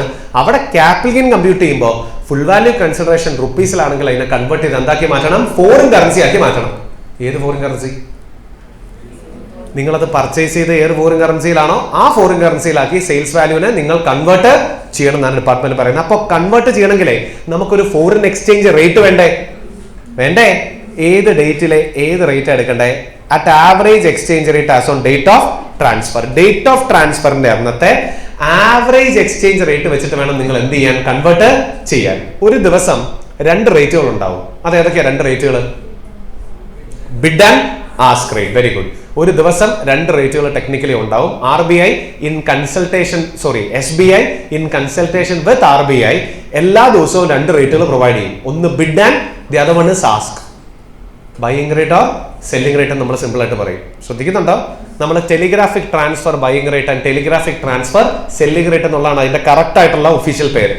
SBI ഓരോ ദിവസവും RBIയുടെ കൺസൾട്ടേഷനോട് കൂടി പുറത്തുവിടുന്ന TTBR and TTSR. TTBR is telegraphic transfer buying rate and TTSR is telegraphic transfer selling rate. അതിന്റെ ആവറേജ് വെച്ചിട്ട് വേണം, അതായത് ആ ഷെയർ വിൽക്കുന്ന ഡേറ്റിൽ ബൈയിങ് റേറ്റിന്റെയും സെല്ലിംഗ് റേറ്റിന്റെയും കൂടെ ആവറേജ് എടുത്തിട്ട് വേണം നിങ്ങൾ അതിനെ ഫോറിൻ കറൻസി ആയിട്ട് എന്ത് ചെയ്യാൻ, കൺവേർട്ട് ചെയ്യാൻ. ഇവിടെ താഴെ നിങ്ങൾ നോട്ട് കാണാം, നോക്കിയേ, telegraphic transfer buying or selling rate is the rate of exchange adopted by SBI for purchasing or selling. ഇതിന്റെ ആവറേജ് വെച്ചിട്ട് വേണം നിങ്ങൾ എന്ത് ചെയ്യാൻ, കൺവേർഷൻ നടത്താൻ. അപ്പൊ ഇപ്പൊ ഫോറിൻ ഫുൾ വാല്യൂ കൺസിഡറേഷൻ ഇപ്പൊ എന്തിലായി, ഫോറിൻ കറൻസിയിലായില്ലേ? ഇല്ലേ? ഇനി അടുത്തത് എക്സ്പെൻഡിച്ചർ ഓൺ ട്രാൻസ്ഫർ, നമ്മുടെ ഡയറക്റ്റ് എക്സ്പെൻഡിച്ചർ. അതും റുപ്പീസിലാണെങ്കിൽ നിങ്ങൾ എങ്ങോട്ടേക്ക് കൺവേർട്ട് ചെയ്യണം, ഫോറിൻ കറൻസിയിലേക്ക് കൺവേർട്ട് ചെയ്യണം. അപ്പൊ അത് കൺവേർട്ട് ചെയ്യണമെങ്കിലും നമുക്കൊരു കറൻസി ഫ്ലക്ച്വേഷൻ, ഒരു എക്സ്ചേഞ്ച് റേറ്റ് വേണ്ടേ? വേണ്ടേ പിള്ളേരെ? എക്സ്ചേഞ്ച് റേറ്റ് വേണം. എത്ര എക്സ്ചേഞ്ച് റേറ്റ് എടുക്കണ്ടേ? At average exchange rate as on date of transfer. Date of ട്രാൻസ്ഫറിന്റെ അന്നത്തെ തന്നെ ആവറേജ് എക്സ്ചേഞ്ച് റേറ്റ് വെച്ചിട്ട് വേണം നിങ്ങൾ എന്ത് ചെയ്യാൻ, ഡയറക്റ്റ് എക്സ്പെൻസുകളെയും കൺവേർട്ട് ചെയ്യാൻ. Note on date when expenditure was incurred. അതെന്താ അതിന്റെ അർത്ഥം? ഇപ്പോഴേ സെയിൽ നടന്ന് ഇന്ന് ബ്രോക്കറേജ് ആയിരുന്നു ഡയറക്റ്റ് എക്സ്പെൻസ്, അത് കൊടുത്തത് ഒരാഴ്ച കഴിഞ്ഞ്. ഏത് റേറ്റിലെ അല്ലെങ്കിൽ ഏത് ഡേറ്റിലെ കറൻസി കൺവേർഷൻ റേറ്റ് വെച്ചിട്ടാണ് നമ്മൾ അതിനെ കൺവേർട്ട് ചെയ്യണ്ടേ? ഇന്നത്തെ ഡേറ്റ് ഓഫ് ട്രാൻസ്ഫറിലെ, അല്ലാതെ ബ്രോക്കറേജ് എന്നാ കൊടുത്തത് നല്ല നോക്കേണ്ടത്. ശ്രദ്ധിക്കുന്നുണ്ടോ? അപ്പൊ ഫുൾ വാല്യൂ കൺസിഡറേഷനും ഡയറക്റ്റ് എക്സ്പെൻസസും ഡേറ്റ് ഓഫ് ട്രാൻസ്ഫറിലെ എക്സ്ചേഞ്ച് റേറ്റ് വെച്ചിട്ട് നിങ്ങൾ എന്ത് ചെയ്യുക, കൺവേർട്ട് ചെയ്ത് ഫോറിൻ കറൻസി ആക്കുക. നൗ കോസ്റ്റ് ഓഫ് അക്വിസിഷനും റുപ്പീസിലാണെങ്കിൽ നിങ്ങൾ അതിനെയും കൺവേർട്ട് ചെയ്ത് എന്താക്കുക, ഫോറിൻ കറൻസി ആക്കുക. അതിന് കൺവേർട്ട് ചെയ്യാൻ average exchange rate as on date of acquisition, ആ ഷെയർ മേടിച്ച ഡേറ്റ് ഏതോ ആ ഡേറ്റിലെ ആവറേജ് എക്സ്ചേഞ്ച് റേറ്റ് വെച്ചിട്ട് വേണം നിങ്ങൾ അതിനെ എന്ത് ചെയ്യാൻ, കൺവേർട്ട് ചെയ്യാൻ. അപ്പൊ നിങ്ങൾക്ക് ഇതെല്ലാം വെച്ചിട്ട് നിങ്ങൾ ക്യാപിറ്റൽ ഗെയിൻ കമ്പ്യൂട്ട് ചെയ്യുക. ഇപ്പൊ full value consideration, direct expenses, cost of acquisition എല്ലാം ഫോറിൻ കറൻസിയിലല്ലേ? പിന്നെ ഈ ഷെയറിനും ഡിബഞ്ചറിനും കോസ്റ്റ് ഓഫ് ഇംപ്രൂവ്മെന്റ് വരില്ല കേട്ടോ. വരുമോ? ഷെയറിനും ഡിബഞ്ചറിനും കോസ്റ്റ് ഓഫ് ഇംപ്രൂവ്മെന്റ് വരുമോ? ഒരു ഷെയർ മേടിച്ചിട്ട് എന്താ നിങ്ങൾ അതിന് പെയിന്റ് അടിക്കുമോ ഇംപ്രൂവ്മെന്റ് വരാൻ? വരില്ല. അതുകൊണ്ട് ഇംപ്രൂവ്മെന്റ് നമ്മൾ എന്ത് ചെയ്യണം എന്നുള്ളത് ഇവിടെ പറയേണ്ട ആവശ്യം ഇല്ല. So capital gain in foreign currency. അപ്പൊ നമ്മൾ ഫുൾ വാല്യൂ കൺസിഡറേഷൻ, ഡയറക്റ്റ് എക്സ്പെൻസും കോസ്റ്റ് ഓഫ് അക്വിസിഷൻ കൂടെ കുറച്ച് കഴിയുമ്പോൾ you will be getting the capital gain. പക്ഷേ ഈ ക്യാപിറ്റൽ ഗെയിൻ ഇപ്പൊ എന്തിലായിരിക്കും? റുപ്പീസിലാണോ ഫോറിൻ കറൻസിയിലാണോ? ഫോറിൻ കറൻസിയിലായിരിക്കും, കാരണം എല്ലാം ഫോറിൻ കറൻസിയിലല്ലേ. അപ്പോ ആ ക്യാപിറ്റൽ ഗെയിനിനെ നിങ്ങൾ എന്താക്കി മാറ്റണം, റീകൺവേർട്ട് ചെയ്യണം ഇൻടു ഇന്ത്യൻ റുപ്പീസ്. ആ റീകൺവേർട്ട് ചെയ്യാനായിട്ട് buying rate as on date of transfer, TTBR rate വെച്ചിട്ട് വേണം അതിനെ നിങ്ങൾ എന്ത് ചെയ്യാൻ, റീകൺവേർട്ട് ചെയ്യാൻ. ഇങ്ങനെ കൺവേർട്ട് ചെയ്താലുള്ള ഗുണം എന്താ? ആ ക്യാപിറ്റൽ ഗെയിനുമായിട്ട് ബന്ധപ്പെട്ട എല്ലാ ഫോറിൻ എക്സ്ചേഞ്ച് ഫ്ലക്ച്വേഷൻ കാരണം ഉണ്ടാകുന്ന ഇഫക്റ്റ് മുഴുവൻ ആ ഗെയിനിൽ എന്തായിക്കോളും, അഡ്ജസ്റ്റഡ് ആയിക്കോളും. You with me? ശ്രദ്ധിക്കുന്നുണ്ടോ? അപ്പൊ ഡിപ്പാർട്ട്മെന്റ് പറഞ്ഞേക്കാണ്, നിങ്ങൾ basically long term capital gain or short term capital gain or whatever it is, you have to compute in this manner. Full value consideration, direct expenses, cost of acquisition എല്ലാം convert ചെയ്ത് foreign currency ആക്കുക. Capital gain foreign കറൻസിയിൽ compute ചെയ്യുക. എന്നിട്ട് ആ bid rate വെച്ചിട്ട് വേണം അതിനെ എന്ത് ചെയ്യാൻ, റീകൺവേർട്ട് ചെയ്യാൻ. അത്യാവശ്യം ബൾക്ക് എമൗണ്ട് ഓഫ് ഷെയർ ഒക്കെ ഉണ്ടെങ്കിലേ ഈ ബിഡ് റേറ്റിലേക്ക് വരുമ്പോൾ നമ്മുടെ ക്യാപിറ്റൽ ഗെയിൻ കുറച്ച് കുറഞ്ഞു നിൽക്കും. എന്താ bid rate? Bank foreign currency മേടിക്കുന്ന റേറ്റിനല്ലേ നമ്മൾ ബിഡ് റേറ്റ് എന്ന് പറയാ, അല്ലേ? ബാങ്ക് ഫോറിൻ കറൻസി സെല് ചെയ്യുന്ന റേറ്റ് അല്ലേ നമ്മുടെ ആസ്ക് റേറ്റ്? ഏതാ കുറവ്? ബിഡ് റേറ്റ് ആണ് കുറവ്. അപ്പൊ നിങ്ങൾ ഇതിനെ ബിഡ് റേറ്റ്, ബൈയിങ് റേറ്റ് വെച്ചിട്ട് കൺവേർട്ട് ചെയ്യുമ്പോൾ നിങ്ങളുടെ ഓവറോൾ ക്യാപിറ്റൽ ഗെയിൻ എന്ത് ചെയ്ത് നിൽക്കും, കുറച്ച് കുറഞ്ഞു നിൽക്കും എന്നുള്ളതാണ് ഇതിനകത്തെ കാര്യം. I all here? അപ്പോ അവർ ക്യാപിറ്റൽ ഗെയിൻ ഇങ്ങനെ കമ്പ്യൂട്ട് ചെയ്യാനാണ് പറഞ്ഞിരിക്കുന്നത്. ഇനി ഇത് റിലേറ്റഡ് ആയിട്ട് കുറച്ച് നോട്ടുകൾ അവന്മാർ പറയുന്നുണ്ട്. നോട്ടുകൾ എന്തൊക്കെയാണ് നമുക്ക് നോക്കാം. The asset may be short ആവാം, ലോങ് ആവാം. ലോങ് ടേം ക്യാപിറ്റൽ അസറ്റ് ആണെങ്കിലും ഷോർട്ട് ടേം ക്യാപിറ്റൽ അസറ്റ് ആണെങ്കിലും മാൻഡേറ്ററി ആയിട്ടും നിങ്ങൾ എന്ത് ചെയ്യണം, ഫോളോ ചെയ്യണം. അടുത്തത്, the first proviso to section 48 is not applicable to units of UTI or mutual fund. എന്താ UTI? യൂണിറ്റ് ട്രസ്റ്റ് ഓഫ് ഇന്ത്യയുടെ യൂണിറ്റ്സോ മ്യൂച്വൽ ഫണ്ടിന്റെ യൂണിറ്റ്സോ ഒക്കെ ഇതുപോലെ മേടിച്ച് വെക്കുമ്പോൾ ഈ പ്രൊവിഷൻ നിങ്ങൾ ഫോളോ ചെയ്യണ്ട. ഇത് എന്തിനു മാത്രമേ വരുള്ളൂ? ഇത് ഫോറിൻ കമ്പനി അല്ലെങ്കിൽ നോൺ റെസിഡന്റ് ഷെയർ അല്ലെങ്കിൽ ഡിബഞ്ചർ മാത്രം വിൽക്കുമ്പോൾ വരുന്ന ഒരു സാധനമല്ലേ first proviso to section 48. If they are selling mutual fund or UTI units, you don't have to follow this first proviso to section 48. നിങ്ങൾ ഇത് ഫോളോ ചെയ്യേണ്ട ആവശ്യമില്ല. Now benefit of indexation will not be available in the case of above transfer. Long term capital asset ആണെങ്കിലും you will not be getting the benefit of indexation. Indexation benefit കിട്ടൂല. അതിപ്പോൾ അല്ലെങ്കിൽ ഒന്നും കിട്ടൂല. 23 ജൂലൈ 2024 തൊട്ടിട്ട് government എന്ത് അവസാനിപ്പിച്ചു? The benefit of indexation അവസാനിപ്പിച്ചു. ഇപ്പൊ ചില റെസിഡന്റ് ഇൻഡിവിജ്വൽസിനും HCF-നും അതും ലാൻഡും ബിൽഡിംഗും മാത്രം വിൽക്കുമ്പോഴേ എന്ത് കിട്ടുള്ളൂ? ഇൻഡെക്സേഷൻ കിട്ടുള്ളൂ. ശ്രദ്ധിക്കുന്നുണ്ടോ? പണ്ടൊക്കെ എല്ലാ ലോങ് ടേം ക്യാപിറ്റൽ അസറ്റിനും കിട്ടുമായിരുന്നു. അപ്പൊ അവർ പറഞ്ഞേക്കാണ് അല്ലെങ്കിൽ ഇതിന് കിട്ടുകയല്ല ഇപ്പോൾ, ഇൻഡെക്സേഷൻ എടുക്കാൻ പാടില്ല എന്നാണ് പറഞ്ഞേക്കുന്നത്. All right. ഇനി ഇവിടെ ഒരു നോട്ടുണ്ട്, ആ നോട്ട് ഒന്ന് വായിച്ചേ. First proviso to section 48 would not be applicable to capital gain referred under 112A or 111A. എന്തായിരുന്നു 112A? ലിസ്റ്റഡ് ആയിട്ടുള്ള ഇക്വിറ്റി ഷെയർ അല്ലെങ്കിൽ ലിസ്റ്റഡ് ആയിട്ടുള്ള ഇക്വിറ്റി ഓറിയന്റഡ് ഫണ്ട് അല്ലെങ്കിൽ ലിസ്റ്റഡ് ആയിട്ടുള്ള ബിസിനസ് ട്രസ്റ്റ് ട്രാൻസ്ഫർ ചെയ്യുമ്പോൾ വരുന്ന ലോങ് ടേം ക്യാപിറ്റൽ ഗെയിൻ ഇല്ലേ? അല്ലേ? അത് 112A പ്രകാരം 1,20,50,000 രൂപയുടെ മുകളിലോട്ട് ഗെയിൻ ഉണ്ടെങ്കിൽ 12.5% റേറ്റിൽ ടാക്സ് ചെയ്യണം എന്നല്ലേ ബേസിക് കോൺസെപ്റ്റ്സിനെയാണെന്ന് പറഞ്ഞു പോയായിരുന്നു. Do you remember? അതേ സാധനം വിൽക്കുമ്പോൾ ഷോർട്ട് ടേം ക്യാപിറ്റൽ ഗെയിൻ ആണ് വരുന്നതെങ്കിൽ ഇറ്റ് ഇസ് ടാക്സ്ഡ് അറ്റ് 20% എന്ന് നമ്മൾ പഠിച്ചതല്ലേ? ഈ 112A 111A വരുന്ന സാഹചര്യങ്ങളിൽ നിങ്ങൾ ഈ കൺവേർഷൻ റീകൺവേർഷൻ ചെയ്യേണ്ടെന്നാണ് പറയുന്നത്. ശരിക്കും ഇത് ശരിയാണെന്ന് ചോദിച്ചാലേ, ശരിക്കും ഇത് 100% ശരിയാണെന്ന് ചോദിച്ചാൽ അല്ല. അതെന്താണെന്ന് കൂടെ പറയാം ഞാൻ. അതായത് ഈ ലിസ്റ്റഡ് ഷെയർ നിങ്ങളൊരു നോൺ റെസിഡന്റ് ആണെന്ന് വിചാരിക്കുക. നിങ്ങൾ ആരാ? ഒരു നോൺ റെസിഡന്റ് ആണ്. ടെക്നിക്കലി ഒരു non resident direct foreign currency infuse ചെയ്ത് എന്ത് മേടിക്കാനായിട്ട് പറ്റില്ല? ലിസ്റ്റഡ് ഷെയർ മേടിക്കാൻ പറ്റില്ല. ശ്രദ്ധിക്കുന്നുണ്ടോ? ഒരു നോൺ റെസിഡന്റിന് ഡയറക്റ്റ് ഫോറിൻ കറൻസി ഇൻഫ്യൂസ് ചെയ്ത് ടെക്നിക്കലി എന്ത് മേടിക്കാനായിട്ട് പറ്റില്ല. Practically it is almost impossible to buy a listed share. ആ സെറ്റിൽമെന്റ് നടക്കുമ്പോൾ ചിലപ്പോൾ നിങ്ങളുടെ ബ്രോക്കറിന്റെ അടുത്ത് നിങ്ങൾ മെയിൻറ്റെയിൻ ചെയ്യുക ഫോറിൻ കറൻസി ആയിരിക്കും. പക്ഷെ സെറ്റിൽമെന്റ് നടക്കുമ്പോൾ അത് എന്തായി മാറും? റുപ്പിയായി മാറും. Are you with me? അപ്പൊ ഇവിടെ ഇതിനകത്തൊരു ഒരു പെക്യൂലിയർ സിറ്റുവേഷൻ എന്ന് പറഞ്ഞാൽ ഒരു NRI, ഒരു നോൺ റെസിഡന്റ് ഇന്ത്യൻ ആണ് നിങ്ങളെങ്കിൽ നിങ്ങൾക്ക് ഫോറിൻ കറൻസി ഇൻഫ്യൂസ് ചെയ്ത് എന്ത് മേടിക്കാം? ലിസ്റ്റഡ് ഷെയർ മേടിക്കാം. നിങ്ങളൊരു NRI ആണെങ്കിൽ മാത്രം നിങ്ങൾക്ക് ഫോറിൻ കറൻസി ഇൻഫ്യൂസ് ചെയ്ത് എന്ത് മേടിക്കാം? ലിസ്റ്റഡ് ഷെയർ മേടിക്കാം. Are you with me? NR എന്ന് പറഞ്ഞാൽ ആരാ? Non resident, pure non resident, non citizen, non Indian origin. NRI എന്ന് പറഞ്ഞാൽ ആരാ? Right now you are a non-resident but you are an Indian citizen or non-resident Indian origin, Dubai Malayali എന്നൊക്കെ നമ്മൾ പറയുന്ന പോലെ. അപ്പോൾ NRI ആണെങ്കിൽ technically you can infuse foreign currency and buy what? Listed shares. ശ്രദ്ധിക്കുന്നുണ്ടോ? അപ്പൊ ചുമ്മാ വെറുതെ എക്സാം ക്വസ്റ്റ്യനിൽ ലിസ്റ്റഡ് ഷെയർ ആണ് എന്ന് പറഞ്ഞിട്ടുണ്ടെങ്കിൽ, STT അടയ്ക്കുന്നുണ്ട് എന്നൊക്കെ പറഞ്ഞിട്ടുണ്ടെങ്കിൽ 112A 111A ഫോളോ ചെയ്യുക. അവിടെ നിങ്ങൾ കൺവേർഷൻ റീകൺവേർഷൻ പ്രൊസീജിയർ എന്ത് ചെയ്യണ്ട? ഫോളോ ചെയ്യണ്ട. ഇനി ക്വസ്റ്റ്യനിൽ എടുത്ത് പറഞ്ഞിട്ടുണ്ട് NRI ആണ്, അയാള് ഷെയർ ലിസ്റ്റഡ് ഷെയർ മേടിച്ചത് ഫോറിൻ കറൻസി ഉപയോഗിച്ചിട്ടാണ് എന്നൊക്കെ എടുത്തു പറയുന്നുണ്ടെങ്കിൽ എന്ത് ചെയ്യുക? കൺവേർഷൻ റീകൺവേർഷൻ ചെയ്ത് ക്യാപിറ്റൽ ഗെയിൻ 112 അല്ലെങ്കിൽ 111A എന്തടക്കുക? ടാക്സ് അടയ്ക്കുക. അതൊരു റെയർ പോസിബിലിറ്റി ആണ്. ശ്രദ്ധിക്കുന്നുണ്ടോ?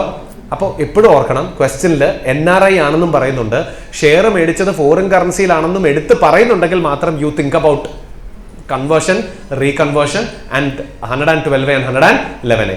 അല്ലാത്തൊരു കേസിൽ 112A and 111A വരുന്ന സാഹചര്യങ്ങളിൽ നിങ്ങൾ ഈ കൺവേർഷൻ റീകൺവേർഷൻ ചെയ്യേണ്ട. നേരെ എന്ത് ചെയ്താൽ മതി? 111A അല്ലെങ്കിൽ 112A പ്രകാരം തന്നെ കമ്പ്യൂട്ടേഷൻ ചെയ്ത് ടാക്സ് അടച്ച് പോയാൽ മതി. ശ്രദ്ധിക്കുന്നുണ്ടോ? അതുകൊണ്ടാണ് ഞാൻ ഇവിടെ first proviso to section 48 would not be applicable to capital gain referred under section 112A or 111A എന്ന് എടുത്തു പറയാൻ കാരണം.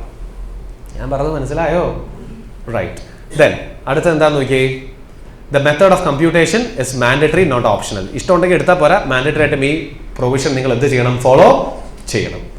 ഇനി അതിൻ്റെ അടിയിൽ 1-2 നോട്ടുകൾ കിടപ്പുണ്ട്. എന്താ ഫസ്റ്റ് നോട്ട്?